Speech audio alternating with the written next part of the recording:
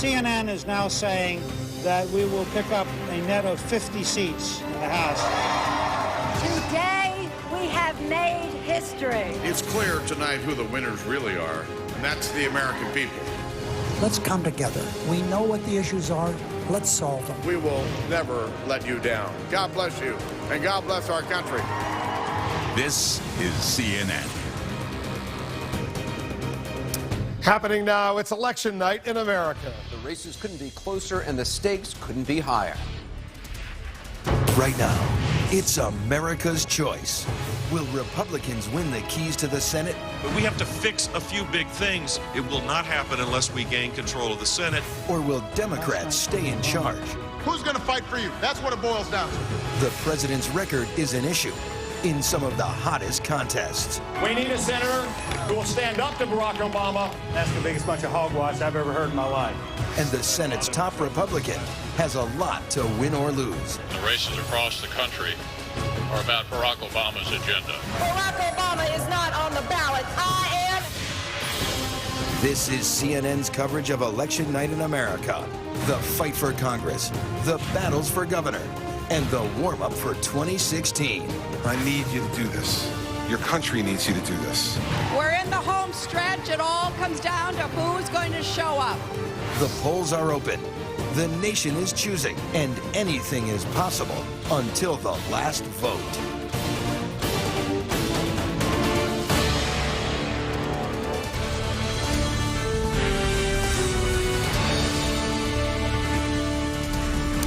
We're live in Washington, and we're just moments away from getting the first exit poll information on this election night in America. We want to welcome our viewers in the United States and around the world. I'm Will Flitzer in the CNN Election Center with a special edition of the Situation Room. We're also counting down to the first real results in this fight for control of the United States Senate. Many polling places in Kentucky close in less than an hour. That state has one of the most high-profile Senate contests of the night. A young and charismatic Democrat named Allison Lundergan Grimes is challenging the most powerful Republican in the Senate, Mitch McConnell. If McConnell can hang on, he may also get a new title, Majority Leader, if his party wins control of the Senate. Kentucky is one of 13 states with key Senate races that will decide whether Republicans can take control away from the Democrats. These are the contests where the seat might flip from one party to the other. The best political team on television is covering all of the action in all the key states. We have more than 24 correspondents in the field. Let's check in with some of them right now. First to Brianna Keeler. She's over at Mitch McConnell headquarters in Kentucky. Brianna? Hi there, Wolf. You know, every candidate in one of these tough races has written the two perfunctory speeches, the victory speech and the concession speech. But if you want to know how it's going here in Kentucky, know this. The speech that Mitch McConnell was editing and finalizing earlier today was the victory speech, not the concession. Polls show him up several points. Even so, his competitor, Allison Lundergan Grimes, the Democratic Secretary of State in Kentucky, is promising a surprise. On the flip side, Wolf, one McConnell aide joking to me that there may be a run on bourbon at the hotel bar here at McConnell headquarters tonight. We'll see who is right very soon. All right, Brianna, thanks very much. So let's go over to Martin Savage. He's covering a very high-profile Senate race in Georgia. He's over at the headquarters of the Democratic candidate, Michelle Nunn. Martin, set the scene for us. Well, Wolf, important to know here in Georgia, any winner has to get 50% of the vote plus one. Otherwise, we're headed for a runoff. This race is incredibly tight. 4 points separate the two candidates. Michelle Nunn, I talked to her.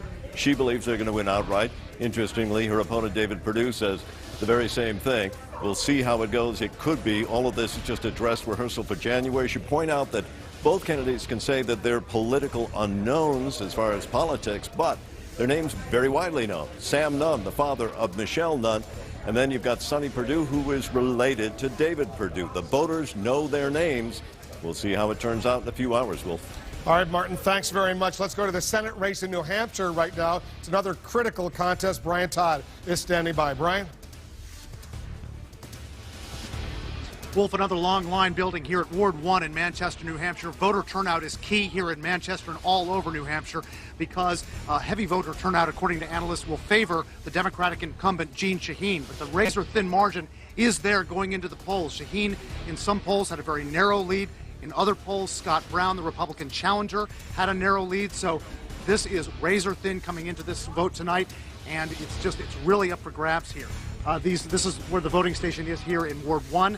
People come in and register, they get their chip, then they get their paper ballot. It's old school voting here, Wolf, and this is going to decide this very crucial Senate race, a must-win tonight for the Democrats. Brian, thanks very much. Brian will be with us, obviously, throughout the night. New Hampshire will be an early test of whether Democrats have a serious chance of holding on to the Senate. Let's bring in Anderson right now. He's got more with our analysts. Anderson, I know we're all going to be watching this very closely. No doubt about it. I'm here with Peter Hamby, our national political reporter for CNN Digital, also CNN political commentator and senior political writer for Politico, Maggie Haberman. Maggie, what race are you going to be watching as kind of a bellwether? I am watching New Hampshire, and I am watching North Carolina. North Carolina, I think, is looking better for Democrats than they had thought a couple of weeks ago. New Hampshire is what I'm looking for if the bottom is basically falling out. If you see that Jeanne Shaheen is losing in certain key counties, like Keene County in particular, if she is doing very poorly in Keene in New Hampshire, you will know that the Democrats are in for a rough night all over the place. Also, you say a bellwether because those are states that President Obama won. Correct. And states that President Obama won, New Hampshire is funky because it's a bit of a quirky state. It is a state that is moody in terms of how it votes for federal races versus statewide races, but she has been in office for a long time, so there's an anti-incumbent sentiment there. She's done a good job defining Scott Brown as a carpetbagger. It is still one that is really important to watch tonight. Peter Hamby, how about for you? I mean, I am looking at Iowa and Colorado. I mean, obviously, North Carolina is really important and fascinating. There's so many dynamics and cross currents with, you know, the anti-incumbent sentiment. Tom Tillis sort of reflects that because he's tied to the state legislature. You know, Kay Hagan is an incumbent tied to Obama. But looking out west, it's really interesting to look at Iowa and Colorado because, you know, these are two states that have really been trending toward Democrats for over a decade now. So right. Again, President Obama did very well in both swing states, but trending blue. Democrats have been very confident about their field operations in both of those states for a long time. Go back to 2012, presidential year, different dynamic. I remember talking to Iowa Republicans, and they were very confident that they had that state in the bag. Boom, polls close, Obama wins by 6. Right. So a little bit of caution there, but Republicans think they've fixed the ground game problem and that Joni Ernst has momentum, and they'll probably... Well, that's what's interesting. I mean, we've heard from Democrats so often, especially in the presidential election, when President Obama was running, about the vaunted ground game that the Democrats had. It seems like the Republicans have certainly learned the lessons from President Obama in that. Yeah, the reason I actually disagree with Peter on this one, not that I'm watching both of those because they're really important races, and because Democrats have often cited those two states as part of their firewall out west. But the reason that I would asterisk both of those is candidate quality is incredibly important in both of those races. You have Cory Gardner, the Republican in Colorado, who was seen as good as you could get, basically, for the Republicans in terms of a candidate. And in Iowa, Joni Ernst has run a really good race, but Bruce Braley has made a lot of mistakes. And when you talk about field, GOTV, targeting, modeling, all that geeky stuff that Sasha Eisenberg wrote about in his book, that'll get you 1 point, 2 points, 3 points. Yep. But, you know, once the campaign is sort of drifting in one direction, and if you have sort of a drag at the top of the ticket,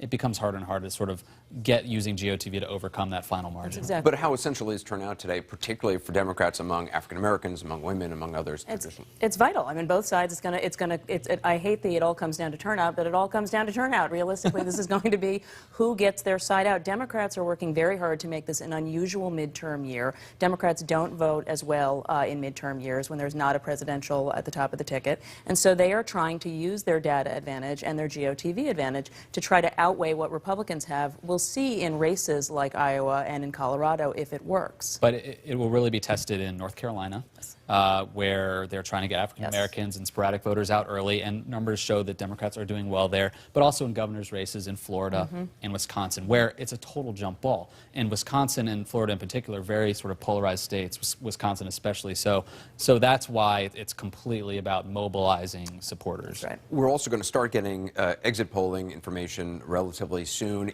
Are there key questions that you're going to be looking at as sort of an indicator of how things are going to go? I think that what I expect it to be is going to be the economy is going to remain the most important issue for everybody. And if that is true, and I think how the president is viewed in exit polling, I think that will be a key indicator. I think if it is incredibly low and if that is a top line, then you know they're in for a rough night. One thing, and Maggie, whenever we travel and you talk to voters and just regular people, they're just kind of fed up with everything. Institutions, banks, politicians, Washington, the media, whatever. Trust in nothing. Trust nothing. So I'm interested to see if there's anything in the data about just sort of how much that is a factor, that Washington is broken and they're just kind of done with everything. Everything. We'll see. A lot to watch for, Wolf, certainly, and we're definitely going to be a long night, so grab the popcorn and get ready. It will be exciting for sure. President Obama spent this election day concentrating on his day job as well, a little bit at least on politics. Let's go to our senior White House correspondent, Jim Acosta. He's got an update for us. He did at least one radio interview, right? As it turns out, Wolf, he did a bunch. The president has stayed behind closed doors for almost 48 hours, but he's been quietly working on behalf of some Democrats, recording a radio spot that we know of for North Carolina Senator Kay Hagan. But he also did a dozen radio interviews over the last 2 days. That was just released by the White House, 4 of those in North Carolina. And despite assurances from the White House that Democrats would hold the Senate, the president began to explain in an interview with a Connecticut radio station today why the GOP might have a big night. Here's what he had to say. In this election cycle, this is probably the worst possible group of states for Democrats since Dwight Eisenhower. There are a lot of states that are being contested where they just tend to tilt Republican. Now, as for Vice President Biden, he has been busy too, but he may have handed Republicans an election day gift, telling a radio station that Democrats have a chance of picking up independent Senate candidate Greg Orman. Orman has insisted he could caucus with either party, but Orman's opponent, GOP Senator Pat Roberts, he's already blasted out Biden's comments, and aides of the president told us earlier today, Wolf, there have been no conversations between the White House and Orman that they know of. As for the outcome tonight, the White House sort of gently distancing themselves from the overall result that we may see several hours from now. White House Press Secretary Josh Earn has said it will be, quote, the quality of the candidates that will make the difference tonight. Wolf. We'll see what that quality happens, how it unfolds tonight. Thanks very, very much. We're just beginning to get results from today's exit polls. Stand by for our first look at who's voting, what's on the minds of voters later. The surprising role that animals, including some alligators, are playing in this year's election.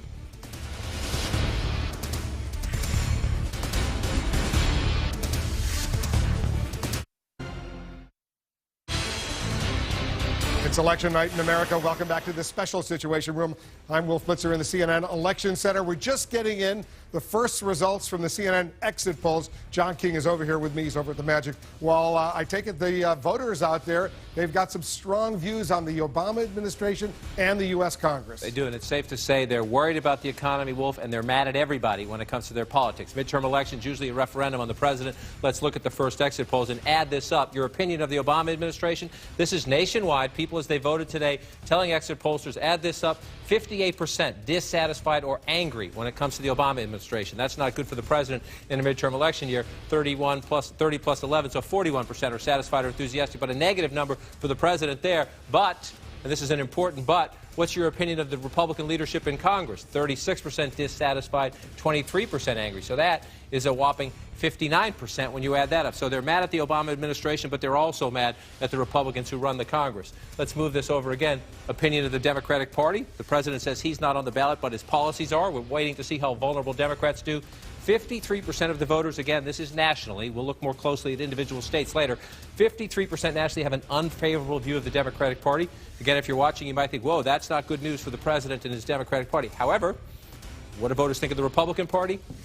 Slightly bigger number. 56% of the voters today have an unfavorable opinion of the Republican Party. Just one more look as we'll take a peek here. So how's Congress doing its job? We know the president's approval ratings are low. That's a big number, Wolf. 79%. 8 in 10 voters today, as they went to the polls to decide, do the Republicans keep their House majority? Will they grow the House majority? Will the Republicans get a Senate majority? As they answer that question, 8 in 10 of them are disapproving how Congress is handling its job. So we'll look at other numbers as we go. We got a lot of information about their views of the president, their views of the economy, their views of terrorism, Ebola, and the like. But you can say when it comes to their politics and what they think is happening in Washington, Anderson, the voters today, they're not happy with anybody. 79% disapproval, huge number here. Let's talk to our political commentators, Jay Carney, S.E. Cope, Cornell Belcher, and Alex Castellanos. Alex, what do you make of those numbers? I mean, 79%. Well, the country's on the wrong track. The country's desperate for change. If they could fire both houses of Congress and both parties in it, Americans probably would right now. But the guy's in charge of the Democrats, and the president is Barack Obama. And he lifted this country's hopes way up 6 years ago. The higher you go, the higher you can fall. Right now, this country is not only angry that their government doesn't work, that the economy doesn't work, they're scared. and they're looking for strength. I think the only problem is the Republican Party has disappointed them just the previous lap. So they've got to get out of where they are, but they have nowhere to go. Cornell, what are you reading those numbers? What I'm reading those numbers is I agree with Alex, but the problem is this is why the Republicans can't have a wave. And we talk about all the electoral map, the demographics. History should say they should have a wave. They should have a fantastic night. They're probably going to have a good night because they're lined up to do so, but they won't have a 94 and they won't have what we had in 2006 because of the disapproval. Because of those disapproval numbers. And look, you guys talk a lot about sort of Obama's disapproval. Again, Obama's numbers are a lot better than Republicans in Congress and Congress overall. That's why you have such dissatisfaction, and that's why I don't think you'll see a Republican wave tonight. You know, there's actually good news to be talked about. I don't think Democrats have done a really good job talking about the good news. You've seen in states like Colorado, where Mark Udall is running a singularly focused campaign on women's issues, so much to the point that they've nicknamed him Mark Uterus. Almost at the exclusion of all of the male voters. It doesn't seem like Democrats have done a great job in talking up low gas prices, better job economy. Amen, sister. And so that's on the Democrats. And Republicans, to their credit, have run very credible, disciplined, smart candidates. So they've exploited that weakness, and they've offered an alternative that I think a lot of people who are afraid of the incompetence and some of the failures of governments are seeming to tap into. Jay Carney, I mean, the Republicans are trying to paint this as a referendum on President Obama, is it? Well, in the way that six-year elections in a two-term presidency are almost always referendums on the incumbent, the answer is yes, of course.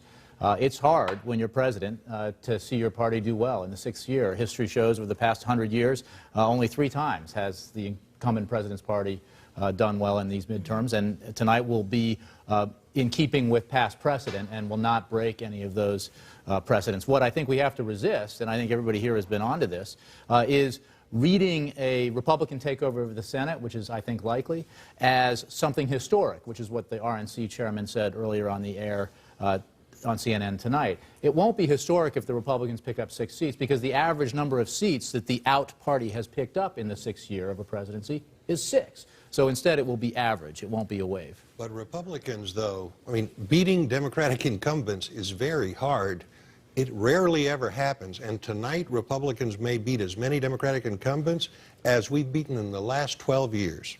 So that's a big evening. But here's the problem with that, and here's the pushback on that. If it's all, the Washington Post did a poll a couple weeks back. 6% of voters said their vote isn't actually about Obama.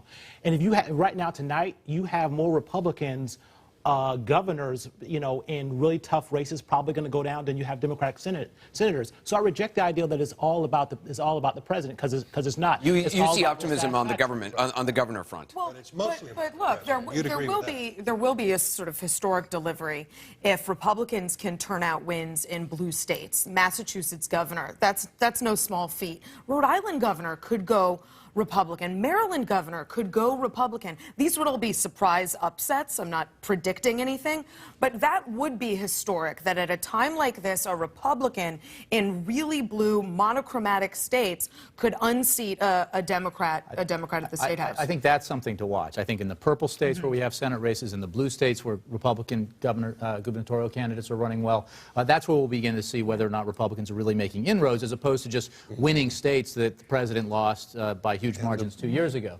But I also think it is worth noting, as Alex did, that the Republican Party, unlike in the past 2 cycles, ran a really good cycle. They put up candidates who weren't crazy, who didn't say things that made them unelectable by and large. And having done, when they did that in the past, it really prevented them from making gains. We had a rule this year: you couldn't believe that trigonometry was evil and run as a Republican. You had to be a fairly normal person. But Jay, as someone whose job was a spokesman for the president, I mean, your job was to try to get the president credit for the lower gas prices, for unemployment numbers being down, for good news on the economy. Why do you think, I assume in your opinion he doesn't get the credit he deserves for it. Why? Well, I think there's one fundamental reason why, and that is that the economic anxiety that tends to dissipate when you see unemployment drop as precipitously as it has, when you see the economy grow as steadily as it has lately, has not diminished. And that's because median income hasn't gone up, that middle-class families and those striving to get in the middle class have seen their wages stagnate. So they may have more job security now. But they don't feel fewer people in the labor force. There's been a reduction in that. There are a number of reasons for that, though. But I think that there's an anxiety about the economic future that is born out of the economic collapse in 2008, and it hasn't been erased by even the positives that we've seen. Now, it is worth noting that Mitt Romney ran in 2012 promising to bring the unemployment rate down below 6% by 2016. It's below 6%, and it's November of 2014. A lot to talk about tonight. Let's go back to Wolf. Anderson, we're getting more exit poll information. John King is with us over at the Voter Analysis Center, or as we like to call it, our magic wall. Let's pick up on the conversation Anderson was just having with Jay and the other analysts, because the exit poll data supports that conversation, that even people who feel relatively okay about the economy right now have long-term doubts. The economy was by far the #1 issue as the American people voted today. Again, this is our national exit poll. 45% of the American people saying the economy was their #1 issue. Health care for 25%, foreign policy for 13%, illegal immigration for 14%. But look at that, nearly half of the electorate saying the economy is the most important issue facing the country today. This is stunning. For a president who, as Jay just said, would like to say the numbers are getting better, 78% of the American people, nearly 8 in 10 voters going to the polls today, say they're worried about economic conditions. So those lower unemployment numbers aren't reaching the American electorate. They just don't trust him just yet. 78%, that's a stunning number. And yet, look at this. Look at the split here. The United States economy is a plurality. 35% say it's getting better. 31% say it's getting worse. 33% say we're treading water. It's just about the same. So there is sort of an even split about, is the economy getting better, worse, or just the same? But it's the long-term view that has people pessimistic. Look at this. National economic conditions, not so good or poor. So again, 30-something% are saying things are getting better, and yet nearly 7 in 10 describe conditions as poor because they're worried about the horizon. That's a tough number for all incumbents, especially the President of the United States. The country's going on the wrong track. Again, if you're an incumbent, that's a bad number for you. Normally, voters take this out on the president's party. We talked a bit earlier about the Republican brand being damaged as well. That will be a key test today. Do they take it out just on the president and the Democrats, or do they take it out on incumbents across the board? And here's what we like to call the American dream question. Life for the next generation of Americans will be, and this is where the long-term anxiety kicks in, worse than today. Nearly half of the American people, 49%, saying life in the future economically will be worse than today. Only 22% are optimistic that the next generation will have it better. 27% will think it'll be just about the same. So you have this, even people who think the economy is going okay for them right now, they have long-term doubts, especially when they look over the jobs horizon and when they look at their children. And these are national numbers. They're not numbers in battleground states. These are nationwide, and this is the first wave. We're getting more information. This poll is open in a lot of places still. Right, and these exit poll numbers even nationally could be updated, but we don't want to go into the individual states and break down numbers like this until the polls close, because sometimes they give you a hint of how the vote is going so far. We want to wait, just to be safe, until all the polls are closed before we dig deep in the individual states. Which is smart. All right, we're going to get a lot more information from these early exit polls. We'll share them with our viewers. In the meantime, Anderson, back to you. Yeah, I want to talk with our political analyst and also political reporter, Maggie Haberman, also national political reporter for CNN Digital, Peter Hamby. How much of this election you think, I mean, looking at those exit polls, is being driven by fear? I mean, you look at these numbers, 78% worried about economic conditions, 49% believe life in the future will be worse economically. It's what we were talking about before, where nobody trusts anything. That is the fear factor, and that is what you're seeing. You know, the economy is getting better. The data shows the economy is getting better. Voters do not feel it is getting better, and that is what you're seeing. This is why it makes it so hard to predict in a lot of these close races. This is why you have so many within the margin of error races, because people hate both parties, and people hate what both parties seem to stand for. And a lot of the national narrative has been about the Senate, obviously, but these governor's races, it's really a good place to get the temperature of these sort of crosswinds as well. You know, SC was just talking about Maryland and Connecticut and Rhode Island. You know, Democrats are confident they'll hold on, although narrowly, but Republicans are running hard there on taxes and things like that, things that sort of, those pocketbook issues that frustrate people. But that's also where you're seeing that kind of throw everyone out anti-incumbent thing. I mean, if you're in the Senate race, you're tied to Obama, you're an incumbent, chances are you're in rough shape. But if you're a governor and you were elected just 4 years ago, Republican or Democrat, you're in big trouble too. It's also interesting. I mean, you have certainly the news cycle. Ebola has been very big. The rise of ISIS, the difficulties there in the Middle East and across the Middle East. You don't see that necessarily in the exit polls, but it's got to contribute to that overall sense of fear and uncertainty. I think that's right, and I think if you look at it in a broad category of sort of fear of terrorism, something like that, you are going to see a higher number as we get along further in the evening and you start seeing more individual states especially coming in. You've had a couple of races where you have had people tie all of this together. Scott Brown is particularly who I'm thinking of. Yeah, and there are a lot of factors. I mean, look back to 2006, which is kind of remembered as, you know, the Iraq War. That was sort of driving a lot of anger. But it was a lot of things. It was Dubai ports, and it was, you know, scandals in Congress, and it was Katrina. All of these little things sort of build up to just a general kind of permeating anxiety. And that's, I think, what's driving things other than one single issue. I think that's right. I think that there's a general sense of it's anxiety and also disgust, and that is why you can see, to your point about why governors are in trouble, everybody is in trouble. People who will be able to pull off, incumbents who can pull off staying in office are going to be the surprise. How did something like Ebola in the last couple of weeks, did you see it out there in the campaign trail? I mean, were people asking questions about it? They were. I mean, they certainly were much less so on the East Coast and on the West Coast, but in the middle of the country, especially when you had a lot of people listening to conservative radio, where there was a lot of discussion about it, a lot of discussion about how terrorists are going to sneak across the border and they're going to, you know, cough Ebola on you. I mean, this literally was some version of this. This obviously did not fit with science. This did not fit with what was being discussed among the medical community. But there was this sort of low-grade fear that began bubbling up. It's abated somewhat because you haven't seen widespread outbreaks. You haven't seen it going all over the place.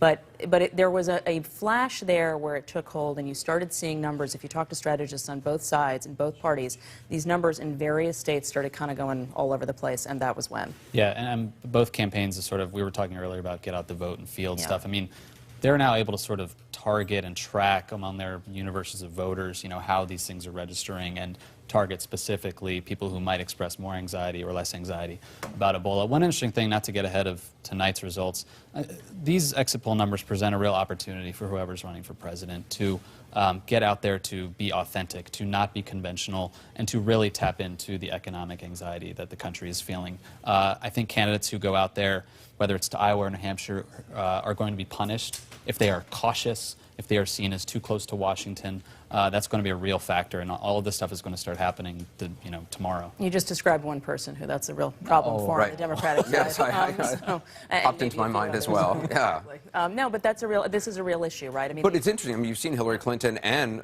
former President Bill Clinton out on the campaign trail significantly for a number of Democratic candidates. Yes, and she has actually been in her speeches over the last 2 months when she's been on the trail for people. But she has been much more like the 2008 version of herself than the 2007 version of herself that we saw in those primaries. And she's been trying to form sort of an aspirational, forward-looking message. But she still is not talking. A, she's not a candidate yet, and B, presuming she is, eventually, and B, she's not doing her own message. She is going to have to talk very clearly about the economy. It's going to be very difficult to do that without sounding like she is either criticizing or separating from President Obama. And Maggie was there in Massachusetts when she was campaigning for Martha Coakley, and Elizabeth Warren was there, and she almost tried to bear hug Elizabeth Warren, leaning a little bit too far into the kind of economic populist anxiety that's sort of taken hold among the Democratic base, suggesting when she said corporations and business don't create jobs, they said that was about corporate tax breaks. But it suggests it's not really in her comfort zone. Right, and she certainly seemed to walk that back. She definitely walked it back. Well, the sentence on itself made no sense, but the language of the populist left, as it has gone from sort of 2010 to 2011 to now,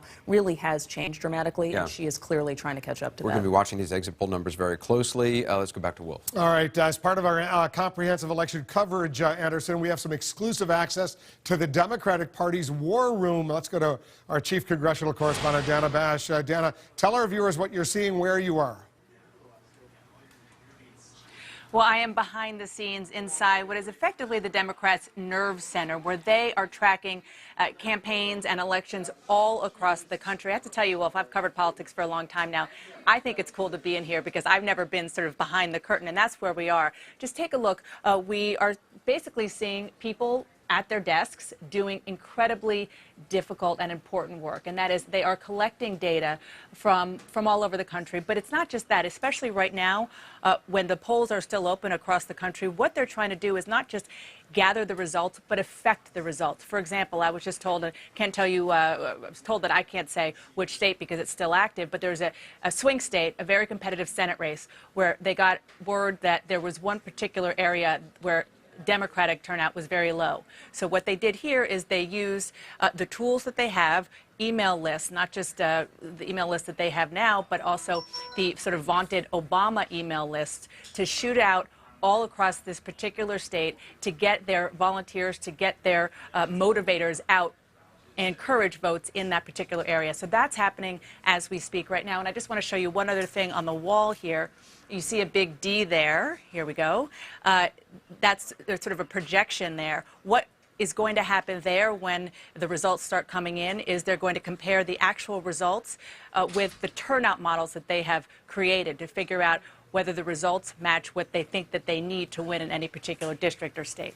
Well, it looks like they're watching CNN over there at the Democratic Party war room. I assume they're watching CNN at the Republican Party war room all over the country, as they should be, Dana. They were. Thanks very much. Let's go back to John. John, more exit poll information coming in nationwide. Nationwide, let's look at two big questions in the electorate right now. Their trust in government and their fear about some major issues in the news. And again, remember, this is our national exit poll. We'll go through some individual battleground states as we go. National numbers for now. What's your view of government? We asked voters this as they entered the polls today, exited the polls today, excuse me. 53% say the government is doing too much.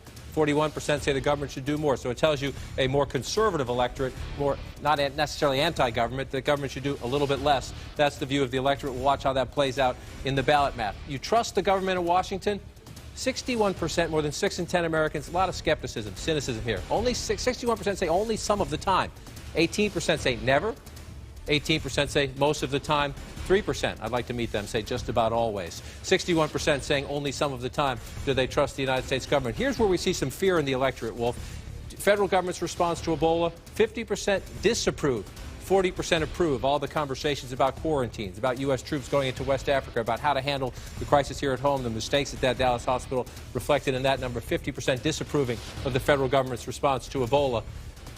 Do you support U.S. military action against ISIS forces? A big number here for the president. 58% approve his action so far against ISIS forces. Third of the electorate, a little bigger than that. 35% disapprove on this election day as people cast their ballots for a new Congress and in big governor's races. And here's a big number. Are you worried about a major terrorist attack in the United States?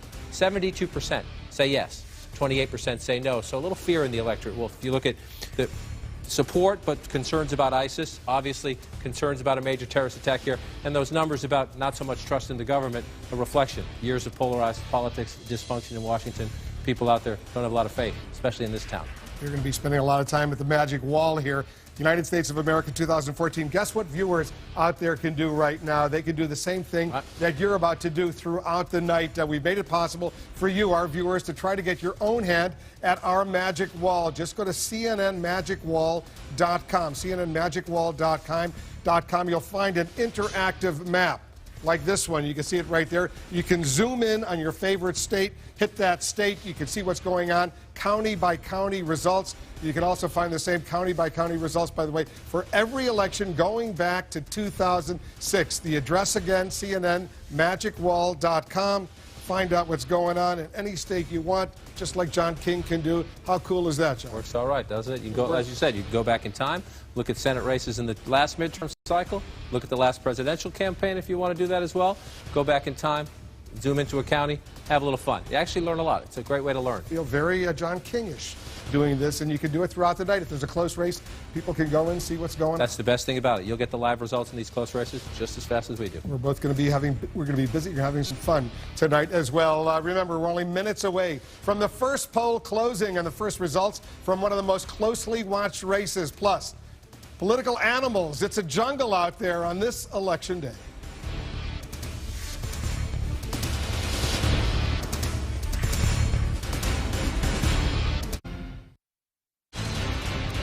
Welcome back. We're getting more exit poll results here at the CNN Election Center. John King is over watching what's going on. We're learning more about who actually showed up and voted today and what their inclinations were. Yeah, we'll give you a peek here at the political leanings of the electorate. Remember, this is our national exit poll, and their views on some of the big issues, at least the issues we thought would be big issues in this election campaign. Vote by party ID, fairly even split. 37% of the electorate, remember this is nationally, identified themselves as Democrats, 34% as Republicans, 29% as independents. So pretty even split. That's pretty representative of the country. We'll see in different states whether these numbers hold up when you go state by state. But 37% of plurality of Democrats close behind the Republicans. Vote by ideology, this is interesting. Only 23% of the voters describe themselves today as liberals. The biggest chunk, 40%, describes themselves as moderates as they voted today.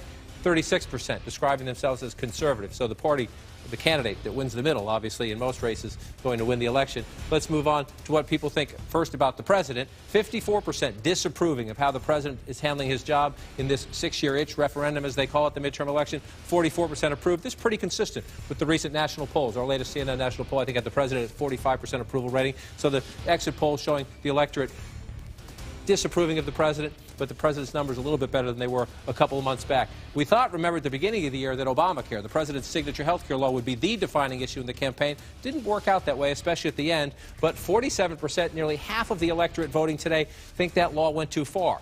22% said it was about right.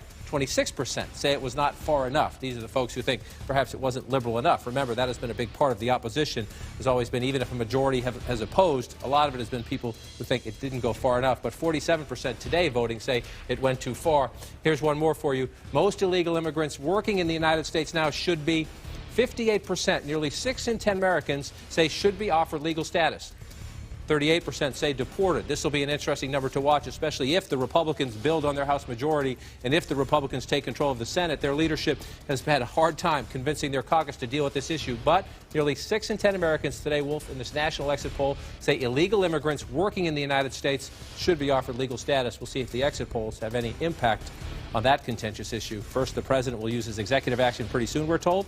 Then we'll see if it comes up in Congress. Fascinating numbers, John. Thanks very much. I want to quickly check in with Jim Sciutto. He's over at the headquarters of the Kansas Independent Senate candidate, Greg Orman. Jim, tell our viewers what you're seeing over there, because Greg Orman, he could be a pretty powerful guy if, in fact, he goes on to defeat the longtime Republican incumbent, Pat Roberts. No question, Wolf. This is really a remarkable race. Here we are in Kansas, the reddest of red states, and you have Senator Pat Roberts, a 34-year Capitol Hill veteran, running neck and neck at best with Greg Orman, an independent, as you say, a political novice. A bit of a curveball thrown in the race today because you had Vice President Joe Biden seeming to say in a radio interview that he was confident that Orman would caucus with Democrats.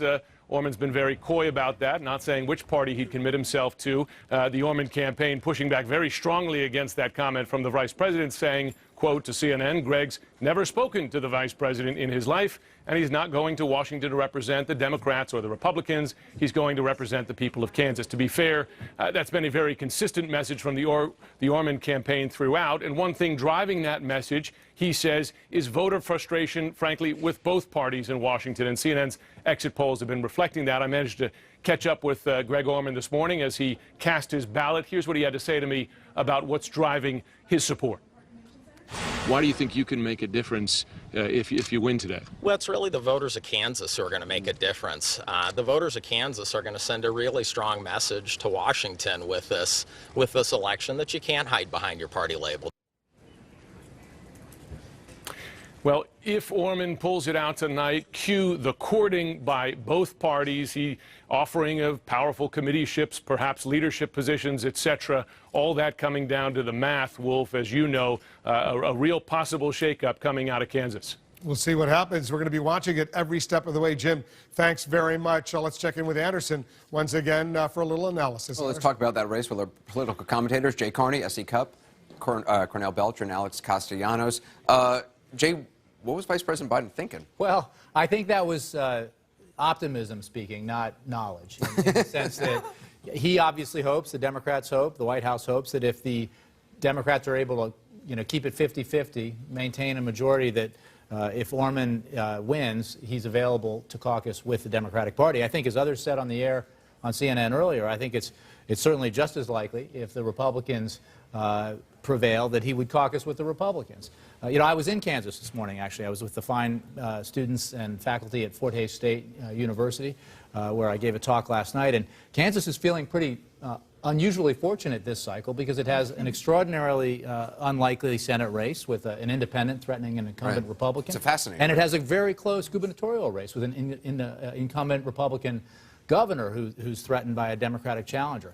This doesn't happen that often in Kansas, which, as you know, is a pretty reliably red state. Do you think Vice President Biden did damage to Greg Orman? Because his opponent was trying to use this in calls out today, trying to mobilize voters. I don't think he did damage. Look, one of the things you got to give credit to, and you seldom see this as a political hack, you seldom see this, they are so disciplined on message.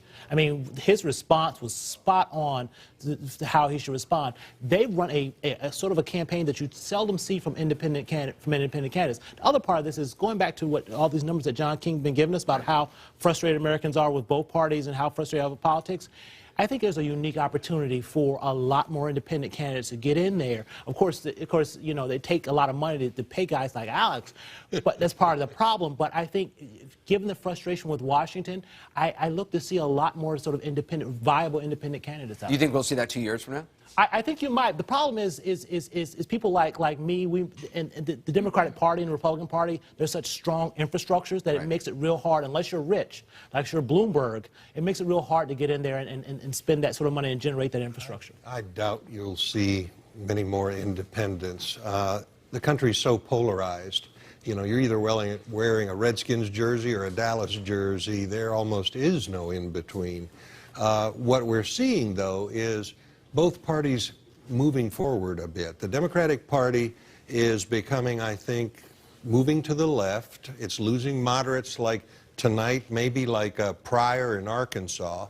So it's going through what the Republican Party went through a few years ago. It's distilling into a very But to left Cornell's of point, I mean, you look at those exit polls, the majority said that they were moderate.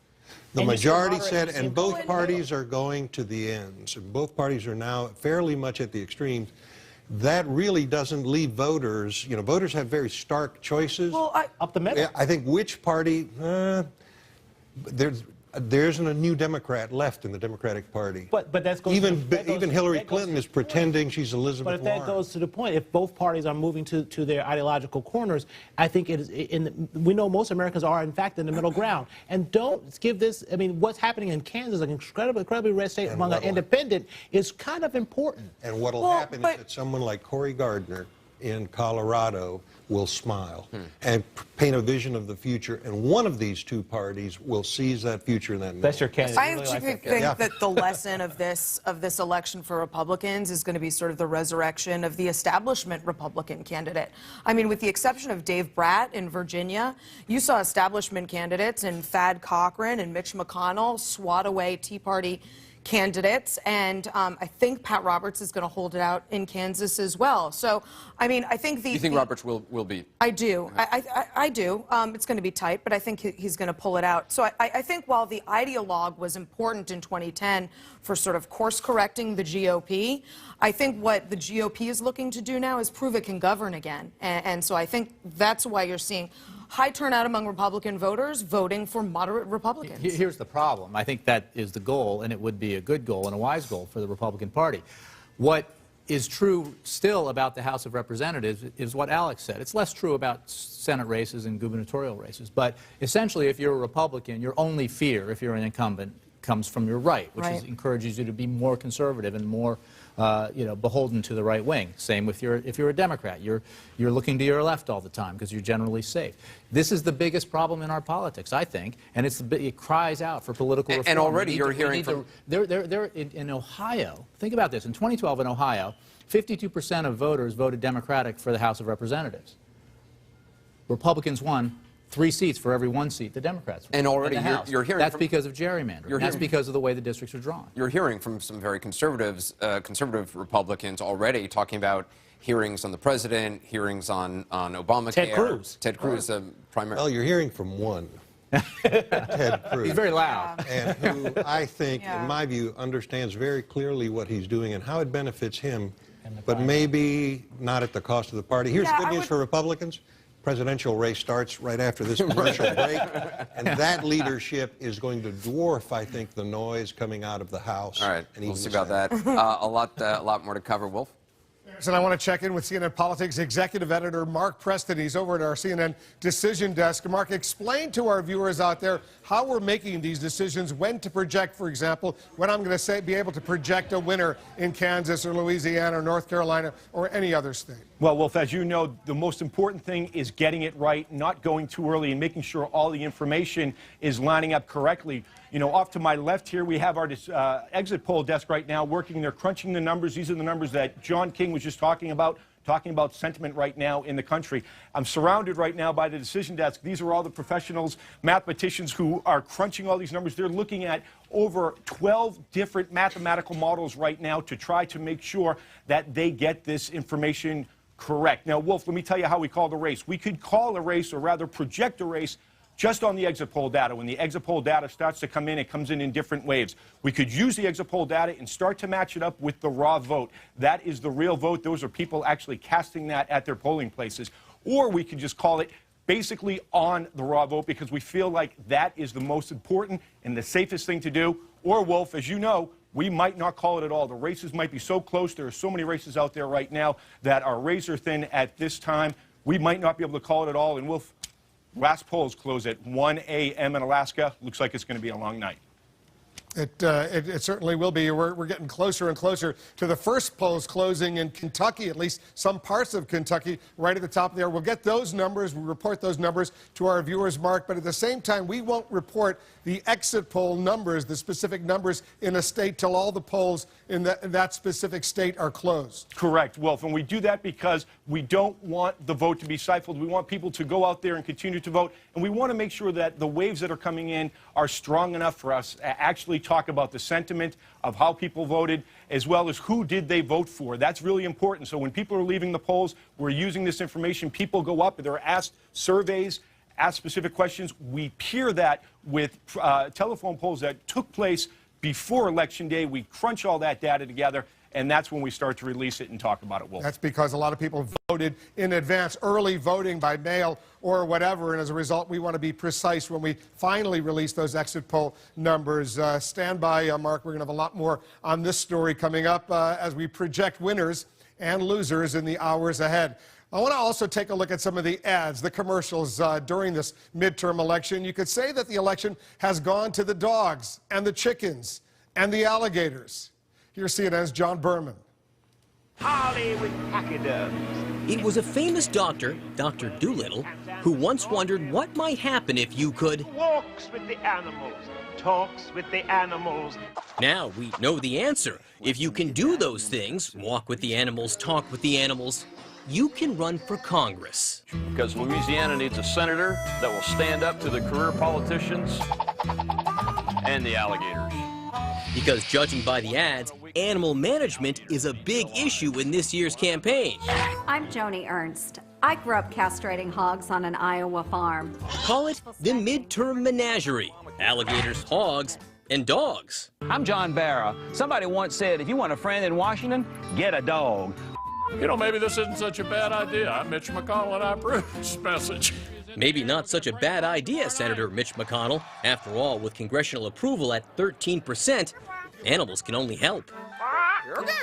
Creatures have been around campaigns for a while, the donkey and the elephant political symbols since the 1800s. In 2010, there was California Senate candidate Carly Fiorina's demon sheep, and maybe the most famous, 1984, and Ronald Reagan's bear. There's a bear in the woods. But those were largely symbolic. This year, it isn't as much a metaphor over what a bear does in the woods. No, the animals have been central to the debate. 820,000 of our tax dollars were spent studying how monkeys respond to unfairness. In Iowa, Republican Senate candidate Joni Ernst ran hard on hogs. Because Washington's full of big spenders. Let's make them squeal. Democrat Bruce Braley checked with chickens. We didn't hear a peep. And Republicans countered with their own chickens. It's not very neighborly. It's not very Iowa. Of course, the biggest advantage to most animals, they can't vote. The mammal that can vote seems pretty angry this year. Maybe instead of focusing on them, it's easier to talk about wrestling an alligator, petting a dog, and cutting off a hog's you know. So in the end, after this midterm, even if Congress can't get its act together to vote on whether to support war in Syria, they could run a sweet petting zoo. John Berman, CNN, New York. Thank you, John. In just minutes, the first polls will begin closing. We'll be getting our first look at the results on this election night in America.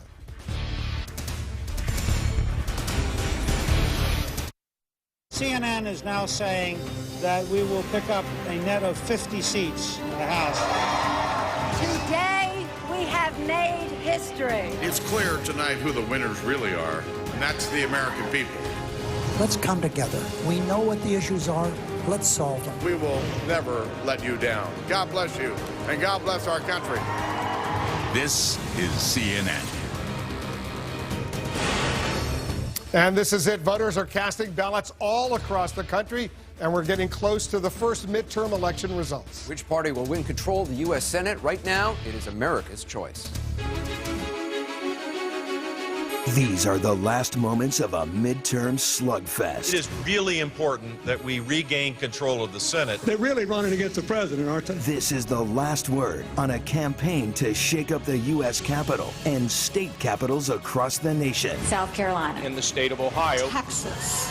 This is the last election to shape his final 2 years in office. And they will try to divide us, and they'll try to distract you. Don't buy it. Tonight, Republicans aim to take back the Senate for the first time since the Bush presidency. It will all come down to about a dozen make-or-break races. There is nobody Barack Obama wants to beat worse than Mitch McConnell. The Senate's top Republican could get a promotion, or he could go home if his toughest opponent in decades wins. I don't know whether to call Senator McConnell Senator No-Show, Senator Gridlock, or Senator Shut Down. It's a night of razor-close contests. I don't think Scott Brown really understands New Hampshire. You see on her sign, she's putting New Hampshire first. Since when? Colorful personalities. I grew up castrating hogs on an Iowa farm. Bitter grudge matches. This guy ran away from the state, and he wants his job back? We want to make Florida scot-free. And some of the biggest names in politics poised to run for the presidency. I believe with all my heart that this midterm election is a crucial one. The good thing about this election is it's a really clear choice. This is CNN's coverage of Election Night in America. The fight for Congress, the battles for governor, and the issues Americans care about most. These races are going to be unbelievably tight. The people are choosing, the world is watching, and anything is possible until the last vote.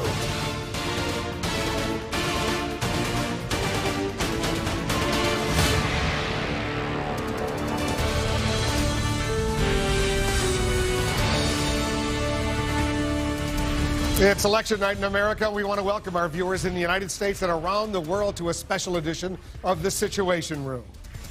I'm Wolf Blitzer in the CNN Election Center. We're here in Washington, D.C. We're counting down to the first results coming in. The countdown is underway, and the power to control the United States Senate is up for grabs right now. 36 Senate seats are at stake tonight, but only 13 key races will determine if Republicans take control of the Senate or if Democrats stay in charge. We're going to focus in on those races all night long. We're standing by for the first raw votes to come in from Kentucky, where many polling places are now closed. Here's what we're looking for in this high-profile Senate race. Will a young Democrat, Allison Lundgren Grimes, defeat the Senate's most powerful Republican? Mitch McConnell hopes to hang on and get a new title, Majority Leader, if his party wins Senate control. This is the magic number for Republicans tonight. They need a net gain of 6 seats to win a majority of 51 and reclaim control of the Senate. We're counting down to the first major round of poll closings in Georgia, Indiana, Kentucky, South Carolina, Vermont, and Virginia. And we're getting in new exit poll information right now. Let's check in with John King. He's over at the Magic Wall. He's got those numbers. John. And Wolf, as we wait for more raw votes, let's just give people a sense of the mood of the electorate tonight and who's voting. And these are from our national exit polls. We'll go into some of these battleground states a bit later in the night. But across the country tonight, what's the ideology of the electorate? The largest chunk of the electorate described themselves as moderates as they voted today. Perhaps a slight advantage for Republicans in the electorate in that 36% say conservative, only 23% liberal. But as always in competitive elections, the fight for the middle, the moderate votes. We'll watch how that plays out as we end up going state by state through the polls and through the math. Most important issue facing the country today, by far, the economy was the winner at 45%. Healthcare came in second at 25%, but jobs and the economy on the mind of most voters as they cast their ballots today for the House, for the Senate, for their governor's races back home. Are you worried about economic conditions? This is a bad number for the president in the sense that referendum, midterm, normally a referendum on the president, 78% say they are worried about economic conditions in the country today. This despite an effort by the president late in the campaign to say, hey, look at the improving unemployment numbers, look at some other economic statistics. But Americans clearly worried about the economy. How's your family doing? Your personal family financial situation? About half of Americans, 46%, say they're doing about the same. 25% say worse, 28% better. So you see a divide there on the big question facing the electorate, the economy. One more, Wolf, as you play this out. How's the president handling his job? Pretty consistent with the late national polls before the election. 54% disapproving of the president. The president is obviously the big issue in a midterm election. But before we end here, just want to give you one thing. He's not the only one on the ballot. Remember, people are deciding. Keep a Republican House. Maybe hand the Senate to the Republicans. What do you think of Republican leaders in Congress? The president numbers aren't great. That's not great either. 60% say they're angry or dissatisfied with the Republican leadership in Congress. This in a year that should be a Republican year, Wolf. Anger, dissatisfaction at the Republican leadership. We will see if that cuts into what should be a good night for them because of the favorable conditions. That anger doesn't help. All right, John, thanks very much. We're just getting in the first real poll numbers coming in from the critically important state of Kentucky. Let me show you what we have right now. Very, very early, Mitch McConnell with an impressive lead, 66% to 32% for Allison Lundgren Grimes, but it's only 1% of the vote, if that, in right now. It's going to be a much longer night before we can make any projection. All of the states' polls will be closing at the top of the hour, 7 o'clock. That's when we'll be able to share exit poll results. We won't do that until then, but you can see the first poll numbers are just beginning to come in. Let's check in with Joe Johns. He's over in Lexington, Kentucky, watching what's going on. What are you seeing, Joe? Hey, Wolf, this is Fayette County, Kentucky, the clerk's office. It is in the heart of Lexington. And what you're looking at right now is a line of people who are waiting for the first returns to start coming in. Now, this is what's going to happen. As you can see here, this is a computer card. It's a disk. All of the information from all of the more than 150 precincts around this area ends up on here, and they bring it to this place in boxes. These ladies get it, put it in those boxes behind them, and then we're off to the races. Down here to a computer room that's just some distance away. That's Don Blevins, the county clerk. We're going to hopefully talk to him in just a second. Around the corner here and to another office. Interesting about Lexington, in 2008, 2012, it went for President Obama. The last time Mitch McConnell ran for the Senate, he actually lost this county.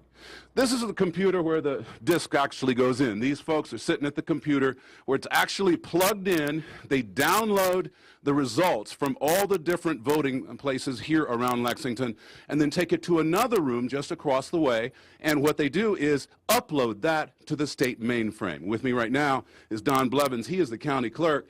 I guess the first question for you is, have you seen any results yet? Not yet. We're waiting any second now. We'll have the absentee results, and we'll be able to give you all some numbers. How many people voted absentee, Don? About 2,200 in office and another 1,300 mail-in. All right, so in just a couple of minutes, hopefully we'll start seeing the absentees, and then shortly after that, we're going to start seeing things come in. We'll see all the election officers bring the results in, yes. Good enough. All right, so we're waiting for news here, Wolf, and hopefully just in the next few minutes, we'll have some of the very first results in the country coming out of Lexington, Kentucky. As soon as we get those results, we'll check back with you, Joe. Thanks very much. I want to check in with Anderson right now for more. Anderson? Yeah, we're obviously watching this race very closely in Kentucky. I want to go over to Breonna Keeler, who's standing by at McConnell headquarters. Also, Deborah Farrick is at Lundgren Grimes headquarters. Breonna, let's start with you. How's the mood there? This race, hard to see McConnell losing tonight.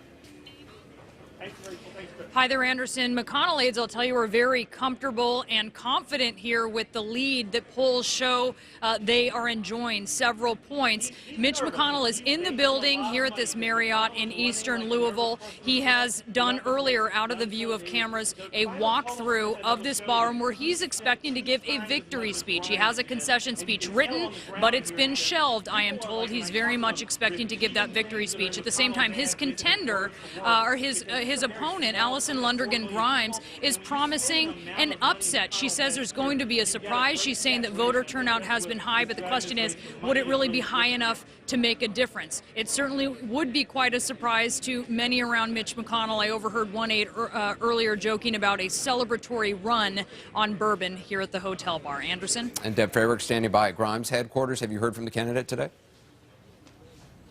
Well, we have. As a matter of fact, Allison Grimes making her way here. We spoke to the campaign manager just a short time ago, and he reemphasizes expect a possible surprise. Keep in mind, this race has been a statistical dead heat for much of it. The 35-year-old lawyer, also Kentucky's Secretary of State, has really given the incumbent Mitch McConnell a run for his money. Now, the campaign manager said one of the strengths that they're banking on is their grassroots campaign. 50 field offices, 6,000 workers out today knocking on doors, some of them still out there because the polls close at 7 in half of this state. They said that they are not slowing down, that even though they've been outspent 3-1 according to their statistics, they believe that if Allison Grimes loses, it's not because of her quality as a candidate, but because they've simply been outspent. We are told that she's on her way here.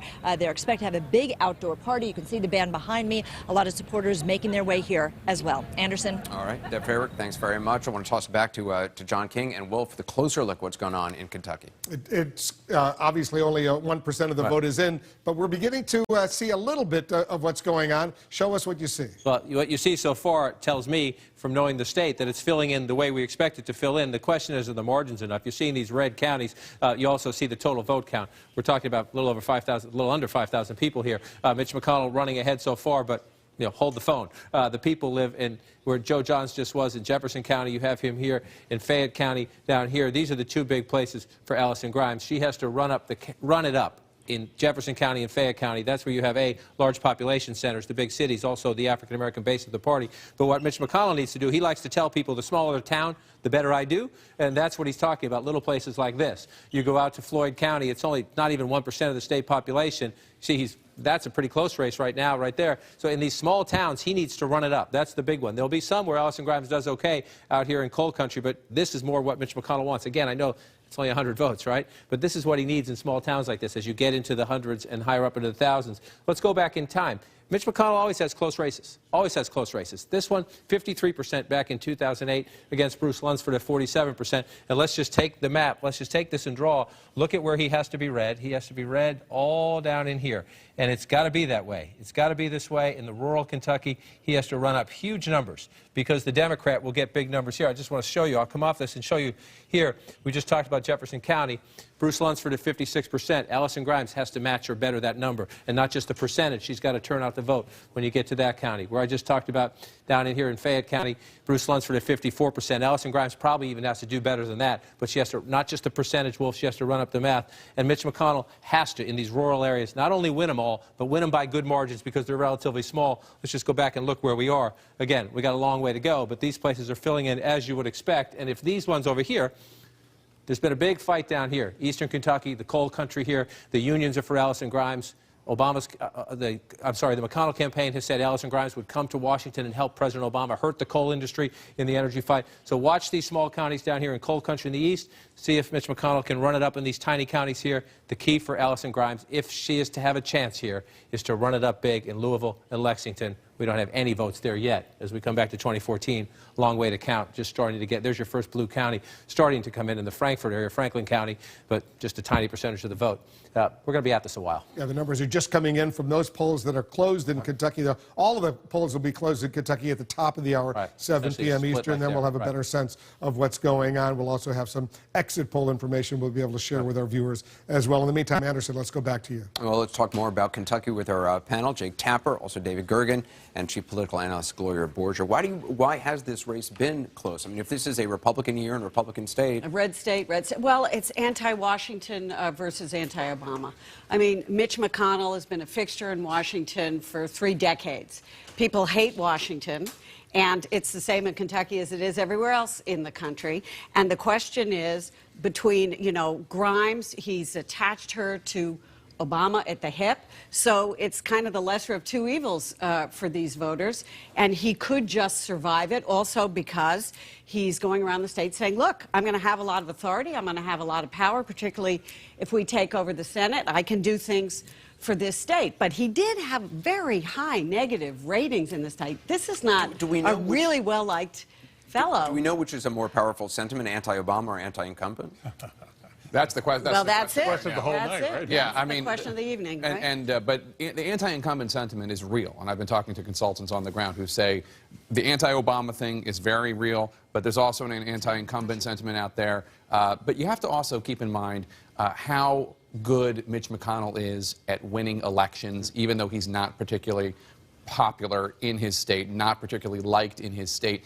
He's usually actually such a negative attacker as a candidate. I believe it's something like 4 out of his last 5 opponents never ran for office again. They were so damaged. Now, he had a different challenge with this because Allison Lundergan Grimes is a likable young woman. It posed some challenges, but he has been effective at tying her to Obama, who is very, very unpopular. Well, she wouldn't say if she voted. She wouldn't even say for that Obama. she voted for Remember Obama. that? Yeah. Kentucky's also an unusual state, and it's not unique, but it does have a strong progressive tradition as well as its conservative tradition. There is a Democratic governor there, for example, who really was very aggressive about putting Obamacare into place, had more success than almost any other governor in the country. It's pushed education reform, and both left and right have pushed education reform there in various ways. So there are additional elements that weigh into this. One has to be in Kentucky to get it. It's a little bit like North Carolina. You can find both traditions in the state. But I think you see from looking at these exit polls that people in this state, just like all over the country, are unhappy with Washington. They're unhappy with the president. And, I think Mitch McConnell just tied her directly to President Obama and did that very well. And then she had some unforced errors If Mitch McConnell wins, is this a message to work with President Obama, to compromise, or is it a message to be obstructionist? I think he has I a don't think we larger. know yet. I think there are 2 or 3 big questions that hang over this election, and that one of them is how do both parties frame it after it's over? How do they frame the next 2 years? What are their commitments? What do they decide the dynamic is? A lot depends on how this comes out tonight, and we'll know a lot about. By the end of the night, you're being optimistic that it's going to come out tonight, by the way. Right. That's probably right. It could be a very long. It could be a long but fascinating month. But we heard Joe Biden yesterday in his pre-buttal say, we want to compromise. We want to work with. I like that word. Our first pre-buttal. Our first chance to make a projection in Kentucky is coming up soon as we count down to the top of the next hour. We're looking ahead also to possible roadblocks for Republicans. In Kansas, a veteran senator is threatened. We'll tell you why his opponent could be the decider in the battle for Senate control. We'll be right back.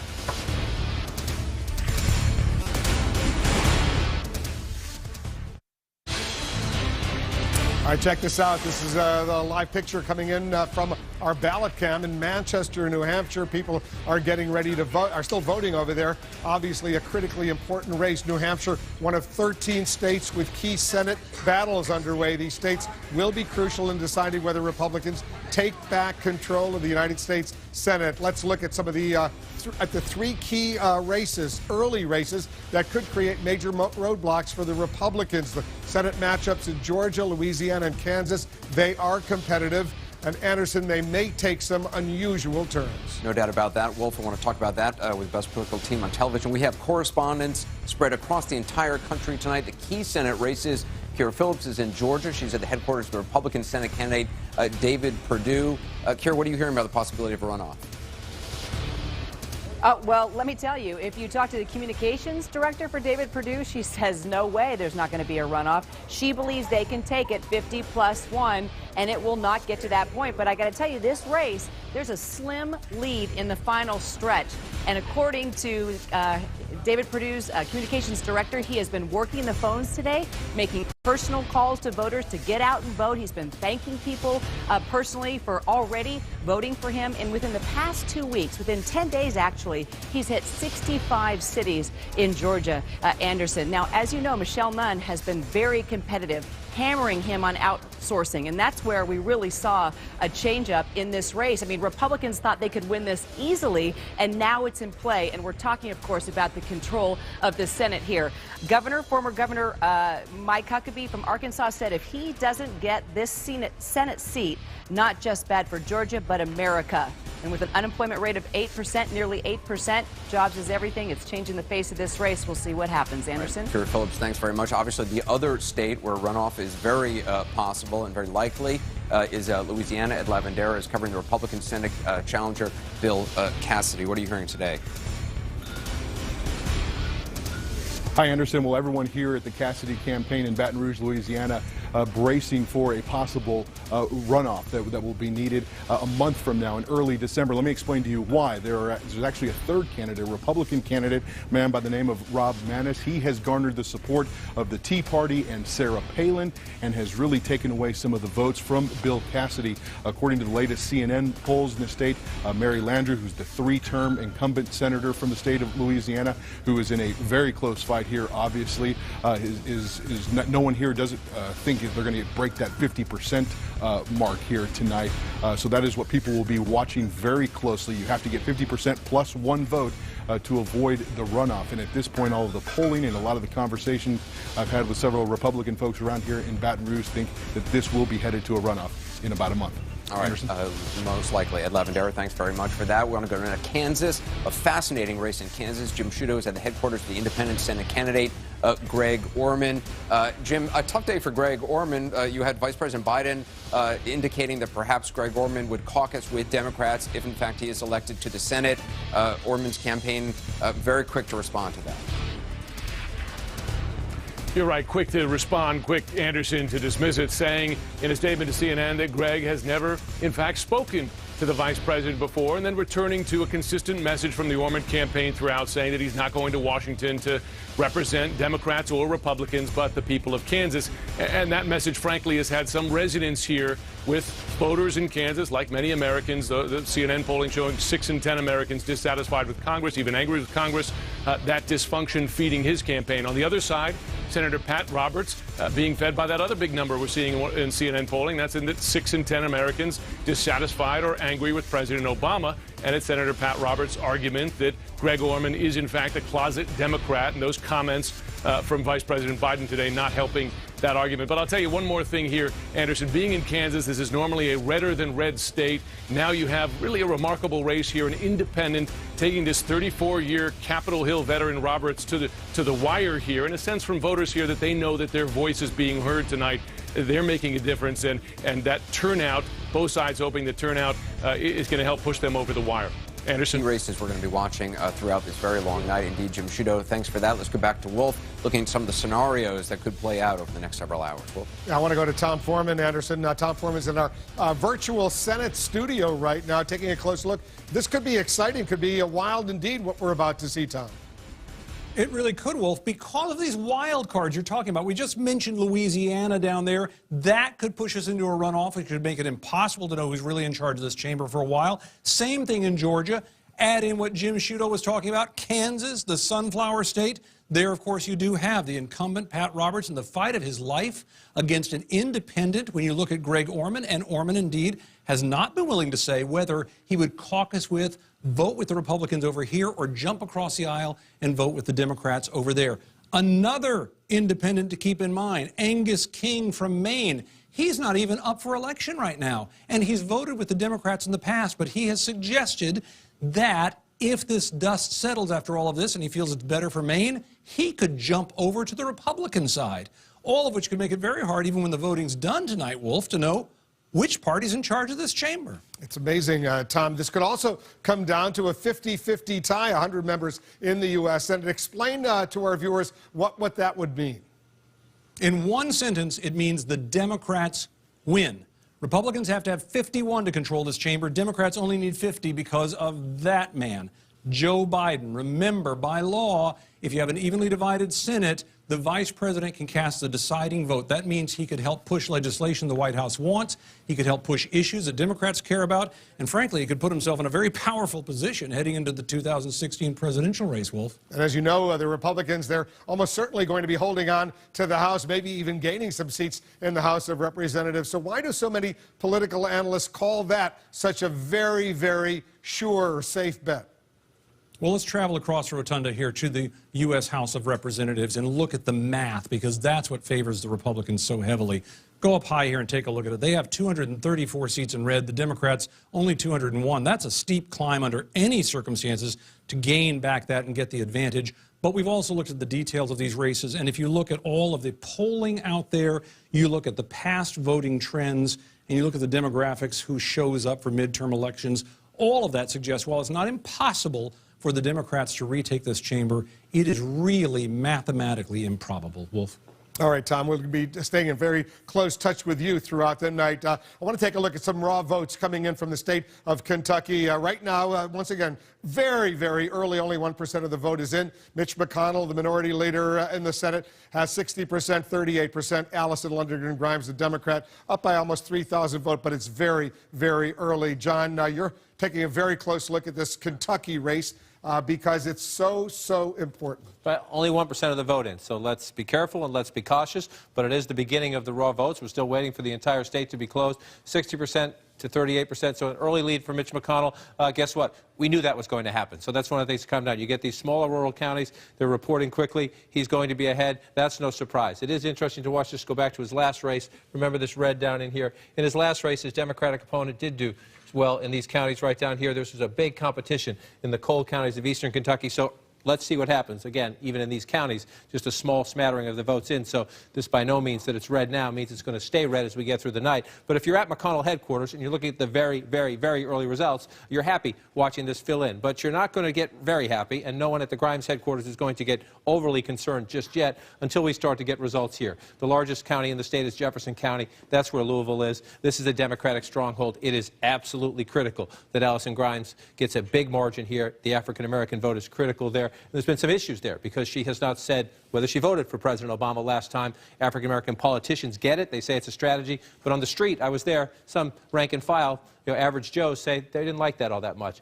And then another big place to look is down here in Fayette County. Joan Johns was talking about this earlier. It's about 7% of the population. Again, a huge Democratic center. She has to get big votes there. John, hold on for a moment, because Joe Johns is getting some other votes, some more votes coming in from Lexington. What are you seeing over there, Joe?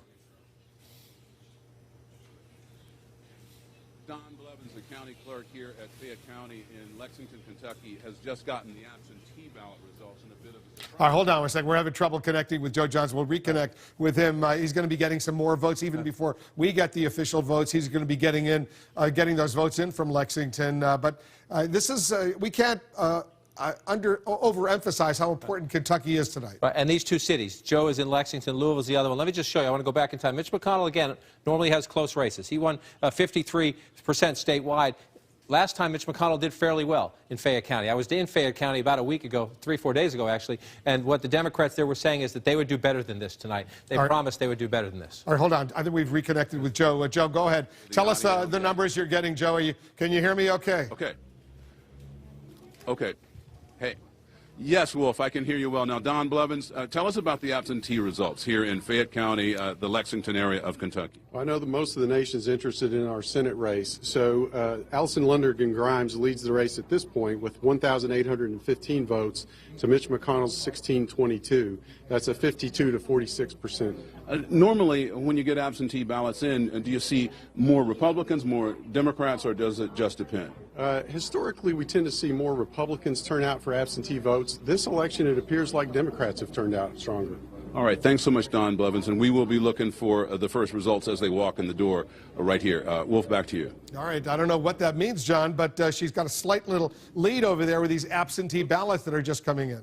A slight lead there with those absentee ballots. I pulled way out to the state. Let me come back in. I need to move this out of the way a little bit. Yes, a slight lead. I want to tell you this, though. In Fayette County, when I was there, again, this is right here, and we don't have any official votes recorded in the system yet, so that's the value of having reporters on the ground to get the ballot. So a slight lead right there was at about 200 votes with the absentee ballots. When I was here just the other day, local Democrats said that at the end of the night, they think her margin has to be above 17,000 votes in this county. They said if she is under 17,000 vote margin just in this county, they don't think they can win statewide. That's how hard they've worked this. Remember, the Obama campaign, the team that worked on Terry McAuliffe's campaign in the Virginia governor's race, the data team, they're working this. They do this micro-targeting. They identify their voters, and they have a pretty good sense from the model of how many people they need to turn out statewide and in each county. And this, I was told by those Democrats, watch that number at the end of the night. If Allison Grimes is above 17,000, the margin with Mitch McConnell, they think she has a shot to win. If she's below it, they think she does not. And I just want to take this back and show you, as the map fills in, nothing to write home about yet, but if you're watching it at home, if you're going along with the magic wall, this is McConnell's winning. He always tells people in the state, the smaller the town, the better I do. You pull out to a place like this, this is what he needs to do in these small towns. Now, this is a tiny percent. A couple more thousand people will vote here, but until we get the cities, we're just counting early. But if you're at McConnell headquarters, you're looking at that, you're thinking so far so good, but you're not cracking open the bourbon yet. Yeah, Allison Grimes, she really didn't want the President of the United States coming to Kentucky. She didn't even say if she voted for the President of the United States. That Obama factor is something we're going to be looking at throughout the night. I want to go to Anderson right Obama. Now. Anderson, you got some more on what's going on over there.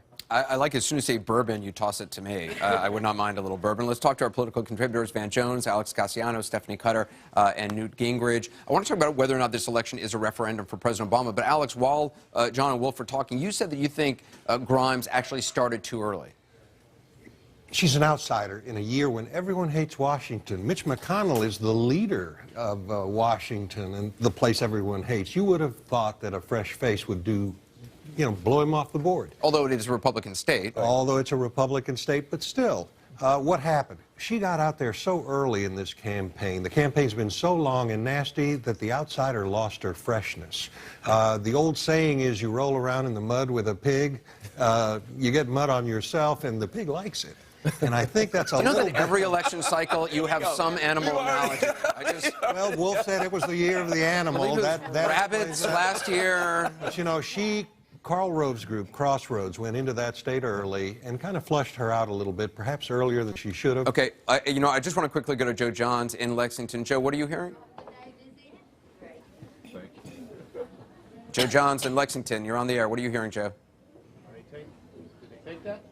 And we'll come back to Joe, because clearly we haven't figured that out. Well, look, the first question you asked is this a referendum on Obama? And yes and no. The Republicans want it to be, national media wants it to be, but if it's really just a referendum on Obama, then why are we in a fist fight in Kansas? Why are we in a fist fight in Georgia? Why haven't they swept North Carolina? It's a double referendum. On the ground, you talk to people on the ground, they are saying, listen, we saw what happens when the Tea Party takes over in Kansas, and we don't like it. We saw what happens when the Tea Party takes over in North Carolina. They went after voting rights. They went after women's rights. They fired teachers. So when you say it's a double referendum... It's a referendum on Tea Party governance at the local level. The national conversation is all about Obama. You get down on the ground. People are talking about what these Republican governors and legislators did to them. And that's why you've got to fight. And in Kansas in particular, you have a fight because they did not like what they saw when the Tea Party took over. And nobody's talking about that. Do you agree with that? Well, look, I think there are some states where you have unique local things. But overall, you're not getting all of these states simultaneously moving in this direction just by accident. The fact is, in any off-year election, the president is inevitably a polarizing force, and inevitably the country has to make a decision about the president. I think this... And as you know, President Obama gave an interview today on the radio saying, essentially blaming the map on this, saying this is probably the worst possible group of states for Democrats since Dwight Eisenhower. A lot of states being contested, they just tend to vote Republican. Stephanie? Well, that's true. Of those Senate races that are up, the president lost 79% of them in 2012. And that means something. These are deeply red states. This is not Democratic territory. As Newt said, sitting presidents tend to lose in the 6th year of their presidency a whole number of seats, both in the Senate and the House. That, combined with the Senate map that we're dealing with, makes it very difficult. But I think it's remarkable that we're talking about competitive races in these deep red states, and that there's a reason for that. More to talk on this subject in a moment. We could make our first projections very soon, just minutes from now. The polls close in Kentucky, the race we've been following the last couple of minutes very closely. Can a rising political star help Democrats beat the odds and bring down the Senate's top GOP leader? Stay right here for up-to-the-minute results in the battle for control of the Senate. We'll be right back.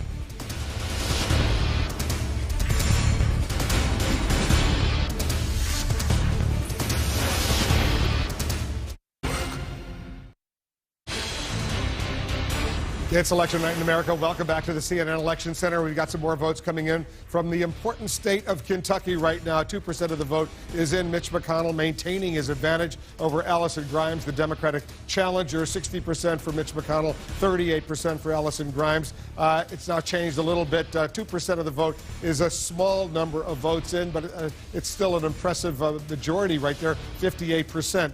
Versus 40%. John King is taking a closer look at Kentucky. We're beginning, even though it's only 2%, we're beginning to get a little indications from some key areas of that state. Beginning. If you're the first state to close your polls, you're the first state to fill in some colors on our brand new magic wall. So that's good.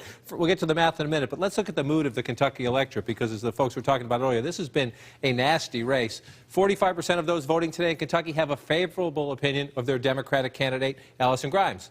More than half, 52%, have an unfavorable opinion. So you might think, whoa, there's a clue. Mitch McConnell's doing pretty well, right?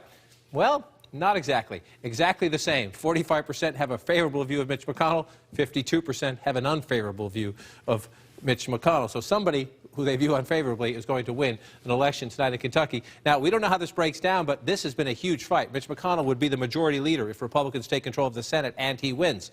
Allison Grimes has been saying, no, send a Democrat to Washington. Mitch McConnell, she calls Dr. Gridlock.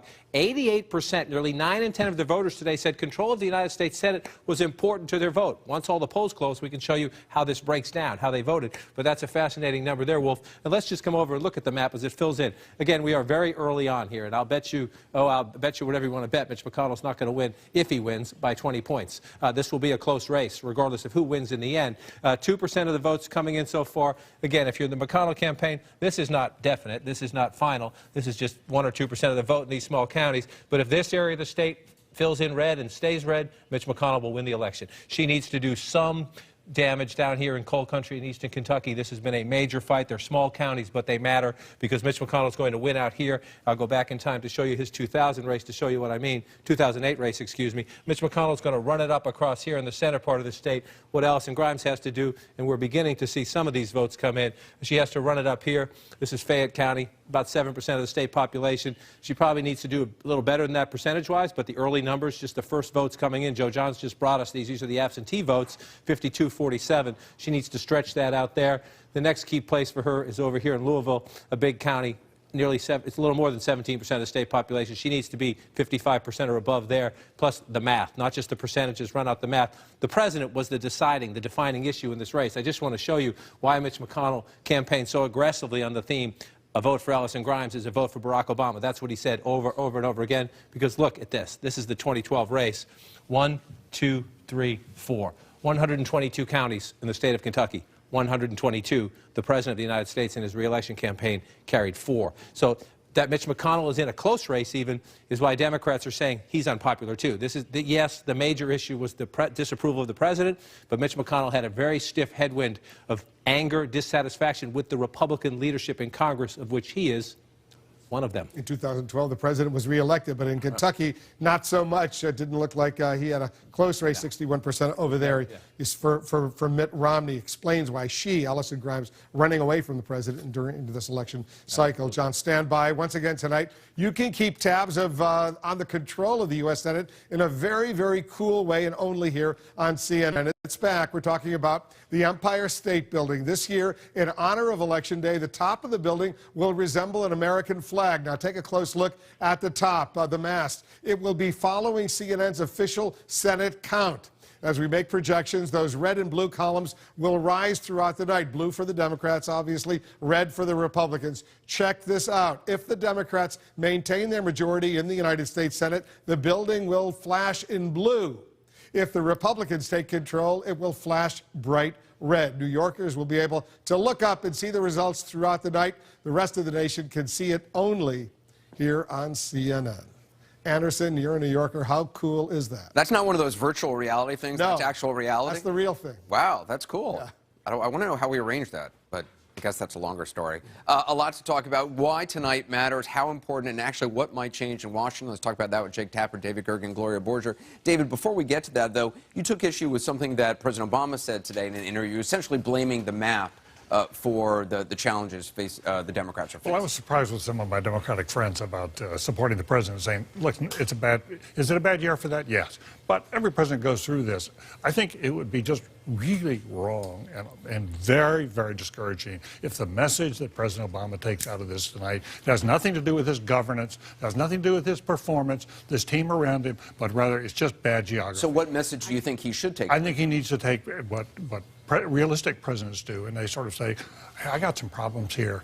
I need to see if I can get a new dynamic with the Republicans. They control the Senate. Let's test them out again on immigration. Let's test them on tax reform. Let's test them on trade and see if we can make some deals. That's what they did with Newt Gingrich. You'll remember that well with Bill Clinton. They tested things out. They got some big things done. But the other thing is, he's got to look at his team too. He's got to think about the resetting. We're hearing a lot of stories about extension right there, Jake. But 2 points. One is you can make that argument about some of these states. Certainly Alaska is not a friendly state to Democrats. Certainly some of the other states, Montana, West Virginia, South Dakota, not friendly to Democrats, in generally speaking. But look at a state like Iowa, right, or a state like New Hampshire, or a state like Colorado. These or are Arkansas. States. These are states that President Obama won twice. And they are competitive Senate races, and it's very unlikely that Democrats are going to win all 3 of them. So that's one. The second point is, a lot of these Democrats, or a lot of these states, went Democratic when President Obama was very popular. So you can't really have it both ways. I mean, it's the same map that existed in 2008. Mark Pryor in Arkansas, he didn't even really have an opponent. President Obama was a big help at the top of the ticket, but Mark Pryor was also very successful in his own right in Arkansas. And it was interesting. We heard earlier today from Josh Earnest, White House spokesperson, saying essentially, it's the map. You can't read too much into this. But then at the same token, he said, but these midterms are incredibly important. I mean, you sort of can't have it both ways. Right, and you can't just blame the map. And yes, the midterms are incredibly... What will change in Washington? Well, we don't know yet. That's the answer. If the Republicans control the entire Congress, it's a whole new world order. What does that actually mean? Well, we have to see by how much they control the Senate and what they decide to do and what the president decides to do. What message they take away from As David was saying, I was talking to a senior administration official the other day who said, we are not going to sign their bad bills. Done. Fine. Okay, so you'll see some vetoing of things from the president. But I mean, Ted Cruz's message is investigate the president, challenge the president on Obamacare. Do you think that's what most Republicans will see? Well, they have to decide whether they want to govern, Anderson, because they're looking towards 2016. And if they can't get some stuff done, they have to go to the voters and say, well, we were controlling the Congress, and by the way, we got nothing done. David? So, I think one of the big things here is what's not in this campaign. This is not a Republican Party run that looks like it's owned by the Tea Party. The Tea Party is an important part of the Republican Party, but they found candidates this year that transcend the Tea Party. Mitch McConnell faced a challenge on his right earlier in a primary and defeated. Exactly, but look at a place like Colorado, where the Republican Gardner has got the endorsement of the Denver Post. That rarely happens. Yeah, no, but he got the endorsement because they thought he could work across the aisle. Look at Charlie Baker running as a Republican in Massachusetts. He's probably going to take that race tonight, take it away from the Democrats. He's run as somebody who is I'm here to get things done, not just to push ideological positions. And Anderson, a lot of Republicans in town are convinced that this is going to be something of a sugar high. They're going to have a good night tonight. They're going to pick up a lot of seats. It was a good map, good candidates. But in 2016, the demographics are going to be a lot tougher for them, and a lot of these guys are not going to be reelected. All right, a lot to talk about ahead. One of the few chances for Democrats to make gains in the Senate. Polls closed in Georgia at the top of the hour. The question is, will the daughter of a legendary U.S. Senator follow in her father's footsteps? Stand by for our first projections on this election night in America. Be right back. CNN is now saying that we will pick up a net of 50 seats in the House. Today, we have made history. It's clear tonight who the winners really are, and that's the American people. Let's come together. We know what the issues are. Let's solve them. We will never let you down. God bless you, and God bless our country. This is CNN. We're about to learn the first winners and losers of this important midterm. Just moments from now, the first chance for Democrats to make gains in the Senate on a night when they're in danger of losing their majority. Mitch McConnell, he is out of touch. He is out of ideas. He will be out of time. In Kentucky, a rising star is fighting to take down the Senate's top Republican. She's the new face for the status quo. And in Georgia, the daughter of a Senate icon is hoping to win back her dad's old seat in a race against the political novice. I will prosecute the failed records of Barack Obama. Georgians are sick and tired of being sick and tired. This is CNN's coverage of Election Night in America.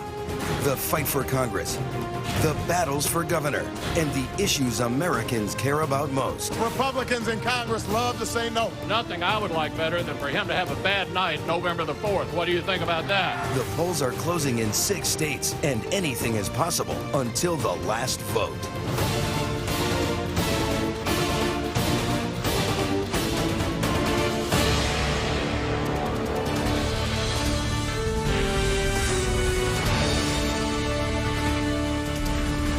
Live from Washington, it's Election Night in America. We want to welcome our viewers in the United States and around the world. I'm Wolf Blitzer in the CNN Election Center. We're counting down to the main event tonight, the battle for control of the United States Senate. All night long, we'll be watching key races in 13 states. Those races will decide if Republicans take back the U.S. Senate or the power stays with the Democrats. Polling places are about to close in Kentucky and Georgia, 2 states where Republicans are on the defensive. Here's what we're looking for right now in Kentucky.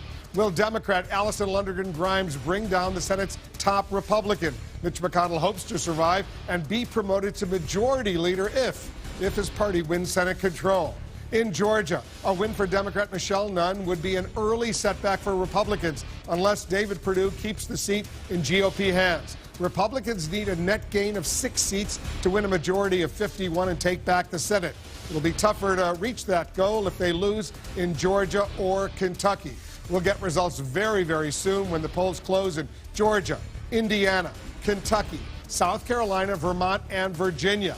As we count down to the top of the hour, let's bring in Anderson Cooper. Anderson? Yeah, well, we've got more correspondents, more journalists in the fields than anyone else, following all the key races throughout the night. They are covering the candidates and taking us behind the scenes as the votes are tallied. As we said, polls closing in Kentucky in just a few minutes. CNN's Brianna Keeler is there. She's at Senator Mitch McConnell's headquarters. Are they very optimistic tonight? They are very optimistic. That is exactly the word to use, Anderson. I'm told by an aide who is has been up in the suite with Mitch McConnell. We are told that McConnell just wrapped a staff meeting with his Kentucky staff and his D.C. staff who are here in Louisville with him. He is watching the returns come in from, he's watching from a suite with his wife and with his top advisors. And Kentucky's interesting because it's split between 2 time zones, and some of the polls have already closed. Right now, McConnell is watching some of the eastern counties, the bluer counties, hoping that if he doesn't do too poorly in them, that's a sign of a very good night for him. All right, Brianna Keeler, thanks very much. Also, polls set to close in Georgia very shortly. We're counting down the results in the Georgia Senate race. The possibility, a very strong possibility, of a runoff. Our Martin Savage is at the headquarters of the Democrat, Michelle Nunn. Martin? Well, it's going to be an exciting night for them, especially because Michelle Nunn right now, she took a break in the afternoon from the campaigning and decided to go home. She lives very nearby. She's with her children and with her husband. She's having a bite to eat, we're being told. Spoke to her earlier. She's extremely confident, not only that she'll do well, but that they will win outright. It's important to note that in Georgia, this is one of those states they need 50% plus 1 vote in order to actually win. They're feeling very confident that they will get that tonight. It should also be pointed out that there was a last-minute push on the radio, and you saw some significant political figures, Andrew Young among them, also John Lewis, the congressman, significant political figures, but also big in the African-American community. That is where she hopes to draw a lot of the votes that she will get tonight that she hopes will put her over the top, Anderson. And, of course, the very real possibility of a runoff there. We'll be following that closely. Martin Savage, thanks very much. I want to turn things over now to our Jake Tapper, who's with me here in the Election Center. Jake? Anderson, thanks so much. Our ballot cam reporters are in position to give viewers up-to-the-minute election results before anyone else. They're also looking out for any problems with the vote count. Let's go to Kentucky and Georgia, where all polling places are closing just moments from now. First to Joe Johns. He's in Lexington, Kentucky. Joe, what can you tell us?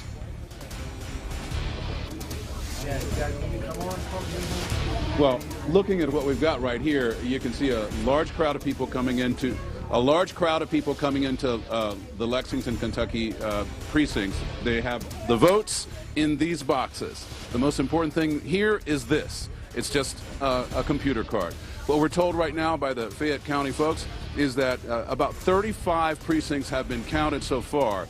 And so far, Allison Grimes is ahead, the Democrat, 58% to 40%. Nonetheless, this is Allison Grimes' hometown, and there are a lot of votes that have not been counted yet. Back to you.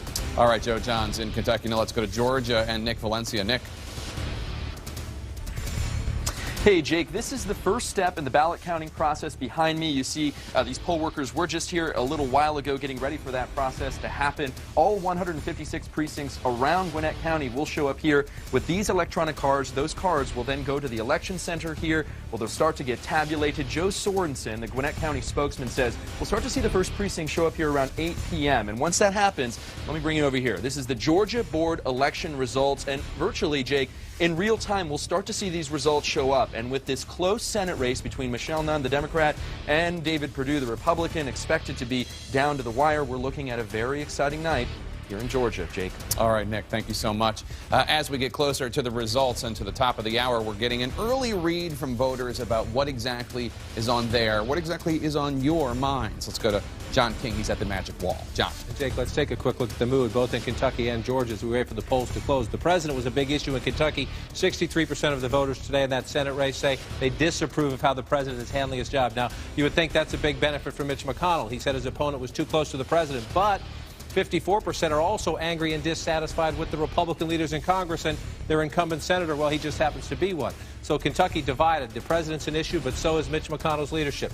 The Kentucky electorate, it's a bit older than it was the last time Mitch McConnell ran. That was in 2008. The electorate's a bit older. That tends to favor Republicans, older voters, and it's a bit whiter. That tends to favor Republicans as well. A slightly smaller non-white population than when Mitch McConnell ran back in 2008. Now let's skip over quickly to the state of Georgia. Are you satisfied? Do you think government is doing too little or too much? 55% in Georgia today, a conservative state. Even when they vote for Democrats, say government is doing too much. 55% disapprove of how the president's handling his job. So that's the mood of the electorate. When we look at the math, the votes coming in Kentucky are the only votes we have so far. As we pull that up and take a look, we're up to 5% reporting in the state of Kentucky. Mitch McConnell with an early lead. Again, it's quite early on. The thing the McConnell campaign will be most happy about is this area down here. This is normally Democratic areas. You'll see a lot of blue in statewide elections. Mitch McConnell lost a lot of these counties 6 years ago. It's early, but if those hold up, Mitch McConnell will be having a solid night in the state of Kentucky. And we're getting ready for the first polls to be about to be closed in two key states that the Democrats desperately want. That would be Georgia and Kentucky. Stand by. And we have a major projection right now. CNN projects Mitch McConnell, the Republican leader in the United States Senate, will be reelected for another 6-year term, defeating Allison Lundergan Grimes. We make this projection not only based on the real votes that have already come in. You see he's up 55% to 42%. Also on exit poll results. This is a surprise. We were expecting that Mitch McConnell would win. We were not necessarily expecting we'd be able to make the projection as soon as all of the polls in Kentucky are closed. Let's go to Brianna Keeler. She's in Kentucky, where I assume the folks are about to hear, if they haven't heard yet, what's going on. They're probably pretty happy over there. A big win for Mitch McConnell, Brianna. Yeah, a big win. They haven't heard yet, Wolf, so actually our viewers are getting the news before even Mitch McConnell's supporters here at the headquarters in the Marriott in eastern Louisville. When they do find out, this place is going to go crazy, and certainly there's already optimism. This is a bit of a foregone conclusion, I guess you could say. A lot of the folks here, this is what they've been expecting, but they certainly want to hear it officially. I'm told that Mitch McConnell is upstairs. He's been watching, presumably has watched this announcement with his wife and with his top advisors. It's been a very good night for Mitch McConnell as he retains his seat in the U.S. Senate, Wolf. Yep, Mitch McConnell, we have projected, will win. He will be the senator from Kentucky, and he hopes, obviously, he will also be the majority leader in the United States Senate. We have some other key race alerts to go with right now. We cannot make a projection in Georgia between Michelle Nunn, the Democrat, David Perdue, the Republican. We don't have enough information yet to make a projection in Georgia. Similarly, in Virginia, Mark Warner, the incumbent Democrat, being challenged by Ed Gillespie, the former chairman of the Republican National Committee. We don't have enough information yet to make a projection in Virginia, but we can make some other projections.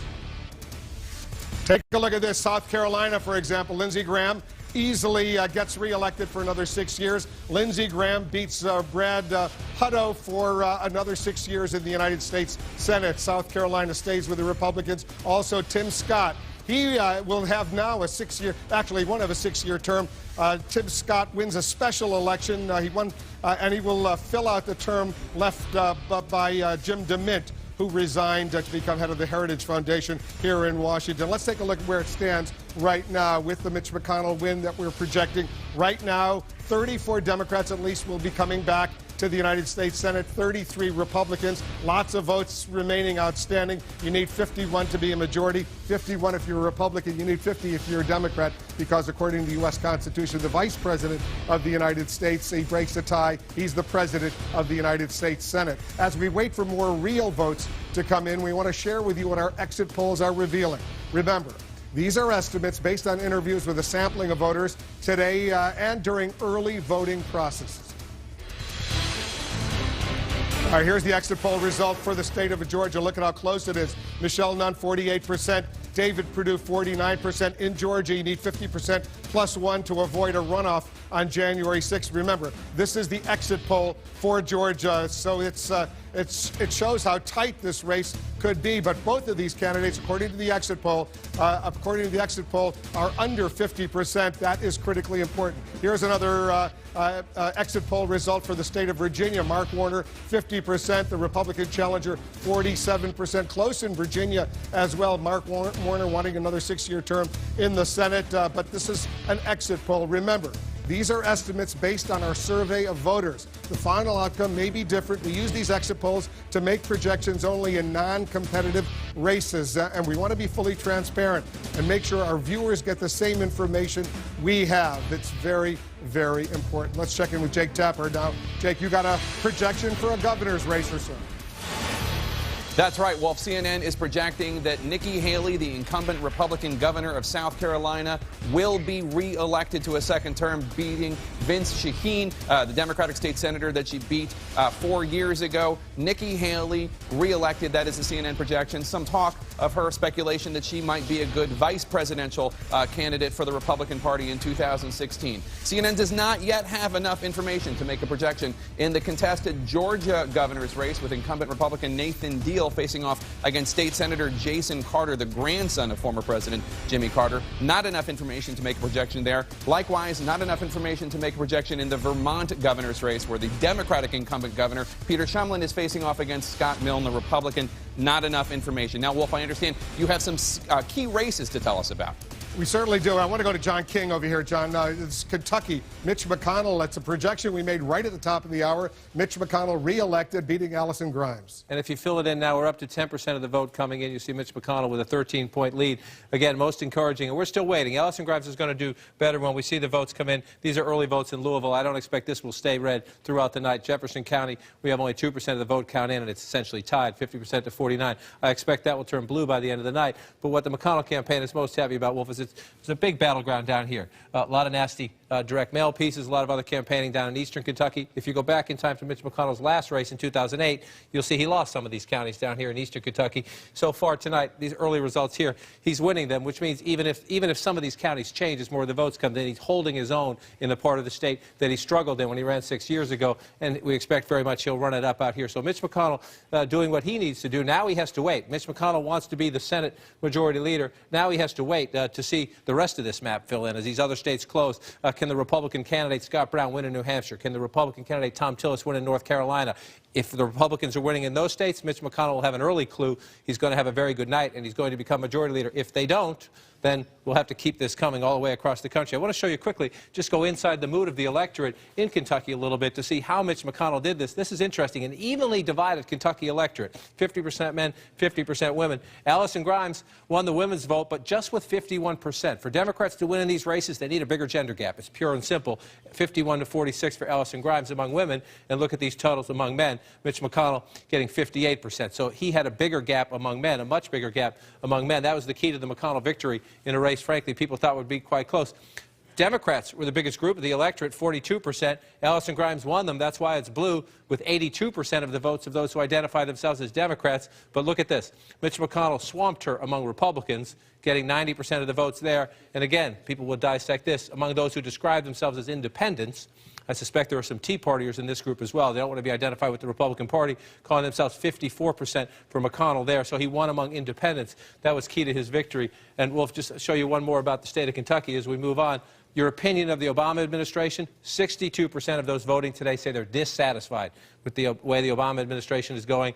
No surprise, 7 in 10 of them, almost 8 in 10 of them, 77% voting right there for Mitch McConnell in that race. So dissatisfaction with the president and a key factor there, and this was a big issue in the race, right? 86% of the voters in Kentucky said control of the Senate was important to their vote today in the Mitch McConnell-Allison Grimes matchup, and more than half of them voted for the Republican leader, their Republican incumbent senator, who, if the night goes the way he expects it to go, he would be the majority leader, but we got a lot of counting to do before we get to that. Long way to go to see if he becomes the majority leader, but we do know he will remain in the Senate for another 6 years. Big win for Mitch McConnell. Big win. The Democrats wanted to take that state away. They need some takeaways tonight. They especially wanted to take away the leader.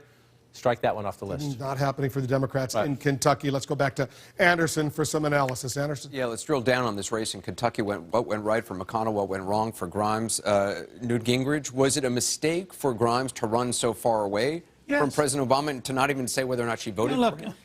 When she goes through an entire week, and I think 5 different times, refused to say who she had voted for, when she'd been a delegate twice, she was the Democratic Secretary of State. I mean, there's a point where it crippled her believability. It did, yeah. I think Michelle Nunn did a much better job in Georgia just saying, of course I voted for him. Next question. Was that a turning point? Look, I think it was devastating for her. First of all, John King mentioned that, some of the grass tops black leaders were able to go along with it and hold their nose and pretend. That really angered a lot of people at the grassroots level, African Americans, who she needed. But more importantly than that, much beyond the African-American community, she looked like a laughingstock. She looked like somebody who she came on as somebody who was this firebrand, this tough talker. She's believable. She's authentic. She's going to take on the establishment. And then she can't even tell you who she voted for. I think it totally wrecked her. It was political malpractice. Yeah, and let's give Mitch McConnell a little credit, too. I know he's not entirely popular, but he took this race seriously from the beginning. And he had a conservative opponent in Matt Bevin early, so that sort of tried him early. And unlike some other incumbents who tend to ignore their races until the last minute or ignore them altogether, Mitch McConnell really put a lot into this effort. I think what Wolf was saying, or what John was saying about the women's vote was really interesting. That Grimes only got 51%. Only 51%, and then among men, Mitch McConnell got 58%. What you're seeing those kinds of deficits. Democrats down among men at far greater numbers than Republicans are among women. In Colorado, for example, Cory Gardner was up among men by 21 points, and Mark Udall was only up among women 6 points. So I think there's been a sort of a willingness to ignore men in this electorate. It's coming back to haunt some of these candidates. Was it a mistake for Democrats to put so much money and attention into this race? Well, I don't think it was a mistake to put the money in, although I never thought that it was likely that Mitch McConnell was going to lose. He's an incumbent Republican senator in a red state. He's the leader of Republicans in the Senate. But Allison Grimes, in the end, started strong but ran a very poor race. I think it was probably a done deal even before she refused to say whether she had voted for the president. But that put the nail in the coffin. She made one more mistake that hasn't been talked about enough. That ad that she put out talking about illegal immigrants, trying to attack McConnell from the right, saying that he was giving amnesty to illegal immigrants, really infuriated the progressive grassroots. You see a big drop-off of support. The entire blogosphere for progressives becomes about her being too tough and being wrong on immigration. She was shooting herself in the foot with her own base. It made no sense. Kentucky's also coal country. Sure. Let's also put that in perspective. And even though gas prices are down, Democrats are not willing to take credit for that because it would mean admitting that fossil fuels are in demand right now. So let me just say two things about that. One, if you look at the eastern counties that have now gone Republican, that as recently as 6 years ago were going Democrat, they actually fit next to West Virginia. which is one of the great stories of a collapse of the Democratic Party. And so there are actually patterns that are much more culturally close to West Virginia. Two, McConnell deserves some general credit. This is a very tough, very smart professional who set out very early in the year, knew he was going to be a target, knew it was going to be a tough race, and methodically did two things: rebuilt himself and demolished his opponent. Well, and that was to Jake Tapper's earlier point, which was that I think Jake was saying that in 4 of the last 5 races he's run, the candidate he ran against have never run again for anything, which is pretty devastating. Allison will. I predict Allison will. One other factor I think that's important, because the disparity in the margins with women versus men is important, especially in a midterm year when other advantages, demographic advantages that the Democrats have are generally less prevalent, because fewer minorities vote as a percentage of the electorate, fewer young Americans vote as a percentage of the electorate. So the dependence that Democrats have on running up the margin among women is even more important. Do you read much into the independence, that independence broke overwhelmingly for McConnell, or is it that you think that's more Tea Party support? I think it's hard to, those numbers are hard to parse. There are a lot of people who don't want to identify themselves as members of either party. They tend to skew one direction or another. They tend to vote regularly Republican or regularly Democrat. All right. Well, I do think one thing is going to be important here going forward. He ran against Obama. He has no mandate. I think you're going to see this across the board. It was sort of, if you like Obama, if you don't like Obama, vote for me. I think it's going to hurt the Republicans going forward, because what is his mandate now? Well, do we know what that means? Well, we don't, because I believe, and maybe Jay can talk about this, I believe there's a disagreement inside the White House about the way to proceed should Republicans take control. I believe that there is a wing that says, you know what, we've got to show that, extend the olive branch, get something done. And then there are people who are saying, no, we can't do that. There are ways to get things done on corporate tax reform, on infrastructure, rebuilding roads and bridges in this country. That may sound small, but it's actually large. There's an opportunity here. I want to continue this conversation, but quickly I just want to go to Wolf. Wolf? All right, thanks very much. I want to go quickly to Brian Todd. He's in Manchester, New Hampshire. The polls there close. All of the polls close in New Hampshire at the top of the hour, Brian. But you're getting some early results that are officially being shared with our viewers. What's going on? Ward 1. Yes. Unofficial results? Yes. Wolf, this is Ward 1's results, read by moderator Joseph LaChance. We had 4,056 votes for the governor race. Walt Havenstein, 1771. Maggie Hassan, 2,218. Senator Scott Brown, 1,857. Jeanne Shaheen, 2,142. Congress, Frank Ginta, 1862. Carol Shea Porter, 2071. Executive Council. All right. The results here, first results from Ward 1. According to the moderator, Jeanne Shaheen with 2,142 votes. We have our whiteboard on here. Scott Brown with 1,857 votes. This is the first results from Ward 1. This is just a snapshot of New Hampshire, Wolf. One ward in the busiest city in New Hampshire, the busiest ward, Ward 1. But Jeanne Shaheen, according to these early results, has taken it by a narrow margin, roughly 300 votes. All right, we'll see if she can keep up that margin statewide. The polls close in New Hampshire at the top of the hour. John, New Hampshire, a critically important state. The Democrats desperately need to hold on to the Senate seat. Desperately. Now that Mitch McConnell has won in Kentucky, he's sitting around looking at the map. And if you have, this is Jeanne Shaheen was the governor before she was senator. These are the early votes from way up here in the northern part of the state. We could add in those votes from Brian Todd, but we're very early on. So forget the percentages you're seeing there. Scott Brown, the former senator from Massachusetts, who lost his Senate race in Massachusetts. He was born in New Hampshire. He moved there. They ran against Jeanne Shaheen. Jeanne Shaheen has been a former governor. Her defense against the Obama drag, and there is an Obama drag in the state of New Hampshire, I was there last week, is that you know me. I was your governor. I'm Jeannie. She doesn't like to be called senator or governor. She calls herself Jeannie when she campaigns. She's run a pretty effective campaign trying to get away from the national climate, as they call it. If you talk to Shaheen supporters up there or people who voted for the president up there, they call it the national environment. If you talk to former Hillary Clinton supporters, they call it the Obama drag. It's interesting. Some battles never end. But if Scott Brown were to win this race tonight in a state with Jeanne Shaheen, who has familiarity in her state, that would tell you that I would call it a wave, or I'd call it at least a very high ripple. If the Republicans are winning in New Hampshire, that would raise serious questions about what's happening in North Carolina, and then we'd go across the country. Iowa, a state the president carried twice, where the Republican was leading in late polls. Colorado, a state the president carried twice, where the Republican was leading in late polls. If the Republicans are winning in New Hampshire, that means they're winning among independents, they're winning among moderates, and if they're winning them there, there's no reason to believe they're not going to win them elsewhere. Yeah, this is not Kentucky. This is New Hampshire, a state the President of the United States carried twice. I will say I talked to some Republicans in the state today, and their expectation was, and let's count the votes, but their expectation was that Shaheen would eke out a very narrow victory tonight. But they said that Scott Brown, in the final 72 hours of the race, had put it into play. If you asked in the middle of last week, they didn't think it would be in play. Quickly, I want to go to Alina Machado. She's in Florida watching the important governor's race over there. Alina, what's going on? Well, we've just learned that Charlie Crist's campaign has filed an emergency motion seeking to extend voting hours at one particular county in Broward County. They're saying that they're getting reports of extended lines and people who are still in line waiting to vote in Broward County at 3 precincts at this point. Wolf, we don't know what will happen with that motion, but we know they are requesting additional time for these voters.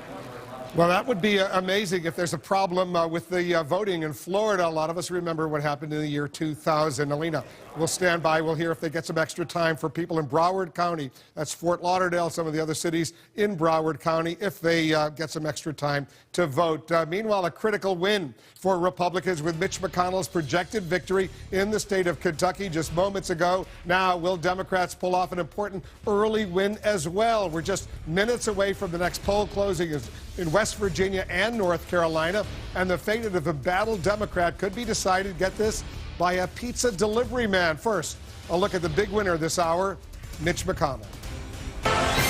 It may be the night's most important victory for Republicans. My race is the only one in 2014 that has any national significance. Senator Mitch McConnell could emerge from tonight as one of the most powerful men in Washington.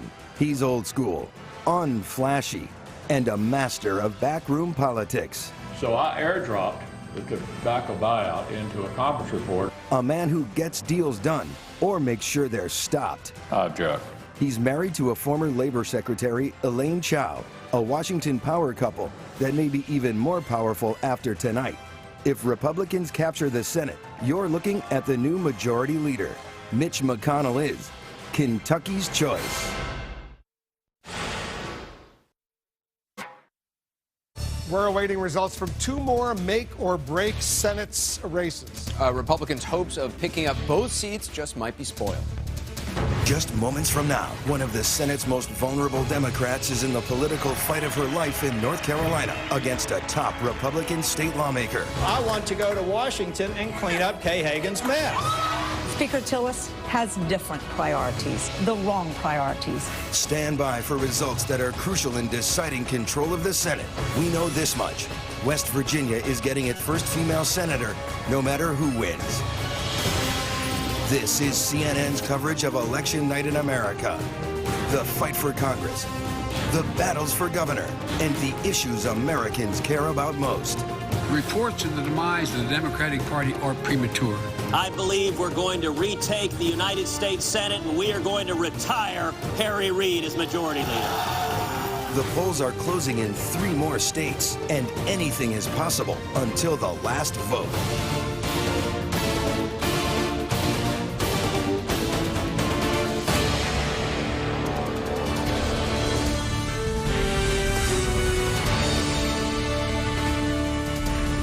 It's election night in America. We're focusing on the fight for power in the United States Capitol.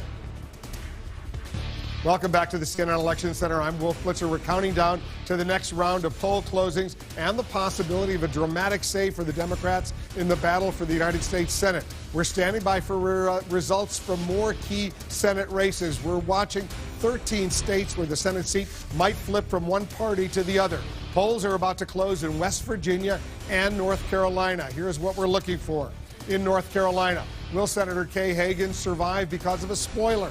Republican Tom Tillis wants to oust Hagan, but his hopes could be crushed by a pizza delivery man running as a third-party libertarian candidate. And in West Virginia, the Senate race there, Democrat Natalie Tennant is in an uphill fight against the GOP Congresswoman Shelly Moore-Capito. This is where Republicans may score their first Senate pickup of the night. Remember, Republicans need a net gain of 6 seats to win a majority of 51. That would put them in charge of the Senate once again. We're just minutes away from the next round of poll closings in North Carolina, Ohio, and West Virginia. Let's check in with Anderson for more. Yeah, Wolf, of course, our correspondents are monitoring the key Senate races around the country, and they're taking our viewers, all of you, behind the scenes as the votes are counted. I want to zero in on North Carolina right now. Renee Marsh is at Senator Kay Hagan's headquarters. Renee, what are you hearing? What are their thoughts about her chances?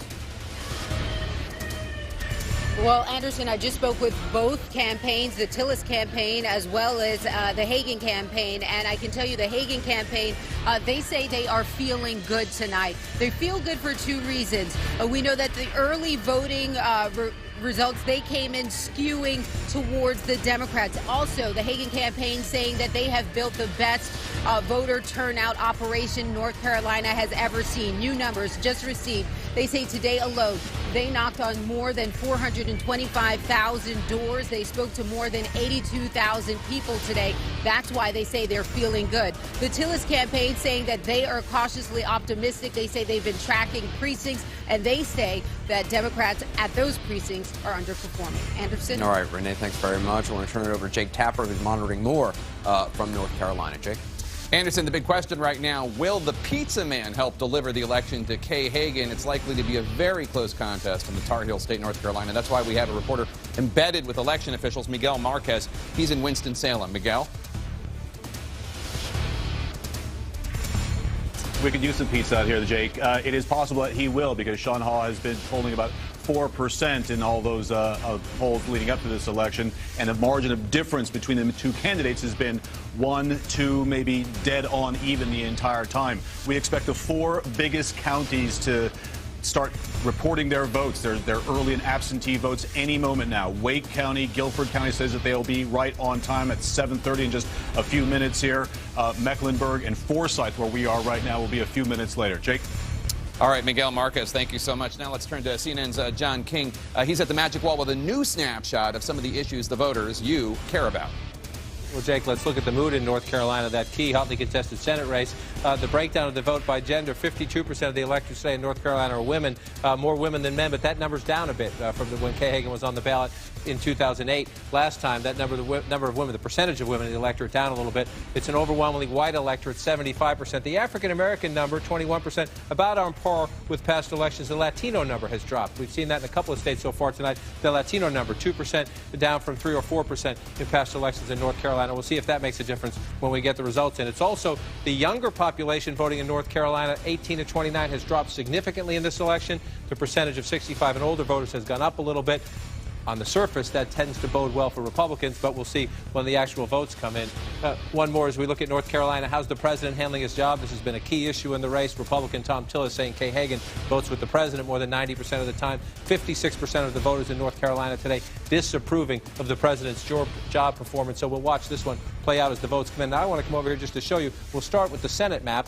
We've already called the Kentucky race. We've got some very early votes in New Hampshire. Jeanne Shaheen leading. You see the blue. Very early votes in Virginia. The Republican Ed Gillespie leading in this race at the moment, but it's very early. Democrat Mark Warner has been favored to win here, but we'll keep an eye on that one. Let's move down here now to the state of Georgia. This is the hotly contested race here. Very early results, just 1%. David Perdue at 64%. Michelle Nunn at 34%. Remember, Georgia state law, you need 50% plus 1 to avoid a runoff. We'll show you some exit poll numbers interesting on that question a bit later in the night. Now I just want to switch. We heard a bit earlier about a potential controversy brewing down in Florida. Charlie Crist wants to keep the polls open. He's asked to keep the polls open down here in Broward County. That is a key Democratic stronghold, a place where he needs to run it up big. Very early results in from Broward County. Charlie Crist at 71%. The incumbent Republican Rick Scott at 27%. This is absolutely critical territory for Republicans to run it up big down here in South Florida. The Crist campaign apparently trying to keep the polls open. They believe there are lines out there. So if you look at the overall numbers statewide, it's too early to make much of a guess. But this is the most critical part of the state right down here. These 3 southernmost counties. Absolutely critical. Miami-Dade, Broward, and Palm Beach County for the Democrats. And again, if you look, we're in very, very early counting territory. But at the moment, That's Palm Beach County. Charlie Crist ahead 62%, Broward County 71%. Obviously, he would want to keep the polls open a little bit longer because those votes, Wolf, are so critical to him. Charlie Crist, to win, needs to run up everything he can get down here and then hope he can offset conservative strength up in other parts of the state. Yeah, we're watching that Florida race very, very closely. But guess what? We're watching two states where the polls are about to close right now. We're talking about West Virginia. Will the Democrats lose in West Virginia? That would be a pickup for the Republicans if that were to happen. And we're also watching North Carolina, where Senator Kay Hagan, she is fighting right now desperately. Stand by. All right, take a look at this. We could make our first projection at 7:30 p.m. Eastern. We project a Republican pickup, the first Republican pickup of the night, the Democratic seat that used to be held by Jay Rockefeller, who's retiring. Shelly Moore-Capito, she will be the next United States Senator from the state of Virginia, defeating Natalie Tennant. That's a big win. That's a big win for the Republicans in West Virginia, because that now reduces that magic number for the Republicans from net 6 to net 5 to become the majority in the United States Senate. We cannot make a projection in North Carolina right now. Kay Hagan, Tom Tillis, we don't have enough information to make a projection in North Carolina. Let's show you what we can as a result of what's happened in West Virginia and Kentucky earlier. So far, there will be 34 Democrats in the United States Senate, 34 Republicans, still a lot of races outstanding. You need 51 to be the majority in the U.S. Senate if you're a Republican. You need 50 if you're a Democrat, because Joe Biden is the president of the Senate. He would break that 50-50 tie. But remember, with West Virginia now going Republican, the magic number for the Republicans is down to 5 from 6. As we wait for more votes, real votes to come in, we want to share with you what our exit polls are revealing. Remember, these are estimates based on interviews with a sampling of voters as they left select polling stations. And look at how close it is in North Carolina. Based on the exit poll results, 49% for the incumbent Democratic Senator Kay Hagan, 46% for Tom Tillis, 3-point advantage for Kay Hagan. But remember, exit polls are estimates. They're based on interviews with voters. The final outcome may be different. We want to be fully transparent with you, the viewers. Make sure our viewers get the same information we have and that they hear it directly from us. So let's go to Jake. He's got a governor's projection right now as well. That's right, Wolf. CNN is projecting that in Ohio, Republican incumbent Governor John Kasich will be re-elected. CNN projecting Kasich will be re-elected governor of Ohio. It looked as though earlier in his term he might have a tough time, but ultimately Ed Fitzgerald, the Cuyahoga County executive, didn't pose that much of a threat. Democrats basically threw in the towel after Labor Day. Kasich, we are projecting he will be re-elected. We do not yet have enough information in Florida, where the votes are still open in some places. I want to talk about some of the vote coming in right now. 36% of the vote. Charlie Crist is up by 103,000 votes. He has 50% of the vote of what has come in so far over Rick Scott, the incumbent Republican governor. But as we know in Florida, this is going to be very tight, and it's going to go all the way to the end. Of course, as we've discussed already, Charlie Crist has filed a motion, an emergency motion with the circuit court there, because he feels that in Broward County, that's where Fort Lauderdale is, there were too many problems with polling issues, too many problems with lines. He wants the polls kept open 2 extra hours till 9 o'clock Eastern. It's already been denied, this motion, by the Broward County Supervisor of Elections, but is now going to circuit court. We're going to keep an eye on that and watch the vote in Florida come in. Right now, 99,000 seats, already going down a little bit as the vote comes in. 36%. Charlie Crist up 50% to Rick Scott, the incumbent governor's 45%. Wolf? All right, Jake, thanks very much. We've got some real numbers coming in. Also, some key races that we're watching in Georgia. We have not been able to make a projection. Very early right now, only 1% of the vote is in. David Perdue, the Republican, he's ahead of Michelle Nunn, the Democrat, by about almost 6,000 votes, 64% to 34%, but very early. Similarly, it's early in Virginia. 6% of the vote is now in. The Republican challenger, Ed Gillespie, is ahead by 21,000 votes over Mark Warner, the incumbent Democrat. 56% to 41%. Ed Gillespie ahead right now over Mark Warner, but only 6% of the vote is in. Nick Valencia is watching what's going on in Georgia for us. You got some votes coming in over there, Nick. Yeah, hey, Wolf, just still very preliminary numbers. These are the first votes that we're actually seeing here on the Georgia Board of Elections. As you mentioned, it's still less than 1%. about 0.41% with 21,000 votes cast. And these numbers, again, very early on, unofficial results. We want to stress that. David Perdue, the Republican candidate here for U.S. Senate, up against Michelle Nunn. This is expected and projected to be a very tight race. And with these 18,000 votes cast, you see these numbers, 65% to David Perdue, 65.02% to be accurate, and 33.38%. You come down here for the governor, Nathan Deal, the Republican incumbent, going up against Jason Carter, who is a very familiar name here in Georgia politics. Deal ahead 64.01%, receiving just over 13,100 votes, and Jason Carter with 34.18%. Behind me, you see the poll workers just showing up here a little while ago, getting sworn in. We still have yet to see the first precincts from Gwinnett County, where we are, show up. That's expected to happen here within the hour. And you're just outside Atlanta in DeKalb County, right, Nick? That's exactly right. It's Gwinnett County, actually, Wolf, and it's one of the 10 battleground states in the United States. It's counties like this that the Democrats are hoping will help them be competitive and have a victorious night here in Georgia. All right, Nick Valencia, thanks very much. I want to go back to John to take a closer look at these two battles that are underway in Georgia and Virginia right now. Let's talk about Georgia first. Very early. Let's just pull it out, though, and take a peek. 61% to 37%. Not vital to the conversation now because we're at only 1%, but as we get closer, remember this is one of the two states where you need 50% plus one to avoid a runoff. As you look at this fill-in, I'll just go back in time and show you another race here. Come back to the 2010 race won by Johnny Isakson with 58%. This was not a competitive race, but you see how much this is not atypical. Republicans running up in the small counties, Democrats, Atlanta, Augusta, Columbus, Savannah do a little bit better in the rural areas. So we got to look here. This is the biggest place in Clayton County, Fulton County. These are the places where Michelle Nunn has to run up the vote and run it up big. We have nothing there right now, absolutely nothing. But Atlanta in the suburbs, Columbus in the suburbs, Augusta in the suburbs, critical to the Democrats. Let's do a quick look at Virginia right now. Again, very early here. Mark Warner heavily favored in this race. Ed Gillespie ahead at the moment, 56% to 41%. We don't have much of the key votes. I want to come up here to the Washington suburbs and pull out here, see where we are. Loudoun County. This is a contested battleground. This is a place where Republicans can be competitive. 2% right now. Let's see if that one holds. That would show Ed Gillespie running more competitive than most people thought. This race will be won or lost right up here. This is where the major population growth has been in the D.C. suburbs. And again, if you want to go back in time and look at a race, here's Mark Warner's last race. Jim Gilmore was a former governor. Mark Warner won in a cakewalk, but this was not a not serious candidate. But you see the Washington suburbs, and you see that. So the question will be, just give you a look at a presidential race, a competitive presidential race, 51 to 47. The difference was right here in the Washington suburbs. So as we watch the Senate results come in, you see this one just starting to come in for Mark Warner, 7% of the vote count in right now. But it's these 3 or 4 counties right up here. This is Fairfax, Loudoun over here, Arlington here. They will decide this race. Yeah, those areas have really exploded with population over recent years. Stand by. Republicans just scored their first pickup in the battle for control of the United States Senate, that pickup in West Virginia. Will they score a second pickup in the hour ahead? Polls are about to close in New Hampshire. Republican Scott Brown is hoping to defeat the incumbent Senator Jeanne Shaheen so he can get a second chance in the United States Senate in a second state.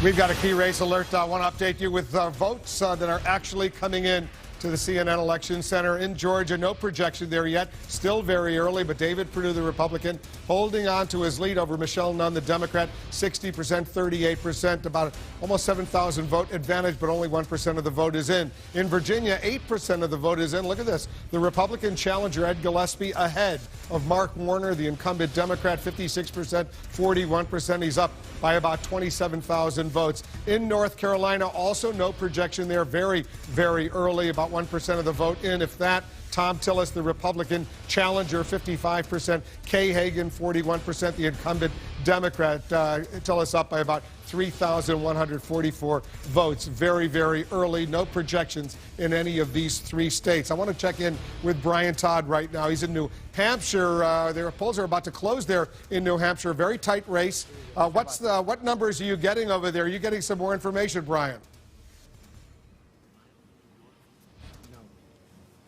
Wolf, we got early results in from Ward 1 just a moment ago, and Jeanne Shaheen took that ward by about 300 votes. We have just gotten results brought in with the tabulators of 3 wards total, including Ward 1 in Manchester. They were just brought here on a case with the tabulator. They come through here. in this door at City Hall. Our photojournalist Rick Shine is going to go ahead of me here and show you where they're going to go. They've just been brought up to the office on the third floor where there's a big board with results on it. They go up in this elevator, Wolf. So we're about to head back up there.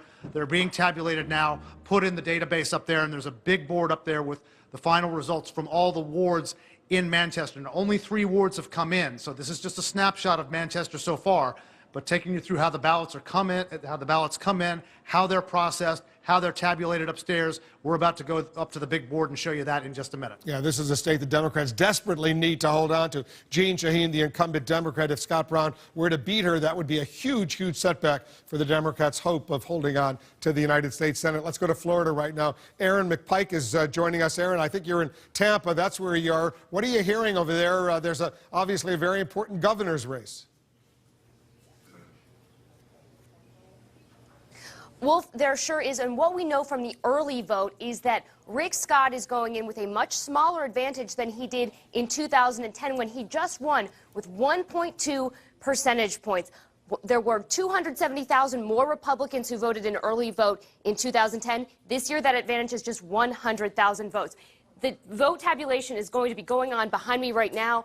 It has just begun. Polls closed here in Tampa at 7 o'clock. The rest of the state and the Panhandle closes at 8 o'clock. What we know so far, of course, is that Charlie Crist has about 50% with the votes that are in to about 45% for Rick Scott. That is tracking very closely with what's happening right here in Hillsborough County. Yeah, we know Charlie Crist, the former governor, wants to be the governor. He's asking courts to allow voters to continue voting in Broward County in South Florida. That's where Fort Lauderdale is because of some problems, he says there. We're watching that very, very closely. I want to go to our senior White House correspondent, Jim Acosta. He's over at the White House. Jim Acosta, you've got some information on what the president is planning on doing tomorrow and the day after these elections?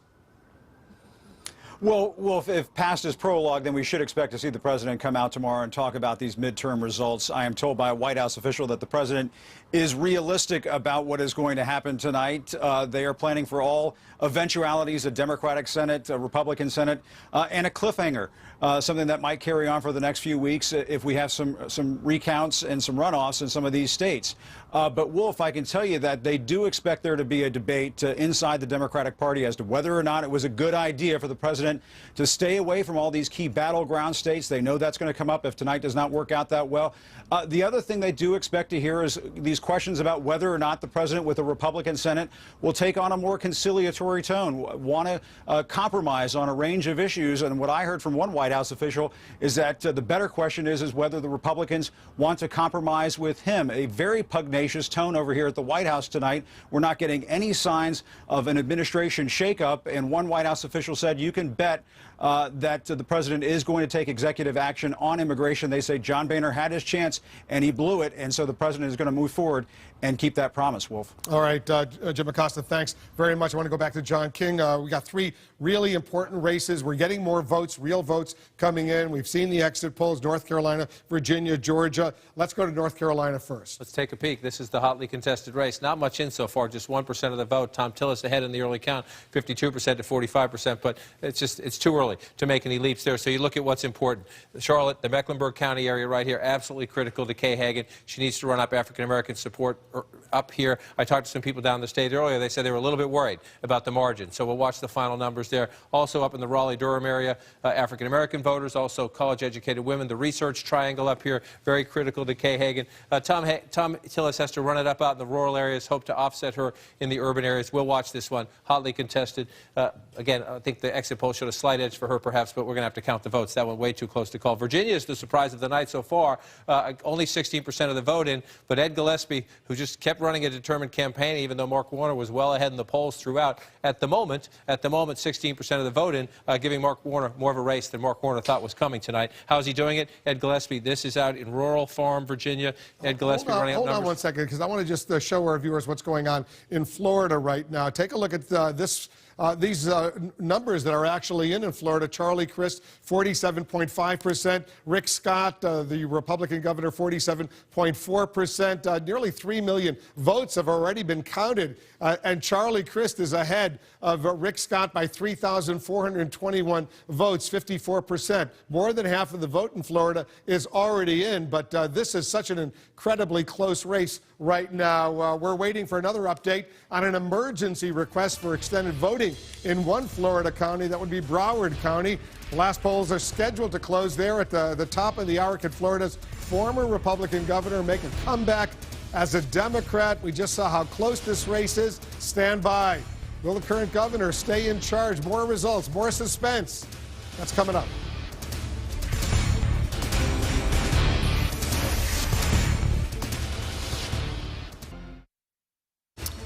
We're heading into the rush hour of this important election night. And get ready for new midterm results that could influence the next presidential election.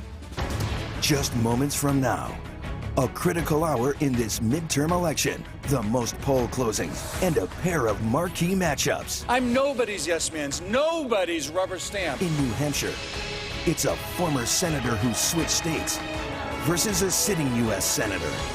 We don't need to import a senator who will export American jobs. And in Florida, it's a former governor who switched parties versus the man running the state now. He had this job before and he didn't do it. Why we would re-elect this guy is beyond me. This is CNN's coverage of election night in America. The fight for Congress, the battles for governor, and the issues Americans care about most. The only thing that counts are those votes. That's what decides elections in this country. The polls are closing in 16 more states and the District of Columbia. And anything is possible until the last vote.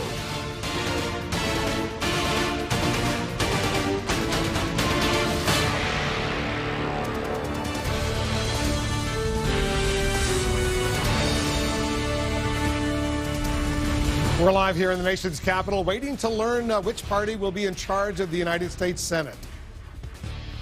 We're back at the CNN Election Center. I'm Wolf Blitzer. We're closing in on 8 p.m. Eastern and the first results from one of the nation's closest Senate showdowns. Remember, we're watching key races in 13 states where the battle for the Senate, the control of the Senate, will be won or lost. So far, 2 of those states have gone Republican. Right now, we're focusing in on New Hampshire, where the polls are about to close. Here's what we're looking for.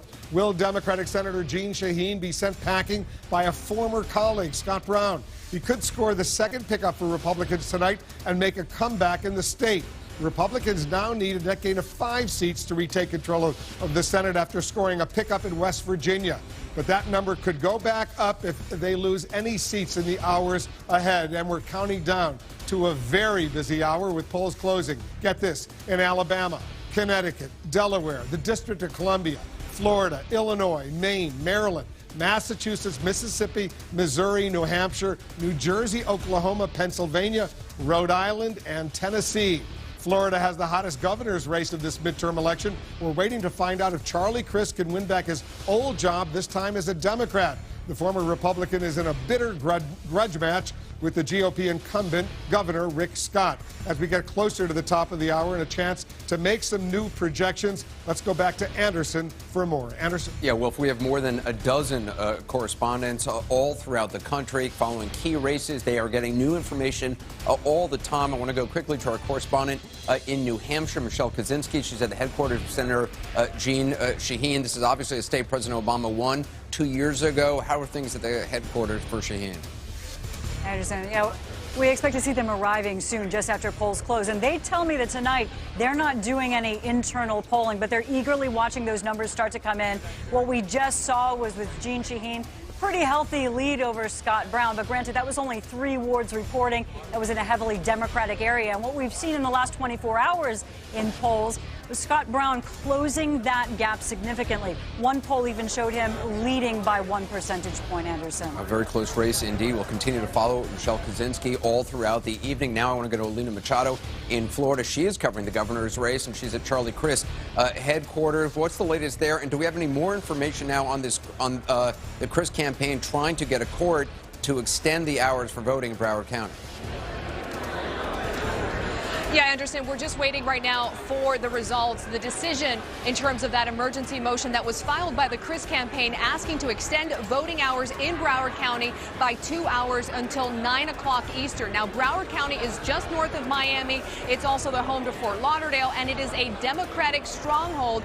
The campaign says there are long lines outside several precincts and that several voting problems were reported, and that's why they made this request. The polls in Broward County closed at 7 o'clock Eastern, and we are told that everyone who was in line will be allowed to vote, but we are all anxiously awaiting to see what happens with this emergency motion, Anderson. All right, a lot developing there in Florida. Jake Tapper, we expect a lot of these races are going to go late into the night. That's right, Anderson, and they certainly know from cliffhangers in Florida. So do we, of course. Our ballot correspondents, our ballot cam correspondents are taking us behind the scenes as the votes are counted. Let's find out what's going on exactly in Florida and New Hampshire. First, let's go to Brian Todd. He's in Manchester, New Hampshire. Brian.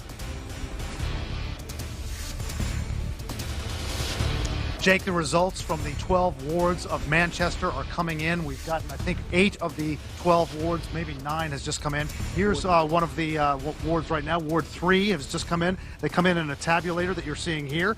This is the exciting part of the night, guys. This is really where the ballots are counted, tabulated into the database here for the city of Manchester, and you're seeing it live. This is what we love about covering these ballot cam all of this ballot cam coverage. Now, what we're going to show you also is the big board up here.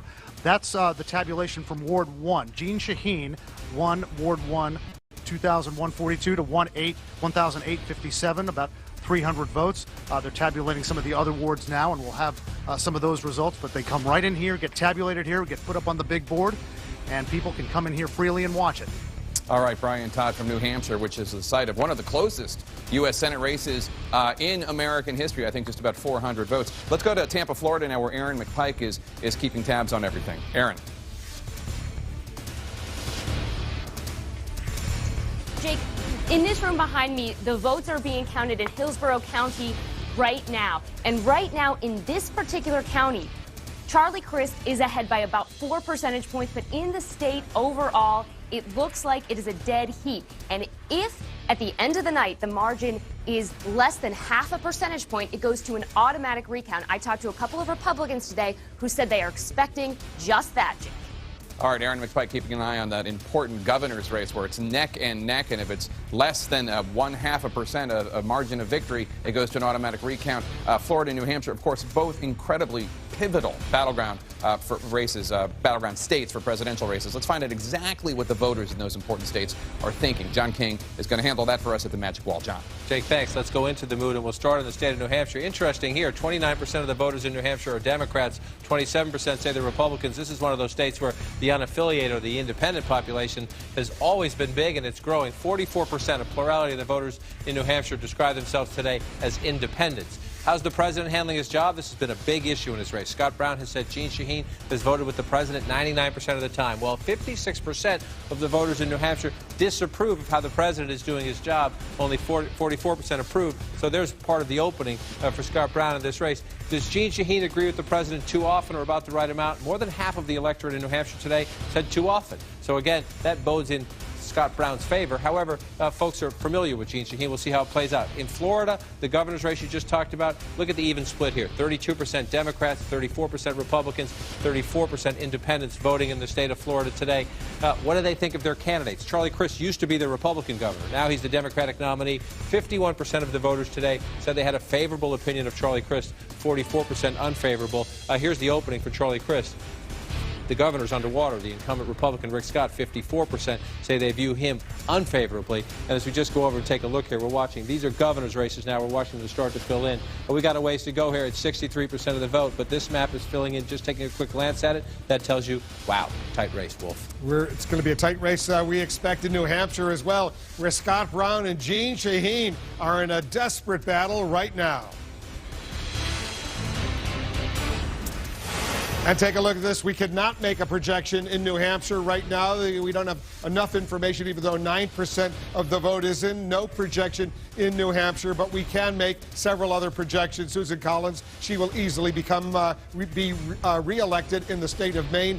She beats Shenna Bellows, as is the case with Thad Cochran, another Republican. He beats Travis Childers. Thad Cochran easily reelected in the state of Mississippi and Alabama. Jeff Sessions, I don't think he had an opponent. He will be in the Senate for another 6 years in Alabama. Jeff Sessions easily gets himself reelected. Let's see some other Republican wins. In Oklahoma, James Inhofe, he comes back for yet another 6 years, beating Matt Silverstein. James Inhofe remains in the Senate. In Oklahoma as well, James Lankford, he wins in this special election.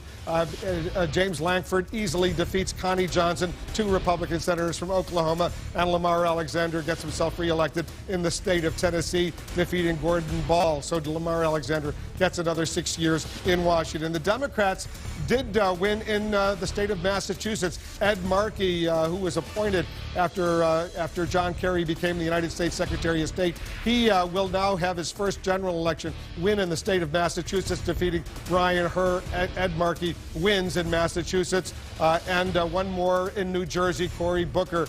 Cory Booker, who came in after the death of Frank Lautenberg, he now wins in New Jersey.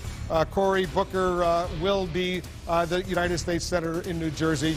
He gets that win. No projection, by the way, surprisingly, in Illinois, at least for now. Take a look at this. No projections in Delaware, Illinois, New Hampshire, Rhode Island. As it stands right now, 36 Democrats guaranteed to come back into the United States Senate. 40 Republicans. Republicans are ahead right now. They need 51 to be the majority in the United States Senate. The Democrats need 50 since Biden, the vice president, would break a tie. As we wait for more real votes to come in, we want to share the latest exit poll data with you as well. These are estimates. They're based on interviews with a sampling of voters today and during the early voting process. All right, here's the exit poll result for New Hampshire. 52% for the incumbent Democrat Jeanne Shaheen, 48% for Scott Brown. Close, but remember, these are the exit poll results. These are estimates based on interviews with voters. The final outcome may be different. We want to be fully transparent. Make sure our viewers get the same accurate information that we have right now. Let's check in with Jake. He's got an update on governor's races. Jake. That's right, Wolf. Take a look at Florida right now, okay? Charlie Crist, the Democrat, has 47.7% of the vote. Rick Scott, the incumbent Republican, has 47.4%. The difference is 0.3. And as we've mentioned already, if the difference is 0.5 or less, it goes to an automatic recount. An incredibly tight race, an incredibly exciting race. Nobody knows who's going to win this. That's been the case throughout this entire race between Crist and Scott. Grueling, expensive, nasty. That's going to continue, I suspect, until the last vote is counted. But we do also have some projections to make in some key governor's races. In Pennsylvania, a big upset benefiting the Democrats. Democrat Tom Wolf, a York County businessman, defeats the incumbent Republican Governor Tom Corbett, CNN is projecting. That is a big pickup for Democrats. In Alabama, the incumbent Republican Governor Robert Bentley easily dispatches with former Congressman Parker Griffith. And look at this in Tennessee. No surprise there. The incumbent Republican Governor Bill Haslam, good grief, he defeated Charlie Brown, an unknown 72-year-old hunter. Those are the projections we have. Now let's look at all the races where we've projected winners and where we cannot. Look at these unknown. The yellow is unknown. Yellow, we do not have enough information to make a projection as of yet. Look at New England. This gives you an idea of just how difficult this terrain has been for Democrats this year. We cannot make a projection in New England. We cannot make a projection in Illinois. It shows you just how tough it has been for Democrats this cycle. So none of those projections yet for Connecticut, Florida, as we mentioned, Illinois, Maine, Maryland. Maryland, we can't make a projection. Massachusetts, we can't make a projection. New Hampshire, Oklahoma, and in Rhode Island, which usually trends blue. Wolf? All right, Jake, thanks very much. I got a key race alert. These are actual votes that have already been counted in New Hampshire. 10% of the vote is in. Jeanne Shaheen, the incumbent Democrat, she's got 56%. Scott Brown, the challenging Republican, 44%. She's up by 5,300 votes. In North Carolina, 15% of the vote is in. The incumbent Democrat, Kay Hagan, ahead by nearly 10,000 votes, 50% to 47%. Kay Hagan ahead, but only 15% of the vote has been counted, now 16%. In Georgia, no projection there. 61%, though, for David Perdue, the Republican, versus the Democrat, Michelle Nunn. 37% for her, only 3% of the vote is in Georgia. In Virginia, no projection there as well. The Republican challenger, Ed Gillespie, is up by about 50,000 votes over Mark Warner, the incumbent Democrat. He's the senator, 34%, more than a third of the vote is now in Virginia. Ed Gillespie, slightly ahead, 52-46% over Mark Warner. These are all key states we're watching right now. I think this is pretty surprising. Ed Gillespie is doing well so far, with 34% of the vote in. Surprising, although as more of the voters come in, that lead has narrowed a little bit. But Ed Gillespie putting up a tough race. We're a little over the third of the vote counted. I will say this, we have nothing from down here in Virginia Beach. This is a very reliably Democratic area down here. Just go back to Mark Warner's last race 6 years ago, and you see he got 64% of the vote down here, all blue in here. But so we need to wait for that to come in. Let's peek up again and see what else is missing. Ed Gillespie doing what a Republican has to do, though. Look at him winning out here in the rural areas. Mark Warner winning right in Roanoke City itself with 59%, but not in the county. Ed Gillespie winning in the county. So in the rural areas, once you get outside of the cities into the exurbs, Ed Gillespie doing very well. Here's where these races are won, and this is only 12%. But watch and see if this holds up. If he can hold on in Loudoun County, he's running a very competitive statewide race, excuse me. You come into Fairfax County here, though. There you see this is the Democratic advantage. Only 7% of the vote in here, Wolf. This is why this is a competitive race, but we need to wait on the count. This is where the people live. The populated areas of these Washington, D.C. suburbs have exploded over the past decade or so. Mark Warner winning big in Arlington County, winning big at the moment in Fairfax County. So if these margins hold up, as we get from 7% up to 50, 60, 70, 80%, that's where the votes are and the numbers are. So let's be careful as we look at this, but this is not what Mark Warner was expecting. I can tell you that. They thought the polls consistently showed a big gap. They did tighten in the last week or so. So we'll watch Virginia. That would be a stunning upset. I think you'd still have to say early on, let's wait. That would be stunning. Let's see what's happening in North Carolina. You see the Virginia here, North Carolina shaded blue at the moment. That's because with just shy of, there you go, 20% of the vote in. Kay Hagan at 52, Tom Tillis at 45. Remember, there is a third-party candidate in this race, the Libertarian Sean Hall. If you look at the race so far, again, in these very competitive races, you're looking for an anomaly, something that looks different than it should, something out of the ordinary. This doesn't. This looks like a very ordinary competitive race. I say ordinary. Let's go back and look at 2012, and you look at the Romney-Obama race. Remember, in 2008, the president carried this state over John McCain, but just barely. In 2012, Romney won the state, not by much, 51-48. Remember where this red is. We'll show you where the red is. This is where Republicans have to run it up. But more importantly for the Democrats, here's where the votes are. In Raleigh and Durham, in Charlotte, in Fayetteville. That's where you have a Democratic base. One of the key questions was, would you get African-American turnout, Democratic base voters, at a time when Kay Hagan was saying, don't come see me, Mr. President. I have some disagreements with the president. As we watch, we got a lot more to come in, but at the moment, she's winning where she has to win in places like Mecklenburg County. Let me get rid of the line so they don't confuse you. In Charlotte, 66%. Go back to her last race, which was not an easy race. She got 62% there. She won pretty big over Elizabeth Dole. Tom Tillis has proven to be a more competitive candidate, but she's doing the numbers she needs to do there. Let's see if she's checking up. Those are the numbers she needs to do there, but very early on in the race. If you look at this now, we're going to have to count them for a while. It's filling in as you would expect it to in a very competitive race. And last minute, she asked the president to do a little radio ad for her today, which he did, and she authorized, she approved of that ad. Let's see if that helped turn out that Democratic base in Charlotte and some of the other towns. Let's go to Georgia right now. Looks like a critically important contest there as well. And the vote count's coming in slow at only 4%. Almost pay no attention to the numbers in the sense that, yes, David Perdue has the early lead, but we have to see what's happening. We have nothing, no votes at all yet coming in. Clayton County here in the Atlanta suburbs, Fulton County is Atlanta itself, nothing, absolutely nothing yet. That's the Democratic base in the state of Georgia. So, again, just as we've talked about in North Carolina, the key question was, can Michelle Nunn, she didn't invite the president down. She said he wasn't on the ballot. He'll be gone in 2 years. Does the Democratic base turn out? Another place you have to watch for Democrats over here, Chatham County, in the Savannah area. So you look at this map now, in the rural areas that are reporting pretty quickly, David Perdue, this is what he has to do in the small rural counties, run it up, but there's not a lot of votes there. The question that will be answered here is when the cities come in. Columbus, Georgia here in the central west part of the state, absolutely nothing yet. So we have nothing from the big Democratic areas yet to give us a sense of how this is going to go once the vote totals come. I want to stay in Georgia. Nick Linsey is joining us from Lawrenceville, Georgia right now. What are you seeing? What are you hearing over there, Nick? Hey, Wolf, just like John King said, not a lot of votes counted here in Gwinnett County. 0 precincts reporting so far. We're waiting for those precincts to show up here. But let's bring you back over here to the Georgia Election Board numbers. We've got about 250,000 preliminary votes so far, less than 5%. Again, these are very early raw numbers. David Perdue, 141,000. For him, Michelle Nunn, 100,900. And just to show you a sense of how these counties are trending right now, again, not official, but this is how they're trending right now. Nothing around the Atlanta area, nothing from Gwinnett so far. But you see a lot of sort of mixed blue and green for Perdue and Nunn, with Swofford getting less than 4,000 votes. Wolf, still very early here in Georgia. Very early in Georgia. We're watching Georgia very closely. I want to go back to John and take a closer look at New Hampshire. This is a race that obviously has great significance. Right, you have Massachusetts blue. You just projected the Ed Markey race. That was not a tough race. This one here, the question was, would it be a tough race? We're at 10% of the vote in. Jeanne Shaheen with an early lead. Scott Brown, the former Massachusetts senator. I'll show you. Let me pull this up a little bit and stretch it out for you.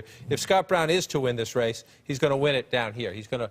Jeanne Shaheen will win in Portsmouth, but Scott Brown has to win the area around it, and he has to win right here along the Massachusetts border. A lot of people lived in Massachusetts and moved north to New Hampshire, a lot of independents across these towns. If Scott Brown is going to win it, the southern belt of this state will be filled in. But Jeanne Shaheen has a lead at the moment, in part because you see where we are getting votes. We're getting them in Manchester. Brian Todd was just talking to you about that. 75% of the voting in the city. Remember in 2008, this is a state where people do tend to vote late. 2008, early on, it looked like Barack Obama was winning the Democratic primary in New Hampshire. Hillary Clinton came back late with those wards in New Hampshire. Jeanne Shaheen has to win those. That's your gritty blue-collar town. It's critical to Democrats. Then you move up here at Concord, the state capital, government workers and the like. Jeanne Shaheen needs to do well there. 100% in. She's getting 67% of the vote. Those are the numbers she needs to do. The other big key for Jeanne Shaheen is to come up here. You get up. There's a strip of college towns up here along the border. Dartmouth University up in there. We'll see how that one fills in. Too early to say right here, but if you're Jeanne Shaheen and you're looking at what has come in so far, you're feeling pretty good. But we need to see the seacoast, and we need to see the belt right across the Massachusetts border, Wolf. All right, take a look at this, John. We got some votes. I want to show our viewers how close it is in Florida right now. Look at this. This is the governor's race in Florida. Rick Scott, 47.9% to Charlie Crist, 47.2%. Only 32,000 votes ahead. 32,000 votes. Look at this. Almost 4 million votes have already been counted. 74% of the vote already in. Look at how close it is in Florida. Let's go to Alina Machado. She's taking a closer look. You got some news, Alina. What are you learning? Well, we've learned that, according to a spokesperson from the Florida Secretary of State, a judge has ruled on that emergency motion that was filed by the Charlie Crist campaign seeking to extend voting hours in Broward County after learning about possible problems at some polling stations. We're told that that motion has been denied, and from a spokesperson from the Charlie Crist campaign, we're told that they will not be appealing that decision. We're also told that the Rick Scott campaign is not commenting on this emergency motion, but it's worth noting, Wolf, that the people who are already in line at 7 o'clock Eastern when the polls close will still be allowed to vote. All right, Alina, thanks very much. Looks like that judicial issue is over with for now. John King, let's take a closer look at Virginia right now once again, because it's obviously a bit of a surprise that Gillespie is apparently doing as well as he is against Mark Warner. And we're up to 36% of the vote. Ed Gillespie continues to hold that lead. I just want to give you the cautionary note to look where the Democratic votes are. Let's just check. Only 14% of the vote counted so far in Fairfax County. So this is Mark Warner territory. So we need to watch that at the moment. So they're not panicking at Warner headquarters yet, but they are sweating a little bit and seeing how this race goes. This is a key battleground. Another suburb about Loudoun County. It's getting a little tighter as the vote comes in. We're only at 12%. If this one stays red, then Ed Gillespie's putting up a tough fight. The other two counties, when you get to Arlington and Fairfax, closer in. And again, I just want to note, this is a big Democratic stronghold down here. A little over 5% of the state population. We have nothing reported down here. So that's a Democratic stronghold. We'll watch this. But Ed Gillespie running very well in the smaller rural counties of Virginia. That's what a Republican has to do to get into play. This gets you into play, all that red out here. But the way you win is to then be competitive in the suburbs. Close elections in a swing state like this are won in the suburbs. And this at the moment, Fairfax County, a suburb of Washington, D.C. Here's the right capital. There. Here's Washington right here. This is a lot of people who work in this town live here. A lot of high-tech workers, a lot of defense workers, a lot of younger people, a lot of Latinos. This area has changed dramatically over the course of the past decade. You had a more diverse population growing anyway, and then post 9/11, when you had the high-tech and the defense industries beef up around here, this is the fastest growing area in the state. It's the most diverse area of the state. A lot of younger voters. Again, Arlington County, Mark Warner getting 68%. Only 21% of the vote in. Remember, a lot of people live here. So as the count comes in, his math will go up. The question of the margins. You move down to Alexandria City, 71%. This is a Democratic stronghold. About 70% of the vote in there, so there's not that much more for Mark Warner to pull out. But there are still plenty of places here. This is a tougher race and a closer race than we thought it would be. I just want to caution that there are still plenty of places for Democratic votes to come in, including down here and in the suburbs. You know, Florida, it's incredibly close right now. Close race in Florida. Yeah, I mean, it brings back some memories, as you and I will remember. And so now it's shaded red, but it keeps going back and forth. 48 to 47, 2 million to 1.99, 75% of the vote count in. Luckily, we're past hanging chads and all that. The technology a little bit better. 75% they're counting. What do you look at? You look up here in this part of the state.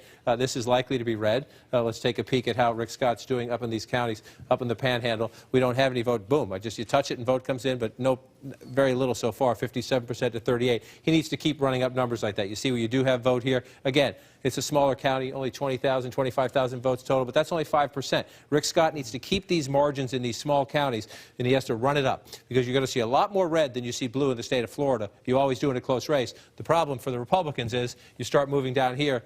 As they say, the further south you go, the further north you get. This is where you have a lot more transplants, a lot more Democrats. 60% for Charlie Crist in Palm Beach County so far. Only 8% of the vote in. There are a lot of votes still to come in there. If Charlie Crist keeps that margin, he's going to be tough to beat. You move a little further down to Broward County, where there was the dispute about keeping the polls open.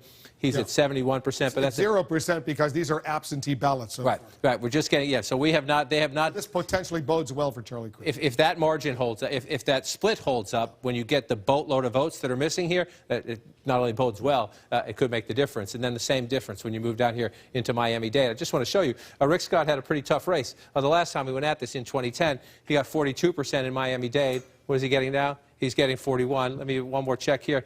27% in the current race here. He got 33% last time. So those three southernmost counties could make the difference. Incredibly tight. Let's go back to Anderson. He's got more big surprises, Anderson, at least so far in Florida and Virginia. Florida, how close it is. In Virginia, Ed Gillespie doing well. Yeah, certainly potential surprises. Let's drill down on both those races with Jake Tapper, David Gergen, and Gloria Borger. Let's talk about Virginia first. Ed Gillespie, a strong showing at this point. Again, still a lot of numbers to come in.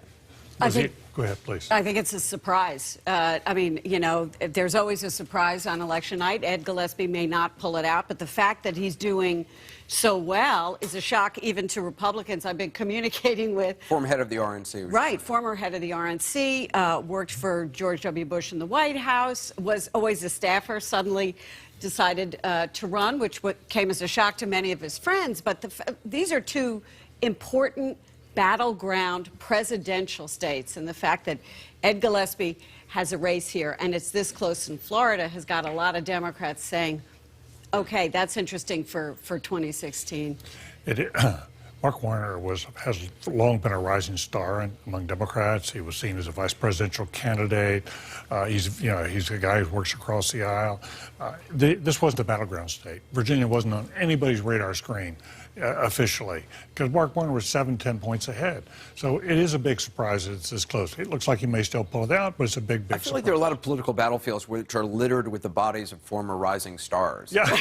Like every year we find some rising star and then they disappear. And in Virginia, earlier this year, Eric Cantor, the House Majority Leader, defeated in a primary. Obviously, that's a much smaller group of voters in a primary than in a general election, but you're exactly right. Interesting about Ed Gillespie, who is obviously a very seasoned Washington hand. He ran against Warner as Mark Warner has changed, because Mark Warner was a one-term popular governor in the state of Virginia. the Commonwealth of Virginia. I don't want to get tweets on that. Mark Warner has changed. Washington has changed him. And Mark Warner ran after Ed Gillespie, ran after him, talked about the fact that he was a big, high-priced lobbyist. And so they really were tagging the other as being a creature of Washington. The other race that you've been following closely, Jake, in Florida, it's just fascinating. I mean, you look at those exit polls, it's basically evenly divided between Republicans, Democrats, and independents. One of the things about the Florida race that was so fascinating is that both of them were unpopular. voters disliked both of them. Both of them were underwater. More people disliked them than liked them. And it was when I was down there moderating that last debate, I would hear from voters. They didn't like their choices. They didn't like their options. And that's one of the reasons this has been so close. And it looks like, what's the last number here? It looks like it's going to keep getting closer and closer. And talk about, I mean, the debate you've moderated was fascinating. I mean, just the antipathy. They hate each other. Yeah. They really, really dislike each other. They are two very, very opposite guys. One guy, the incumbent governor, Rick Scott, perhaps not schooled enough in, like, trying to please people. The other guy, Charlie Crist, perhaps tries to please people a little too much. And that was one of the reasons, you know, one guy too slick, the other guy not slick enough. And they really dislike each other. And, close, and it could be, I mean, a very late night in Florida. It will be, I think. And I was there over the weekend with Joe Biden. And one of the questions I think people are going to ask if Charlie Crist does not pull this out is whether the president should actually have been down there helping get out the vote. I mean, they had Joe Biden down there over the weekend talking to a largely African-American audience, getting them out to the polls. I got to show our viewers the numbers right now. Let's look in Florida, the governor's race. Rick Scott, 80,000 votes ahead, or 81,000 right now, 2,259,000 votes cast. Charlie Crist, 2,177,000, 48 to 47%. I mean, it is neck and neck. There's a heated battle ahead. Also in Clinton country, the polls close soon in Arkansas. The question is, can the former president, Bill Clinton, save an embattled Democrat in his own home state, or will Republicans get closer, winning Senate control? That is just ahead on this election night in America.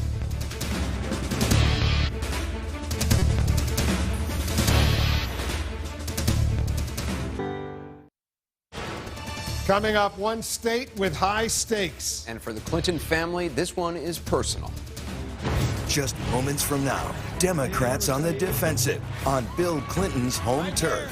This is not an ordinary election. In Arkansas, a senator from a popular political family is being linked by his opponent to an unpopular commander-in-chief. We need a senator who will stand up to Barack Obama. That's the biggest bunch of hogwash I've ever heard in my life. It's a high-stakes showdown in the battle for control of the Senate, and it gets even more intense in the coming hour with 3 more incumbents in danger, and they're not all Democrats. I will never give up. I'm going to take the hill and win. This is CNN's coverage of election night in America. The fight for Congress, the battles for governor, and the issues Americans care about most. Why would you not vote? It's your future. The polls are closing in Arkansas, and anything is possible until the last vote.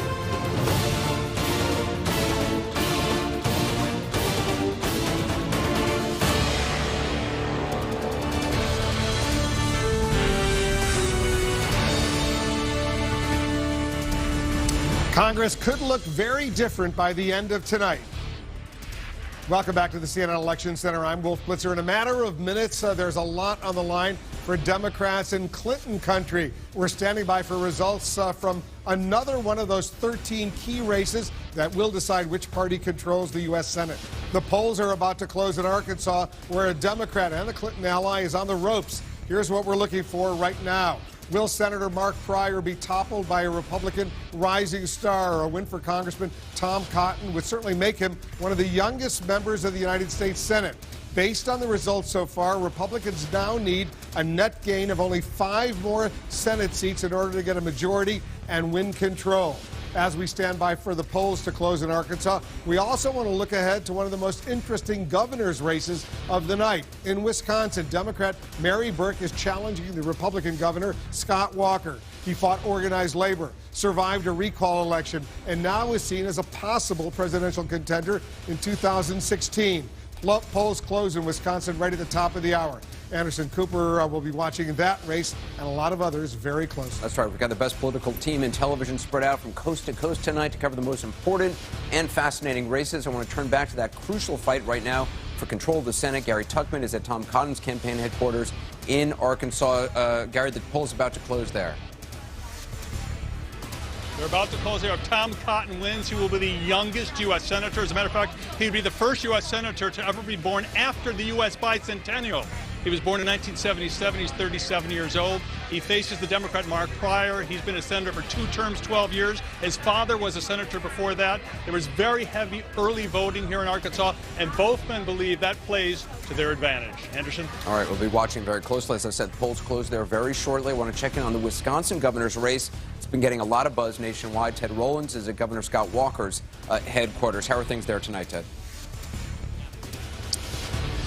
Well, Anderson, Scott Walker, of course, is being watched. He is a conservative favorite. They're watching to see if he can get reelected after, as you mentioned earlier, he imposed those incredible law changes when he first took office in his first term. He's up against Mary Burke. She's a businesswoman, and she's hoping to help Democrats send a message to other governors not to do what Walker did here in Wisconsin. If Mary Burke is elected, she'd be the first Wisconsin female governor. And as you mentioned earlier, Scott Walker not only trying to keep his job here, but also trying to keep his 2016 presidential hopes alive. We're waiting on early numbers here. Voter turnout will be a key, specifically in Milwaukee. Burke needs a huge turnout in both Milwaukee and Madison if he hopes to win. All right, Ted, thanks very much. We'll come back to you shortly. Our Jake Tapper is following a lot of fascinating governor's races tonight. He's also checking in with our ballot cam reporters. Jake? That's right, Anderson. Some of the night's hottest races could be decided by a very, very small number of votes, including potentially the Senate showdown in Arkansas. Randy Kay is there just moments before the polls close. Randy.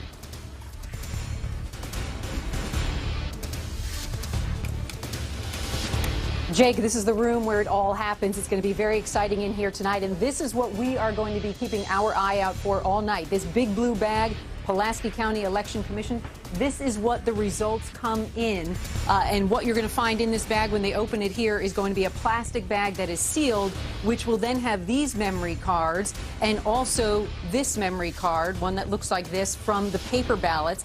And these will all be counted on machines called the M100. They'll be sliding them into a machine like this, and that information will go into the computer, and that will then be spit out to the Secretary of State's office. What we have right here, Jake, this is the early voting. This is all of it right here. It's going to be counted in just moments here in Pulaski County. Jake?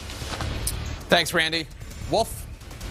All right, thanks very much. We're watching what's going on in Arkansas right now. Get ready for a projection. And look at this. Tom Cotton, CNN projects, will be the United States Senator from the state of Arkansas, defeating the incumbent Democrat Mark Pryor. A major, major projection. Now the magic number for the Republicans down to 4. They need a net gain of 4 Senate seats that were held by Democrats without losing any Republican seats. Tom Cotton will be the United States Senator from the state of Arkansas. Gary Tuckman is on the scene for us. Gary, I assume this is going to be pretty exciting news for the folks who supported Tom Cotton. Well, if it already is, because the TV set is on CNN, everyone has just saw your projection. They're very happy people here. Tom Cotton's already in Washington. He's a first-term congressman. He's been there a year and 10 months. He will now be switching sides of the Capitol building to become one of Arkansas's 2 U.S. senators. As I said just earlier, he will be the youngest senator at the age of 37. He has quite an impressive resume. He's an Army officer. He graduated from Harvard Law School. He served in Iraq. He served in Afghanistan twice. And what he's done a lot of during this campaign is he's talked about his opponent, Mark Pryor, and said he's too closely aligned with Barack Obama. That's been a lot of the campaign. Mark Pryor, on the other hand, 2-term senator, and said he's very disappointed in Barack Obama. Obama's name has been mentioned a lot, but it has not worked out for Pryor. It has worked out for Tom Cotton, who will be Arkansas's junior senator. The first time since the 1870s there are 2 Republican senators in this state. Interesting stuff. Gary Tuckman. Tom Cotton, CNN projects, will be the next United States Senator from Arkansas, defeating the Democratic incumbent Mark Pryor. We have some more projections for you right now.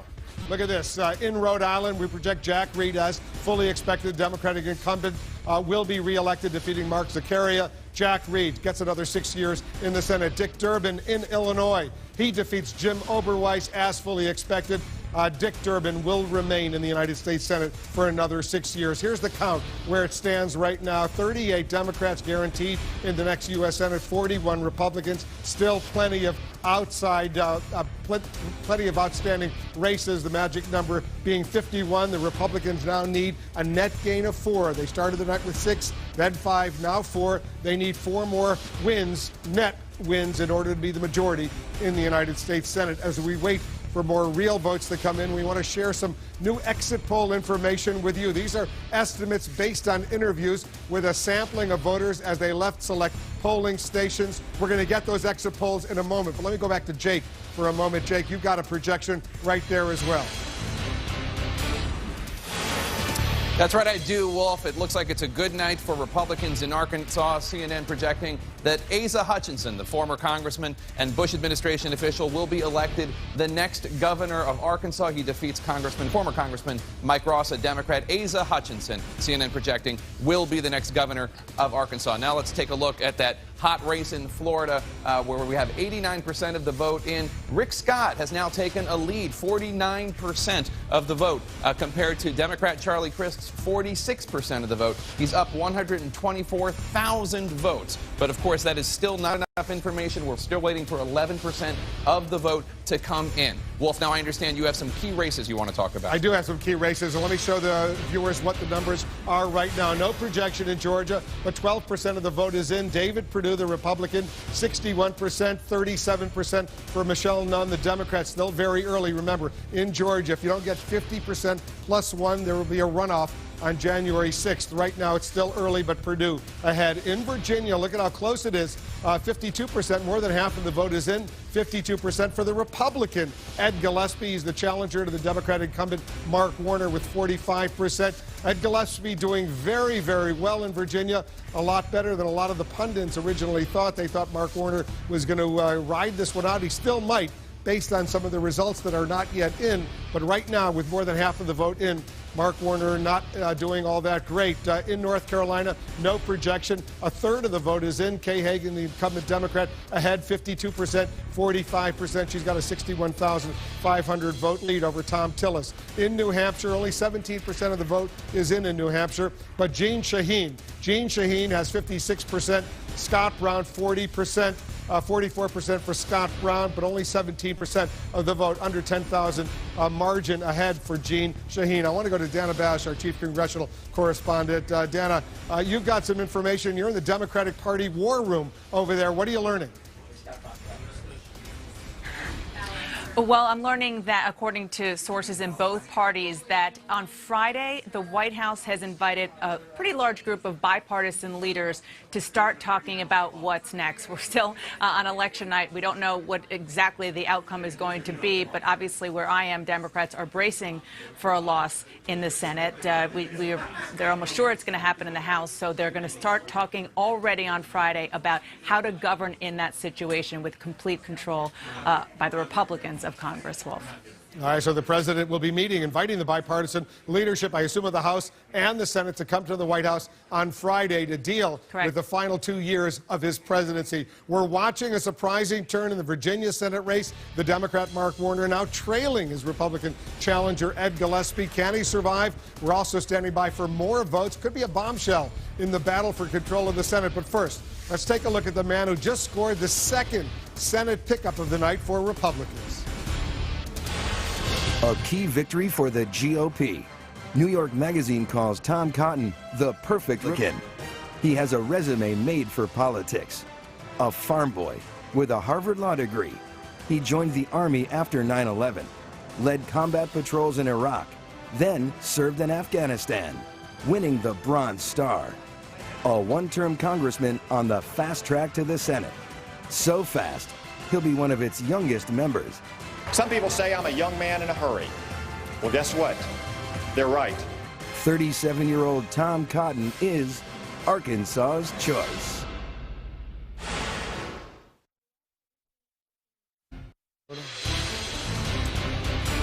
All right, let's go to Virginia right now, John King. This is a fierce battle underway in Virginia right now. Mark Warner, the incumbent Democrat, he was supposedly, you believe the polls going into Virginia, going to coast to a nice victory, but Ed Gillespie, the former Republican National Committee chairman and advisor to the former President George W. Bush, he's doing well in Virginia right now. Mark Warner, as Jake noted a while ago, a former governor. He was popular in his one term. Virginia, a state President Obama carried twice. It was not something. Ed Gillespie, a first-time candidate statewide, it was not something we had on our radar screen, but with 60% of the vote, just shy of that in. Ed Gillespie at the moment still running ahead. Now, there are still a lot of votes out from Democratic areas, so we don't know where this one is headed ultimately. But Ed Gillespie doing exactly what a Republican has to do, number one. Just look at this.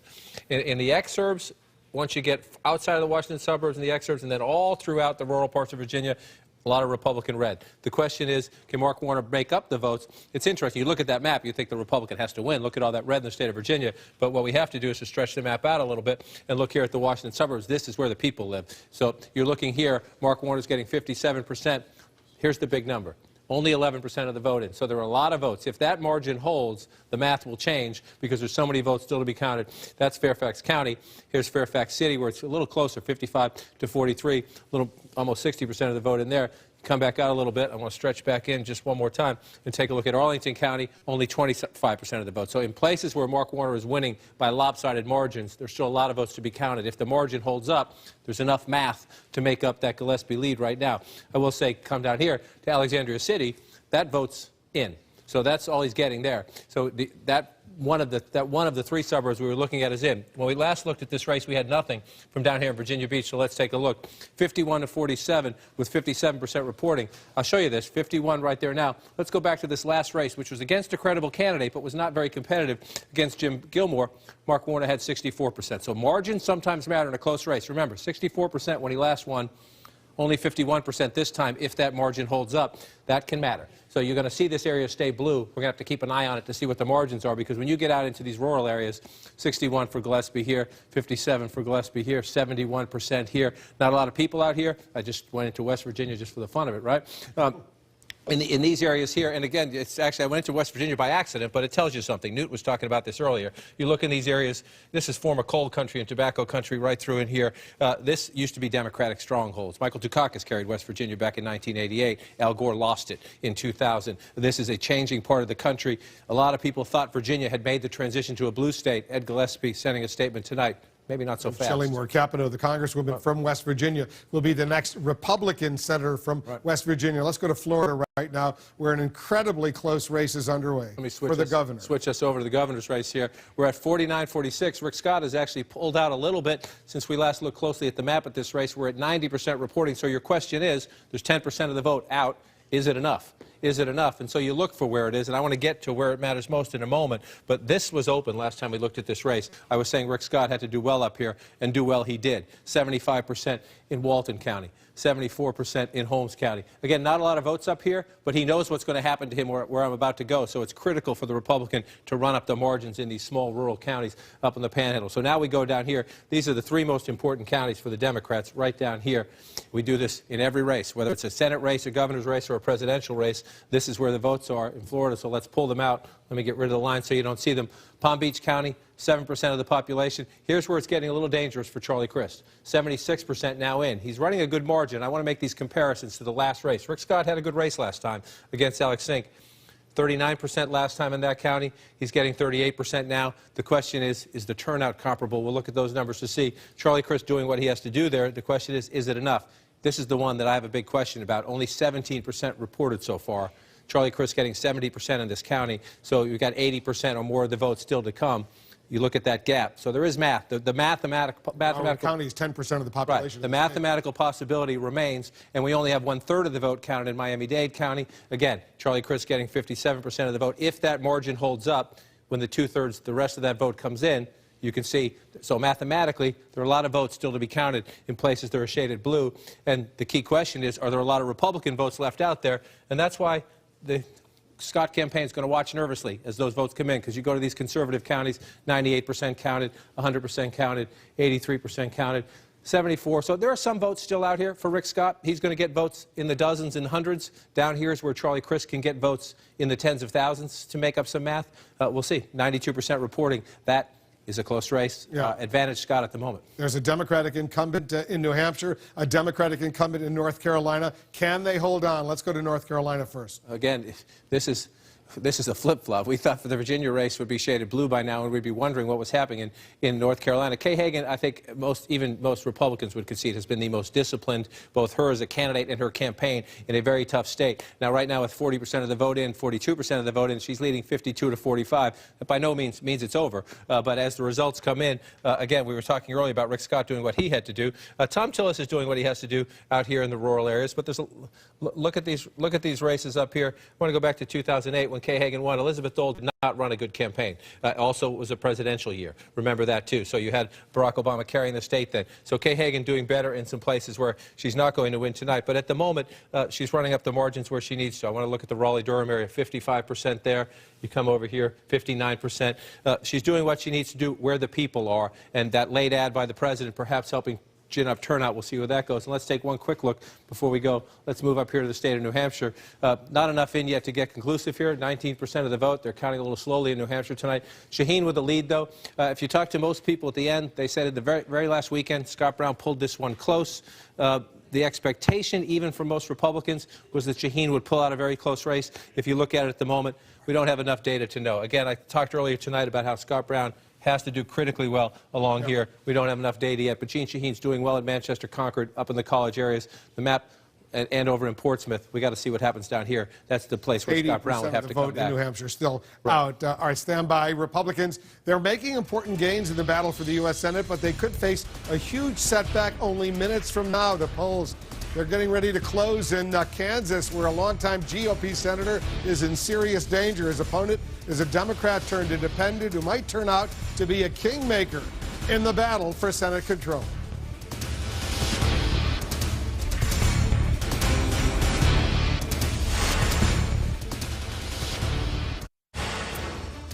Some of the biggest upsets of the night may be just around the corner. We're heading into another round of poll closings, and both parties have something to lose. Just moments from now, 3 endangered senators await their fate, including a Republican who's surprisingly vulnerable. Every square inch of the Republican Party knows what's at stake. In Kansas, a powerful GOP incumbent is in unexpected peril against a Democrat turned independent. I've tried both parties, and like a lot of Kansans, I've been disappointed. Also in jeopardy, a pair of Senate Democrats with famous names, one in Louisiana, the other in Colorado. Both have an Obama problem. I've stood up to President Obama. And in South Dakota, Republicans are counting on a win, but this 3-way contest could be a wild card. South Dakota is a purple state. You take nothing for granted. This is CNN's coverage of Election Night in America. The fight for Congress, the battles for governor, and the issues Americans care about most. I'm not on the ballot this fall, but make no mistake, these policies are on the ballot. Polls are closing in 14 more states, and anything is possible until the last vote.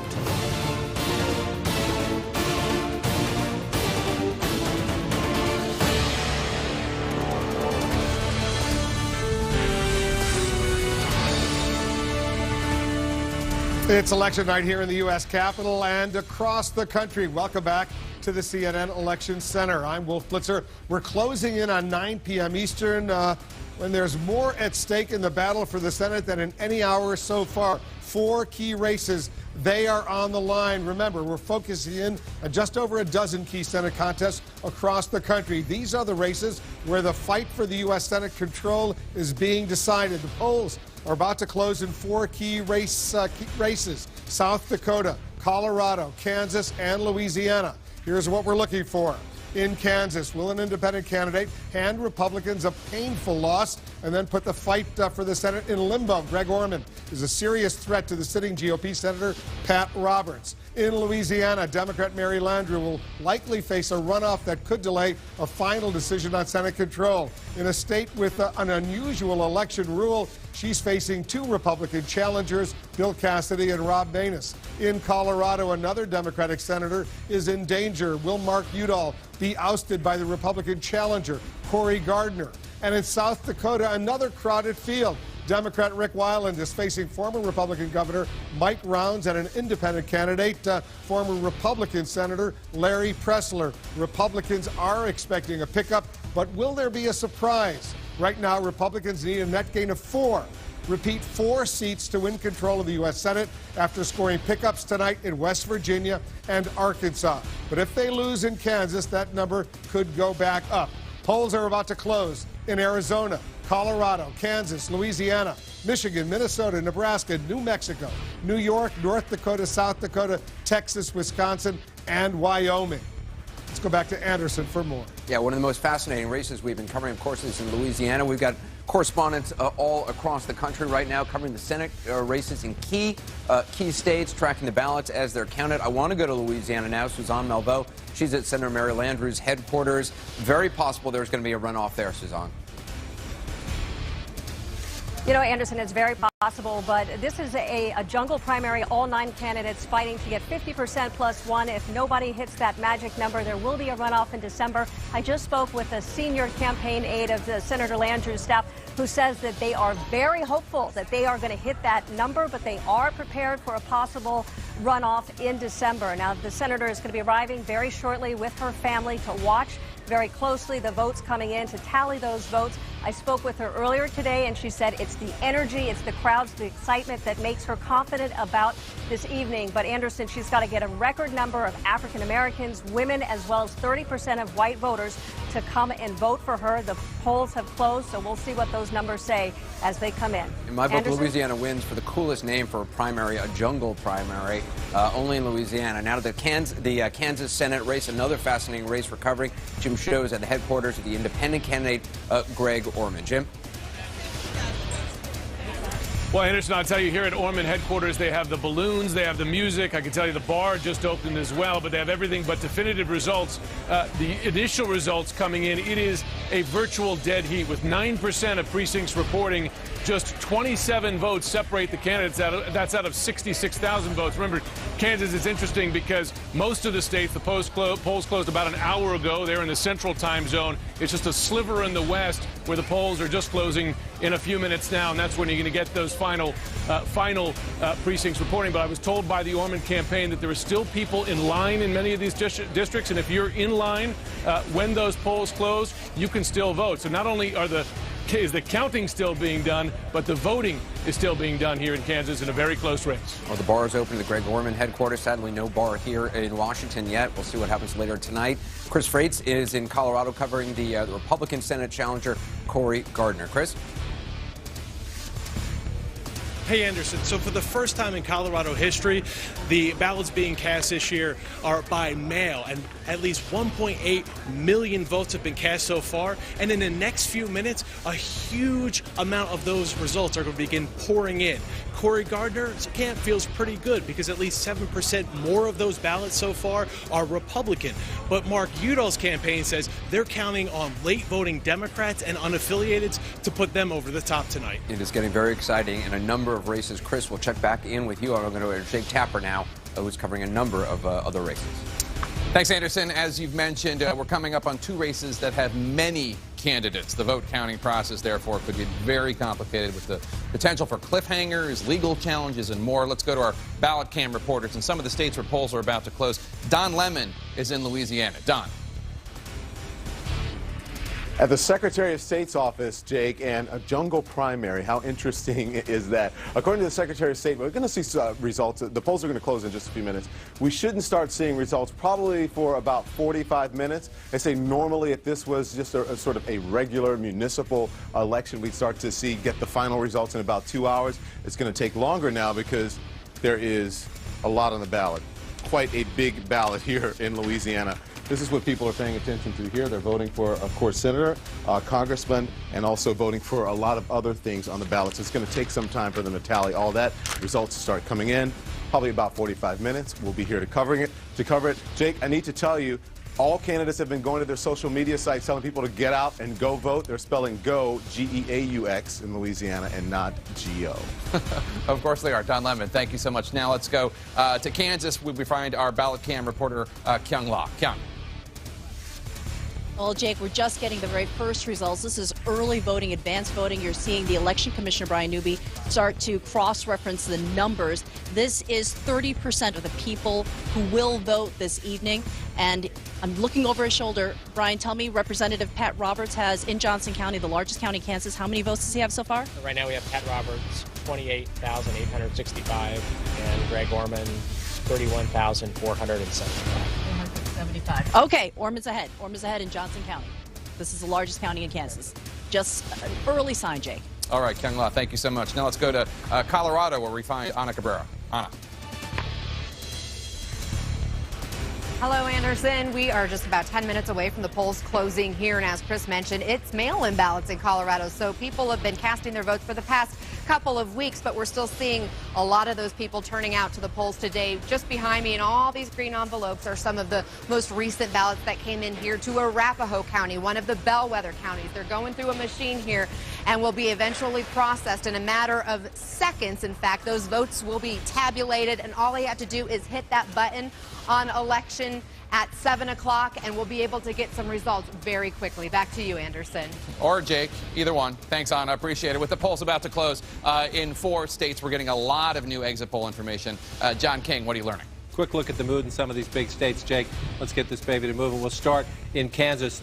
Greg Orman's business dealings, Pat Roberts stressed them. Were you concerned about him? Nearly half of the voters in Kansas said yes today. But do you think Pat Roberts spends too much time away from Kansas? A lot of people question whether he lived there. 64%. So the two big questions at play in the Kansas race. Quickly look at the Colorado race. This one's a tough one. 28% Democrats, 32% Republicans, 39% independents. So the candidate who wins those unaffiliated independent voters will win that big Colorado Senate race.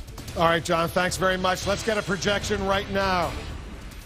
And take a look at this CNN projection. South Dakota, Mike Rounds, the Republican, will be the next United States Senator from South Dakota. That is a Republican pickup.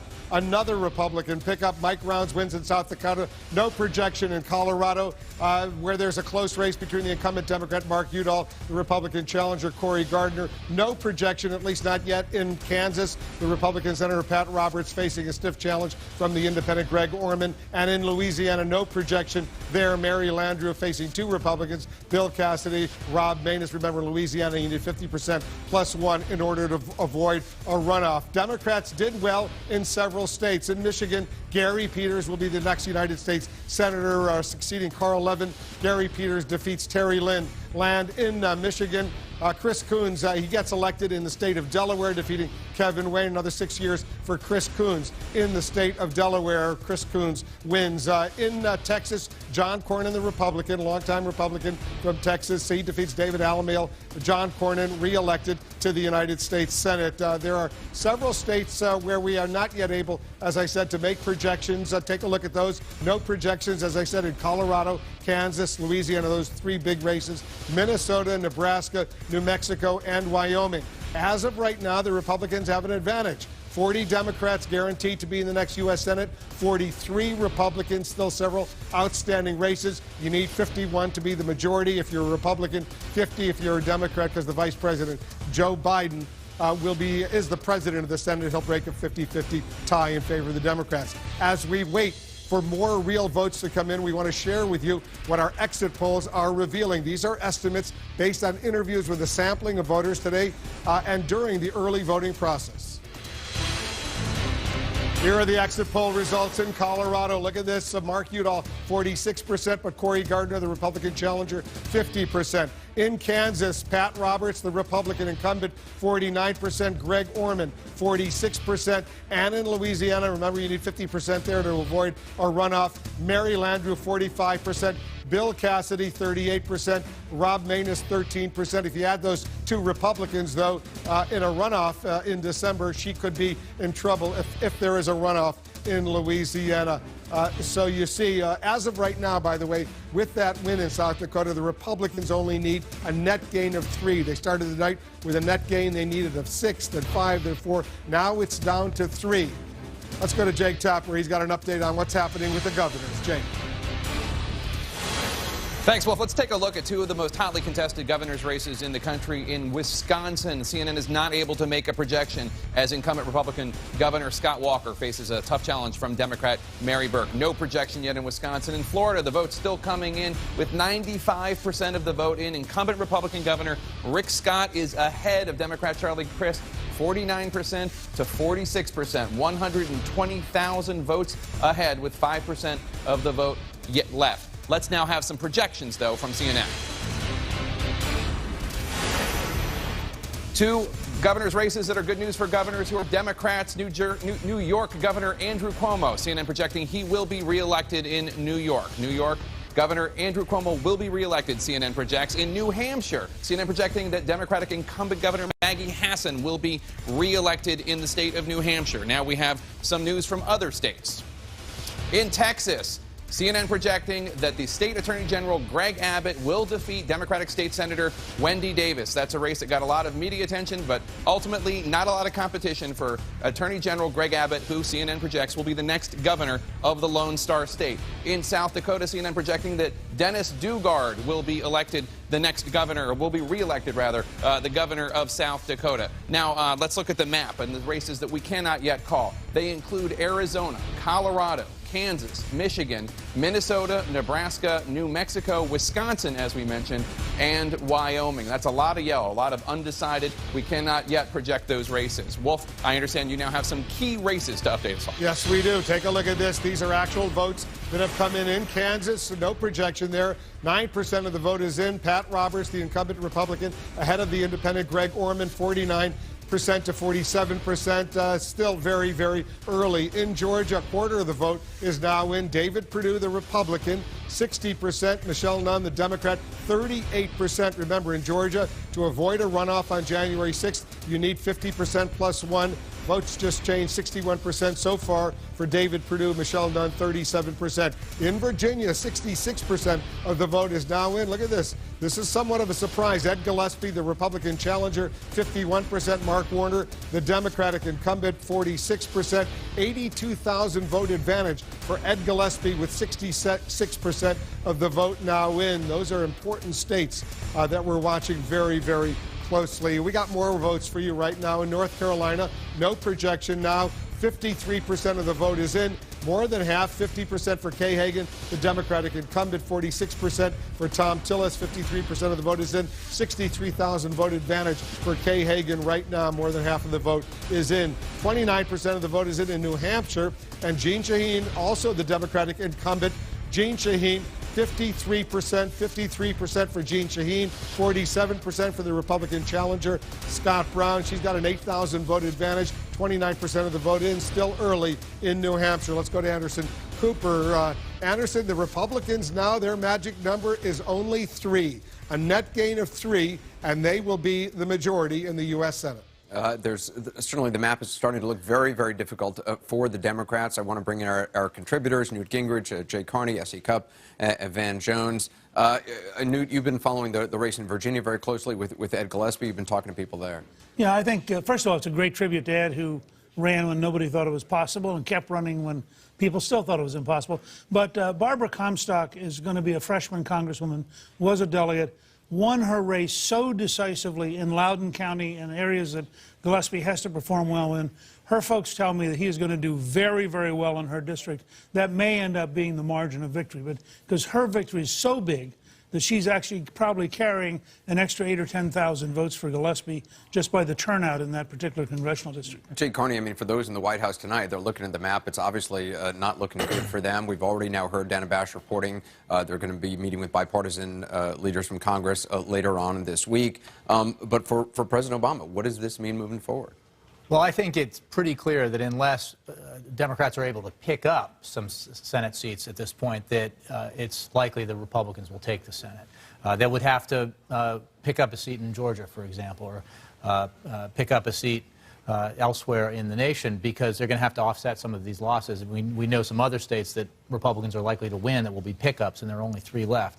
I think no matter what happens, and I think it's likely the Republicans win the Senate, the White House was planning to and will try to engage with the new leaders of the Senate and the Congress and make an effort to demonstrate a willingness to cooperate in a bipartisan fashion. I think, you know, we saw reported earlier from the White House, one of the CNN correspondents saying that a White House official had said, we have to see whether the Republicans are willing to do the same. And, you know, one of the problems, I know we felt in the White House working with Republicans, John Boehner and Mitch McConnell, was that there wasn't ultimately the willingness to compromise on things where there should be areas of compromise available, on tax reform, on immigration reform, on infrastructure. I mean, this is an area where Democrats and Republicans have historically been able to find common ground. Our nation's crying out for some infrastructure investment, and there has been nothing but gridlock. Well, and we'll see how Republicans interpret victories that they get tonight. I do want to go to some statements made by Mitch McConnell just a short time ago. Let's play that. So tonight I pledge you this. Whether you're a coal miner in eastern Kentucky who can't find work, or a mom in Paducah who doesn't understand why the government just took away her family's health insurance, I've heard your concerns. I've made them my own. You will be heard in Washington. And look, when you get right down to it, that's what this campaign was really all about. It wasn't about me or my opponent. It was about a government that people no longer trust to carry out its most basic duties. For too long, this administration has tried to tell the American people what's good for them and then blame somebody else when their policies didn't work out. Tonight, Kentucky rejected that approach.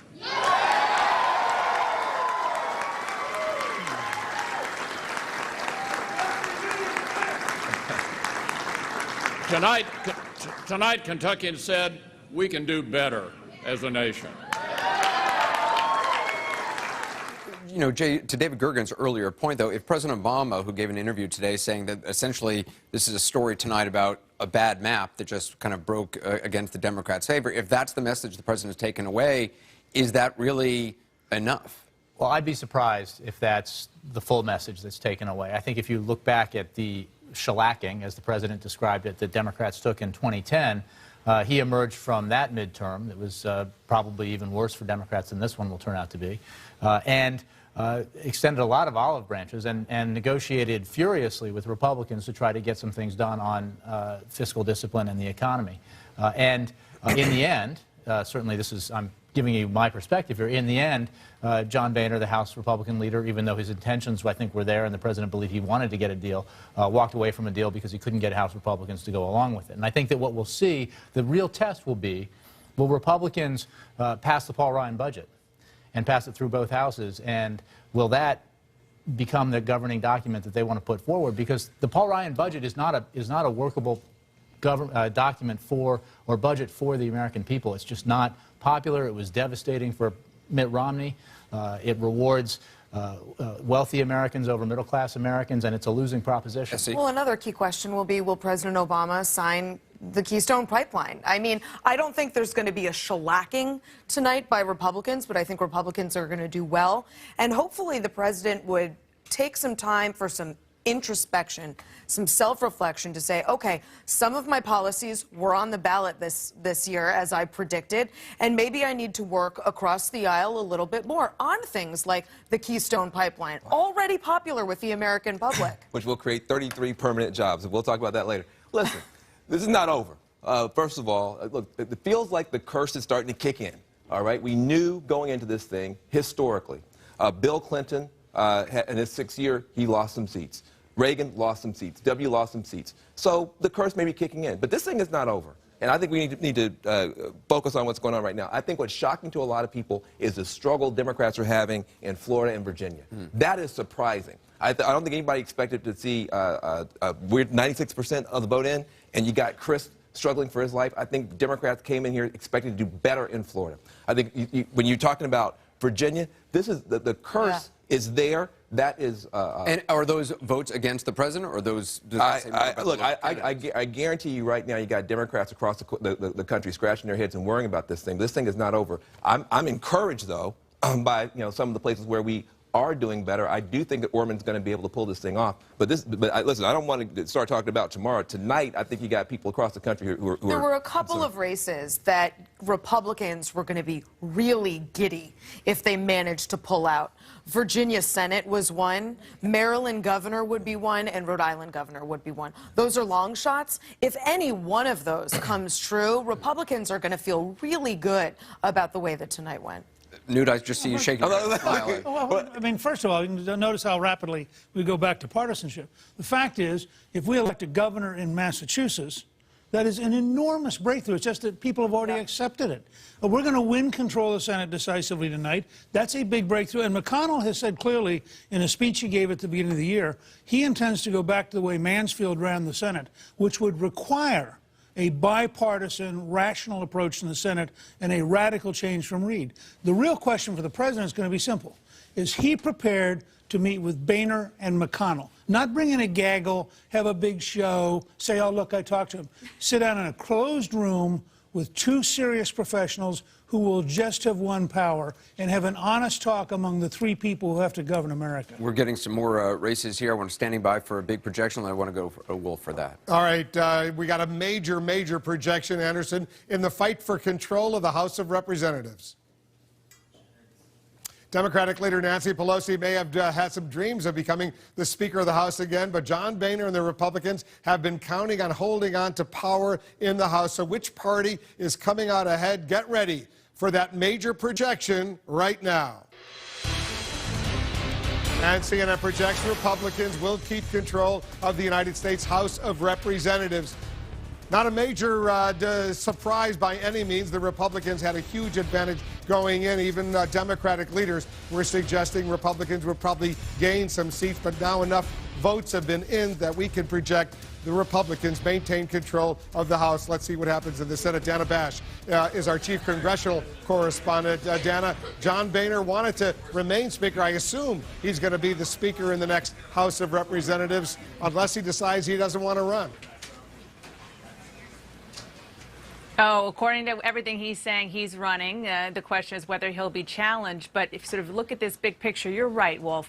Democrats here where I am at the Democratic headquarters, their boiler room, they call it, they're not surprised by this. They all knew that the control of the House was not in their reach. The question at this point, though, when it comes to governing, is how much of a margin are Republicans going to increase above what is already a relatively big margin when it comes to their majority. And what that means for governing, according to some senior Republicans who I've been talking to tonight, they insist is it will be easier. And the reason is what Jay Carney was talking about earlier. It has been hard for Speaker Boehner and his lieutenants to break deals or cut deals because they're worried about losing their rank and file. Now, maybe they can lose more rank and file because they have more of them to have. So that is really the question. But on the flip side, Republicans are most concerned traditionally at this point about primary challenges. So it's still up for grabs. All right, so the Democrats, no great surprise, will maintain the majority in the House of Representatives. John,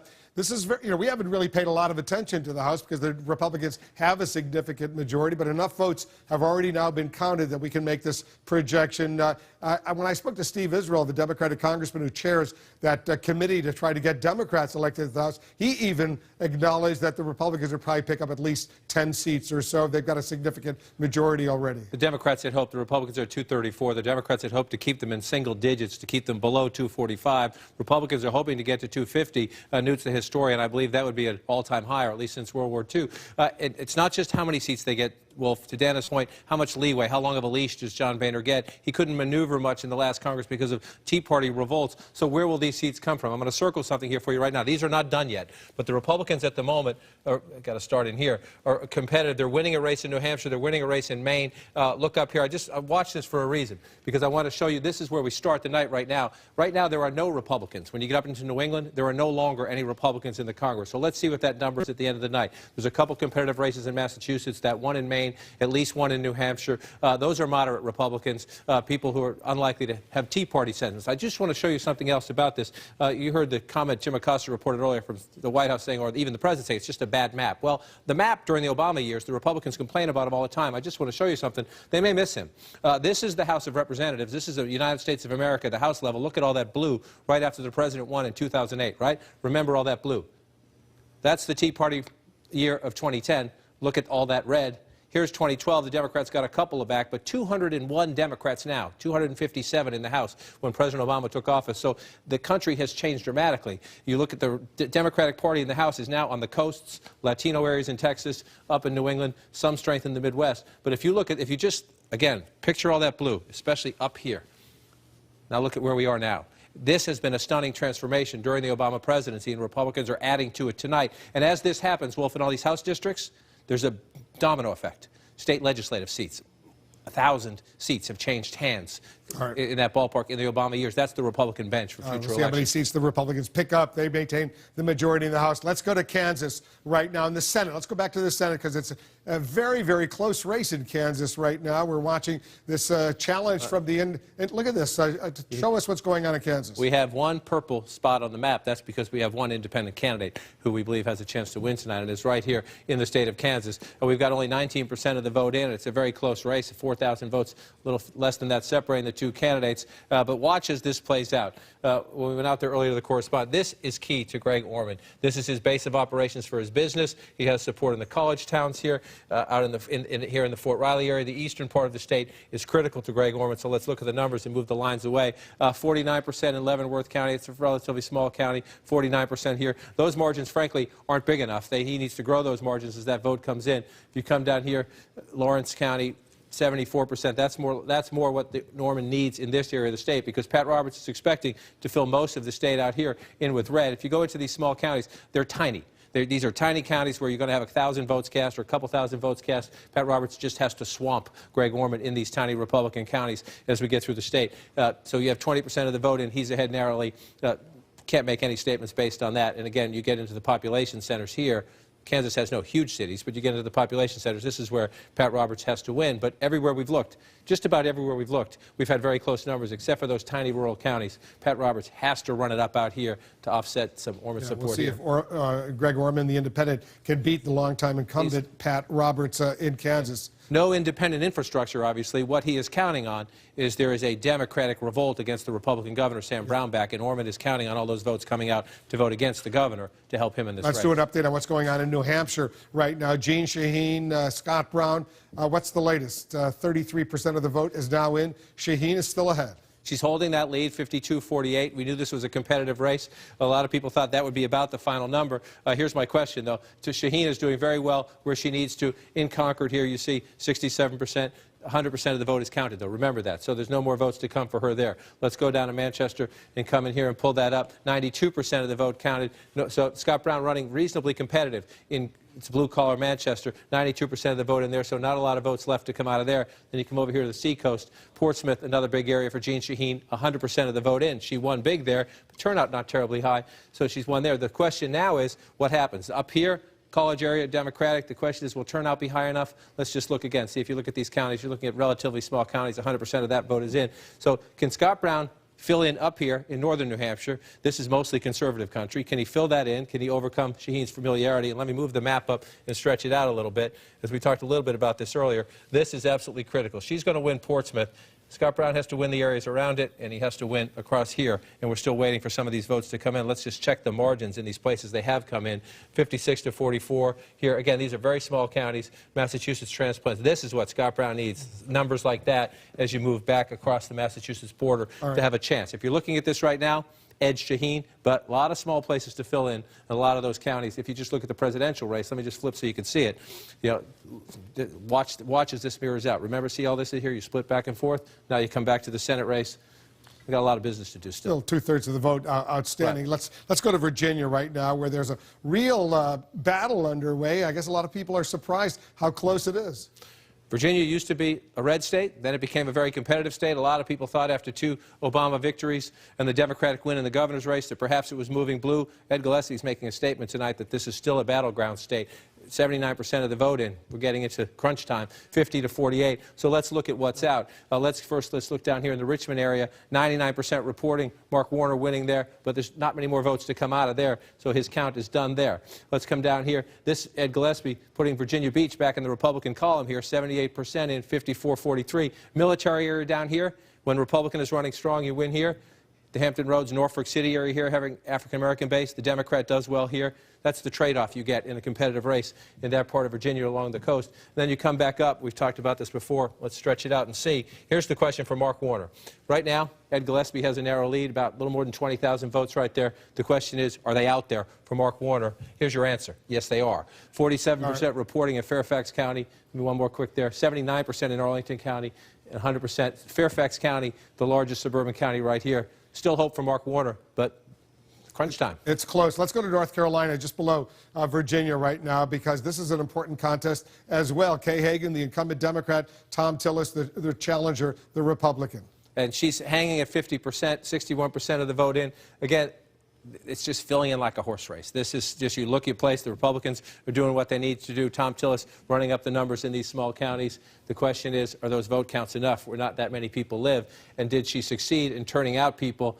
Mecklenburg County, nearly 10% of the population, only 3% of the vote count in here. That bodes well for Kay Hagan. You're winning the race right now, and you've only got 3% of the vote in one of the largest counties in the state, place where a lot of Democrats are. So that bodes well for her as that count comes in. You move up here to the Raleigh-Durham area. The reason that is so important now is you look at a lot of her votes in here when you get up to Wake County, and you move over here to Durham County, 65% of the vote in. She's running up the numbers in the Democratic areas where she needs to. The reservoir of votes still to be counted down in Charlotte could help her out. If you move out here, it's a little bit more competitive. She's still winning out here, though. If you look at the map right now, those uncounted votes would give a bit of a sigh of, we're doing okay. But there's still some, again, we're not done Democrats, they really need to hold on to this seat. Let's go to Florida right now. This governor's race is very, very close. A big 97% of the vote is now in. So here's your question. 97% of the vote in. You're looking at what, about 100,000 votes there, maybe 120,000 votes? Is my math doing quick there? Are they out there? So you look at where Charlie Crist is winning. 98% of the vote is in there. There's not much to count there. And it's come down here. 90% in Palm Beach County. Look at the gap. So Charlie Crist is winning big here. So there's a big chunk of votes there if the margin holds up when they count the rest of the votes. Only 22% in Broward County. Broward County, we've seen this movie before. Yeah. Always seems to be late, if not last, to give us the big vote count. And here's, Fort Lauderdale. Again, only 22% of the vote in. Right there, 120,000 vote difference with 22% of the vote in. If that stays steady and multiplies, that's a big basket of votes for Charlie Crist. So you see that. What about Dade? You see the 90%. Let's come down to Dade. They're up to 74%. But again, if the percentages hold and you get that other 25%, you're adding some serious votes, some math to Charlie Crist. So if you look at the 97%, you think Rick Scott's starting to breathe easy. However, as always, we're waiting for those three southernmost counties. A lot of votes still out. So there's clearly some hope for Charlie Crist in those counties. Let me go back to Anderson. Anderson, these races, Republicans are doing well in several of these states. It's not over with by any means yet. That's certainly true, but the numbers are not looking good, certainly for Democrats in a number of these races. Jake Tapper's here, David Gergen, Gloria Borger as well. I mean, the fact that we're still talking about Virginia here at this time is really fascinating. You know, the path is clearly narrowing for the Democrats to keep control. There have been 3 pickups for the Republicans. We haven't heard from Montana, Iowa, Colorado, states like that. And so, you know, obviously it's you know, as Jay was saying, it doesn't look like a great night for the Democrats. And I think, you know, to Newt Gingrich's point before and to Jay's point before about what happens next, Newt Gingrich, when he became Speaker of the House, had a contract with America in which he laid out what he was going to do when he became Speaker of the House. I know because I covered him. And Republicans have no such agenda at this point. And I think there is a little bit of peril here for them in this, unless they have one. Well, yeah, I'm not going to comment. First of all, John Boehner gave a speech, which was not noticed much, at the American Enterprise Institute in mid-October, where he outlined 6 major areas of reform. Now, this is a guy who's a very serious, you know, very sober kind of guy. He had worked on the speech for over 6 months. And if you read that speech, he is outlining some pretty bold, including litigation reform, tax reform, I mean, things that you wouldn't, that he's sort of putting stakes in the ground and saying, look, I've been around here a long time. If we win a big victory as Speaker, I want these things. McConnell, I believe, is going to come back. And I think everybody who wants to understand the Senate should read McConnell's speech and then Lamar Alexander's follow-on speech early in the year, where he really outlines a radically different Senate. And he says, let's go back to the Senate where you actually have to have both parties talking to each other. Now, if he lives up to that, you guarantee that virtually every bill that goes to the president will have bipartisan support. How does he make that happen? Well, and if I could, this is, remember, first of all, Mitch McConnell is a masterful politician, and he is pretty transactional. In the end, when we had to get a deal with the Congress from this White House, and the House was a basket case, and Boehner, the Speaker of the House, couldn't create anything out of the House, Mitch McConnell came to the rescue of Republicans in the Congress and got a deal. But remember, Mitch McConnell also said that his primary objective as the Republican leader in the Senate was defeating Barack Obama, which is a political objective and not, this was prior to the re-election, and not a policy objective. So he's going to have to change his approach. Well, let me tell you and I what he think said. Boehner's going to need some wiggle room with the conservative Republicans because in the end, when you talk about the president meeting with the speaker, the president met a lot with the speaker. Often we never said it at the time because the speaker was afraid that his Republican conservatives would find out he was meeting. Let me just tell you what McConnell said tonight in his acceptance speech. He said, "We have an obligation to work together on issues where we can agree. Just because we have a two-party system doesn't mean we have to be in perpetual conflict." Amen. And I think he's going to do that. True. But let's take the example I think S.E. mentioned earlier, which is a very simple test of the president's goodwill. The Republican House and the new Republican Senate are going to pass the Keystone Pipeline. I mean, it's a fact, and the country favors it by better than 2 to 1. Now, does this president agree that he can live with that, or does he say, you know, I've got to do what my environmental left wants so bad? But why would that be the linchpin? Look at all the things that this president has tried to pass that were purely bipartisan, that were actually pro-Republican, that the Republicans rejected their own stuff. Republicans shot down a small business tax cut from this president because they didn't want this president to succeed on that. The president tried to help veterans. That's a Republican issue. I believe you would agree. And Democrats. This is the problem. Van wants the president to have a very long memory. And what Republicans want is for the president to start fresh tomorrow on new things that he can get accomplished. Let's not get in the weeds here. David, look, I think if there's one message we haven't talked about out of this election tonight, it's not whether Republicans are winning or Democrats are winning. It is the fact that across the country there is disgust and anger with the politics of bickering and trying to, you know, and all this little small stuff. People are angry. I don't think we can remember an election where people have set a pox on both their houses so firmly as they've said in this election. It's usually one party's up and one party's down. In this case, both parties are to that point, I just want to show you some numbers right now. In Kansas, the Senate race, Greg Orman, 1,407 votes ahead. 21% of the vote counted, 48.6% to 47.9%. Pat Roberts. Also then, look over, just jumped over there to 667 votes ahead, 48.4 to 48.1. Got closer there. In Florida, and that's 22%. Florida, the governor's race, Rick Scott, a little bit more than 87,000 votes ahead, with 97% of the votes counted. And importantly, Jake Tapper, Broward still outstanding. Well, of course, Broward. As John said, we've seen this movie before about those southern Florida counties. I just want to say a point to what David said, which is there is this tremendous anti-incumbent feeling out there, but the anti-Obama feeling is strong, perhaps even stronger. And when you look at the fact that it seems pretty clear that Republicans are going to take control of the Senate tonight. We're still waiting for 8 different Senate races, but all the Republicans have to do is win 3 of them. Right. And keep Kansas. But it seems very clear that this is not. I wouldn't say that this whole night is a repudiation of President Obama, but it's not an encouraging sign for President Obama. And when you look at the poll from the Wall Street Journal the other day, 2/3 of the American people said they want President Obama to change direction in his leadership style, and that included almost half of the Democrats. So in terms of whether or not Mitch McConnell needs to change or John Boehner needs to change, I think it's very clear from tonight's election results and from poll results we've seen that President Obama, whether or not he thinks that he has reached out across the aisle as much as any human being could, that's not the person. Let's ask Jay. Jay, you know this president better than anybody. Here's what I take heart from, which is I know that Barack Obama is a very competitive person.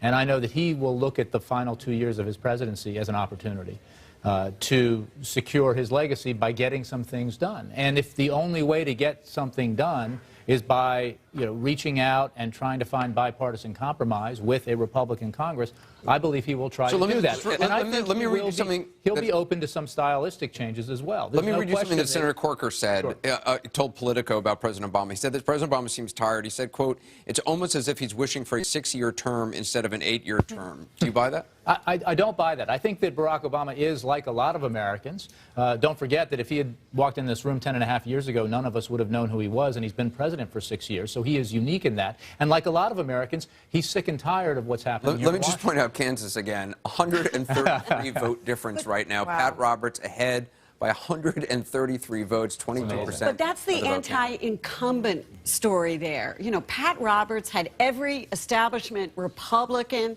out there, including Bob Dole out there, campaigning for him to sort of get him over this. And look at how tight this race is. And I would argue that on President Obama, you know, what the Democrats seem to me to be doing in this election is they're kind of slicing off constituencies, you know, trying to peel off women in Colorado, trying to peel off minorities here and there, and see if they can sort of cobble together a coalition. They don't have a single message. They didn't run on the economy, which I know some people in the White House think they should have run on. And the Republicans also, to Newt Gingrich's one-time agenda, don't really have an agenda. I want to go to Jake, but again, now Virginia tightening now. Ed Gillespie in the lead, 23,526 votes ahead with 84% of the vote counted. Jake. Wow. And when you look at the different county by county, Ed Gillespie way outperforming other Republicans, way outperforming other competitive Republicans in that state. It's very strange. Something's going on with polling in Virginia. We didn't see Eric Cantor coming. Eric Cantor's defeated in the primary. Ken Cuccinelli, who ran for governor against Terry McAuliffe. We didn't see him coming as close. Something is up with polling in the Commonwealth. But I just wanted to make one point about Kansas. I know that a lot of Democrats are excited about felling potentially Republican incumbent Senator Pat Roberts. Greg Orman will caucus with Republicans if they are the majority party. He's not a Democratic vote. The only question is what happens if he is the one breakaway and it's all up to him. Then we don't know what he's going to do. But he has said he'll do what's best for Kansas. And if there are 51 Republican senators, he'll caucus with the 51 Republican senators. Let me go out on a limb here. And John King began to suggest this when he showed you the map of Kansas. Orman was ahead early because eastern Kansas, which was the most liberal part of the state, was coming in. All of the rural small towns now have to come in. If at the end of this evening Pat Roberts is reelected despite everything, and some of it, frankly, he brought in himself, then all this anti-incumbent talk is strange because actually the anti-incumbents are all Democrats. I mean, at some point, you guys got to confess there's a strange parallel here that it's Democrats who are getting beaten. We got to take a quick break. We're watching very close races in Virginia, in Kansas. We'll take a short break. Coverage continues in just a moment.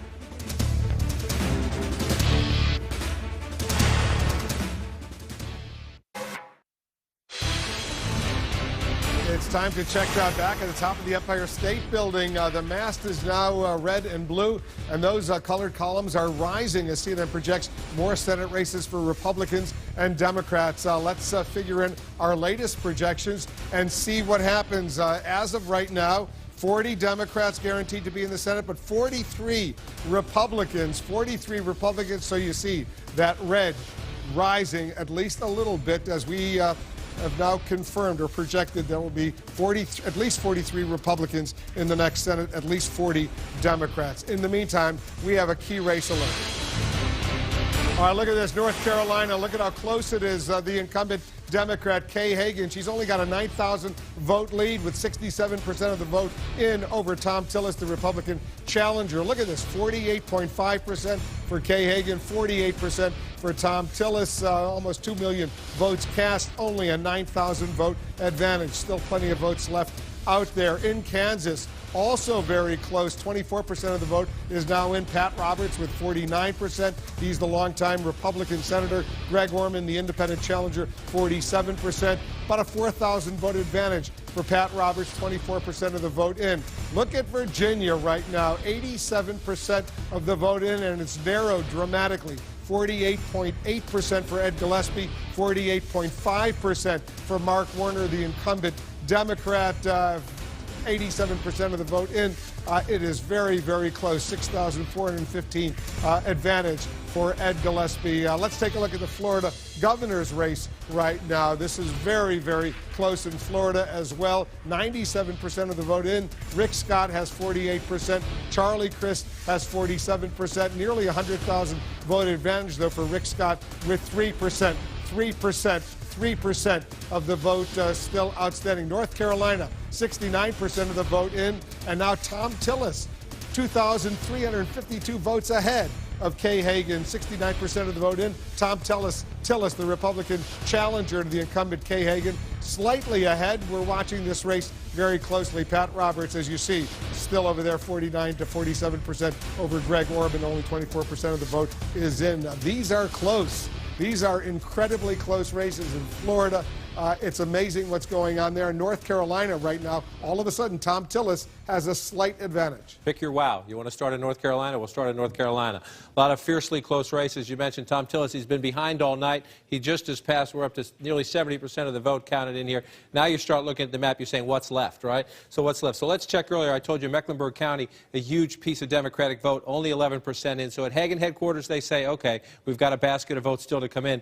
So they're looking at that. If you're the Tillis campaign, you're looking around saying, what's left out there for us, or what's full for the Democrats? Nearly 70% of the vote counted in Cumberland County, Fayetteville area. That's a Democratic area. Still some more votes there potentially for Hagen. 90% in here in Wake County. I want to move over here as well to Durham County, 74% in. Still some votes out here for Kay Hagen to come into these traditionally Democratic areas. And that's the question. That's the question for Tom Tillis. As these rural votes have come in, and these counties are up to 91% here, 76% here. So still a little bit out here. There's not as many people, 100% there. The question for the Tillis campaign is, as they've moved into that very narrow lead, it came as these counties came in. Are there any more pockets of votes for them out there to offset? There's still some votes for Kay Hagen there. That's a wow. We're going to be counting that one. We got 30% of the vote left to go. Let's just move up to neighboring Virginia, because this one has tightened even more. What's that, 6,000 votes? This is very, very tight. We're at 87% of the vote counted in. And again, I'm going to just tap a few counties randomly just to show you. In these Republican areas, 100% in, 100% in, 100% in. So if you're at Gillespie campaign headquarters, you know this. There are still some votes out in the Washington suburbs, and this is, you see it shaded blue, this is Democratic areas. Right now, 83% in Prince William County. That's more exurbs. You start moving out of the suburbs into the exurban area. Democratic country, but Ed Gillespie putting up a good fight. This is where close races are won in Virginia, putting up a good fight. 17% left of that. We'll wait, watch that vote. Fairfax City, 100% in. So Mark Warner knows nothing left in the basket there. Fairfax County, though, you still got some votes to come in a Democratic area. This could be the key. It's normally, these in a close race, it's the Washington suburbs. Fairfax County is Mark Warner's biggest basket of potential votes. As you watch that one play out, where you want to go next? We got a lot of wow going on. Let's take a peek at Georgia, 59-39. This is very interesting. Now, we got a long way to go at 42%, and I want to come up here and just see how we're doing in these Democratic areas here. Only 24% in. You move over to Fulton County. We don't have any big vote totals there. So if you're looking at those numbers, the Republicans have to like those numbers. At the same time, we got a lot of big baskets of Democratic votes to go out. And remember, in Georgia, you need 50% plus one to avoid a runoff in January. Right, 50% plus one. So we'll watch that. If you're at Purdue headquarters, you like what you see so far, but you also know some big baskets of Democratic votes that haven't come in yet. And now we'll go down here. We'll switch this to the governor's map, and we can say, wow, again. The question is, when we talked earlier last about this, Wolf, I said there was still math enough down here for Charlie Crist to make it up. Here's the question. Can he make it up? What's the margin in that race there? 90,000. 90,000 votes. So the question is, are they out there? Well, they're not in Palm Beach County, because Palm Beach County has now reported 100%. They're not so much in Broward County. We were waiting for this one. The big dope came in, and you see here 68-30. So Charlie Crist is getting the margin he needs there. The question is, are there enough votes left at 97%? Simple arithmetic tells you he's running out of places to get votes. And again, some votes left to come in Miami-Dade County, 86% of the vote in. Charlie Crist running up a big margin there. So there's, yes. Is there the potential that they're out there? Yes. Is the opportunity window shrinking for Charlie Crist? Absolutely, because Rick Scott ran up some big numbers in the smaller rural counties up in the Panhandle and around the state here. So that's what you call as competitive as it gets, Wolf. And if you're at Crist headquarters, you're getting worried in those bottom three counties. You're running out of space. All right, John, stand by. We have another major projection right now. And CNN projects there will be a runoff in the state of Louisiana on December 6th. Neither Mary Landrieu nor her major Republican opponent, Bill Cassidy, will get the 50% plus one vote you need to avoid that runoff. There will be a runoff on December 6th between these two candidates, Mary Landrieu, the Democrat, the incumbent Bill Cassidy, the Republican. So it's going to take at least another month or so before we know who will be the next United States Senator from the state of Louisiana. There will be a runoff there.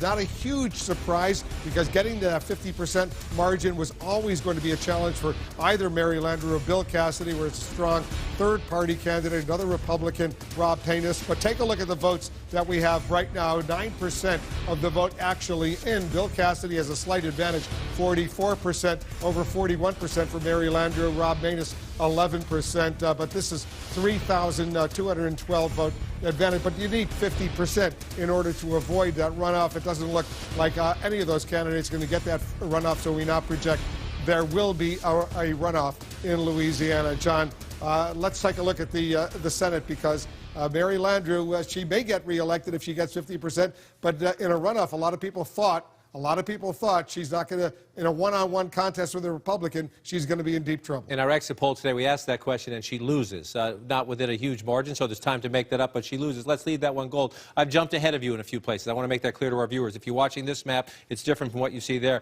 What we do here for this hypothetical is we've assigned Montana as a Republican pickup because Democrats assume that's going to happen. We've already made the call in Idaho and Oregon. So we've assigned the races the way we think we're going to go. On this map, we still have Virginia blue. Let's watch as that one plays out, but let's leave it there for now and assume Mark Warner pulls it out late in the end. But if you give up the races that we think are all but certain to go one way or another, here's where you would have it. 47 Republicans, 45 Democrats. So the question is, how do Democrats keep their majority? Well, at the moment, we haven't called this race, but at the moment, Jeanne Shaheen is winning up in New Hampshire. Let's assume she holds that narrow lead for the sake of this hypothetical, right? So then we move on. We're going to be counting these votes all day tomorrow, but Republicans think they're going to win in Alaska. If that happens, and again, it's a hypothetical. We'll watch and we'll count the votes. We promise you. If that happens there, it gets you up to 48, 46. Now, right now in Kansas, Pat Roberts is inched ahead. Let's assume this one holds right here. And Wolf, will come back to this in just a second. We understand you've got a projection. I have a major projection right now. Jeanne Shaheen will be reelected, the United States Senator from the state of New Hampshire, defeating Scott Brown, the Republican, the former senator from Massachusetts. Another big win for the Democrats tonight. They desperately needed to maintain this seat in New Hampshire if they had any hope left of being the majority in the United States Senate. So Jeanne Shaheen, we project, will be the winner. Let's go back to John King to take a little analysis of what happened in New Hampshire. Jeanne Shaheen, the Democrats desperately needed this win. They are going to get this win in New Hampshire. Familiarity from her days as governor. Was up there just a couple days ago driving around the state. She had bumper stickers. I'm Jeannie. Vote for Jeannie. Not Governor Shaheen, not Senator Shaheen. That was her way around what all people concede is an Obama drag in the state right now. Scott Brown ran a competitive race, did a lot of retail politicking, for which he was known for in Massachusetts, but coming up just short in that state. The margin, though, tells you something, because Jeanne Shaheen is such a popular figure. So now we've given that one to the Blues, right? Under this scenario, and again, we're getting ahead of ourselves a little bit, assigning Montana, giving this one to Republicans for the sake of argument. Let's get the Republicans to 49, 46. Here's the challenge for the Democrats. They have to win a whole lot of places that are very, very tough. Their best hope would be Iowa, right? President Obama carried that state twice, except one poll at the end showed it close. Most Republicans think that one's going into their column. If the Republicans pick up Iowa as we move west, that would get them to 50. Well, if that would get them to 50. And then you get out to Colorado. In this race, Cory Gardner led in the late polls. The Democrats say Mark Udall are going to prove you wrong on Election Day with a massive turnout operation. Colorado would be the key right now. The Republicans think this is one that's going red. I'm, for the sake of this hypothetical, going to say if Democrats can pull that one out of a hat somehow, then you get into these great races here. The North Carolina race we're still dealing with. If Kay Hagan can hold on, Tom Tillis is slightly ahead at the moment, but if she can hold on, here's where we could be at this a while. We would still have the race in Georgia, which might not be settled tonight, the race in Louisiana, which we know won't be settled tonight. So it's conceivable we don't have a final answer tonight. Now, Republicans think this one's going their way. They think some others might go their way. But it is conceivable still as we watch. This would be the big turnaround. The Colorado race right now, in terms of races that we think will be settled at least before sunup, the Colorado race could decide the balance of power, and these could be the add-ons. All right, stand by, John. We're watching several cliffhanger races in the battle for the United States Senate. Will there be more at the top of the hour? That's when polls close in Iowa, where a former hog farmer, a Tea Party favorite, could turn the Senate seat from blue to red. It's one of the key races that could bring Republicans closer to winning Senate control.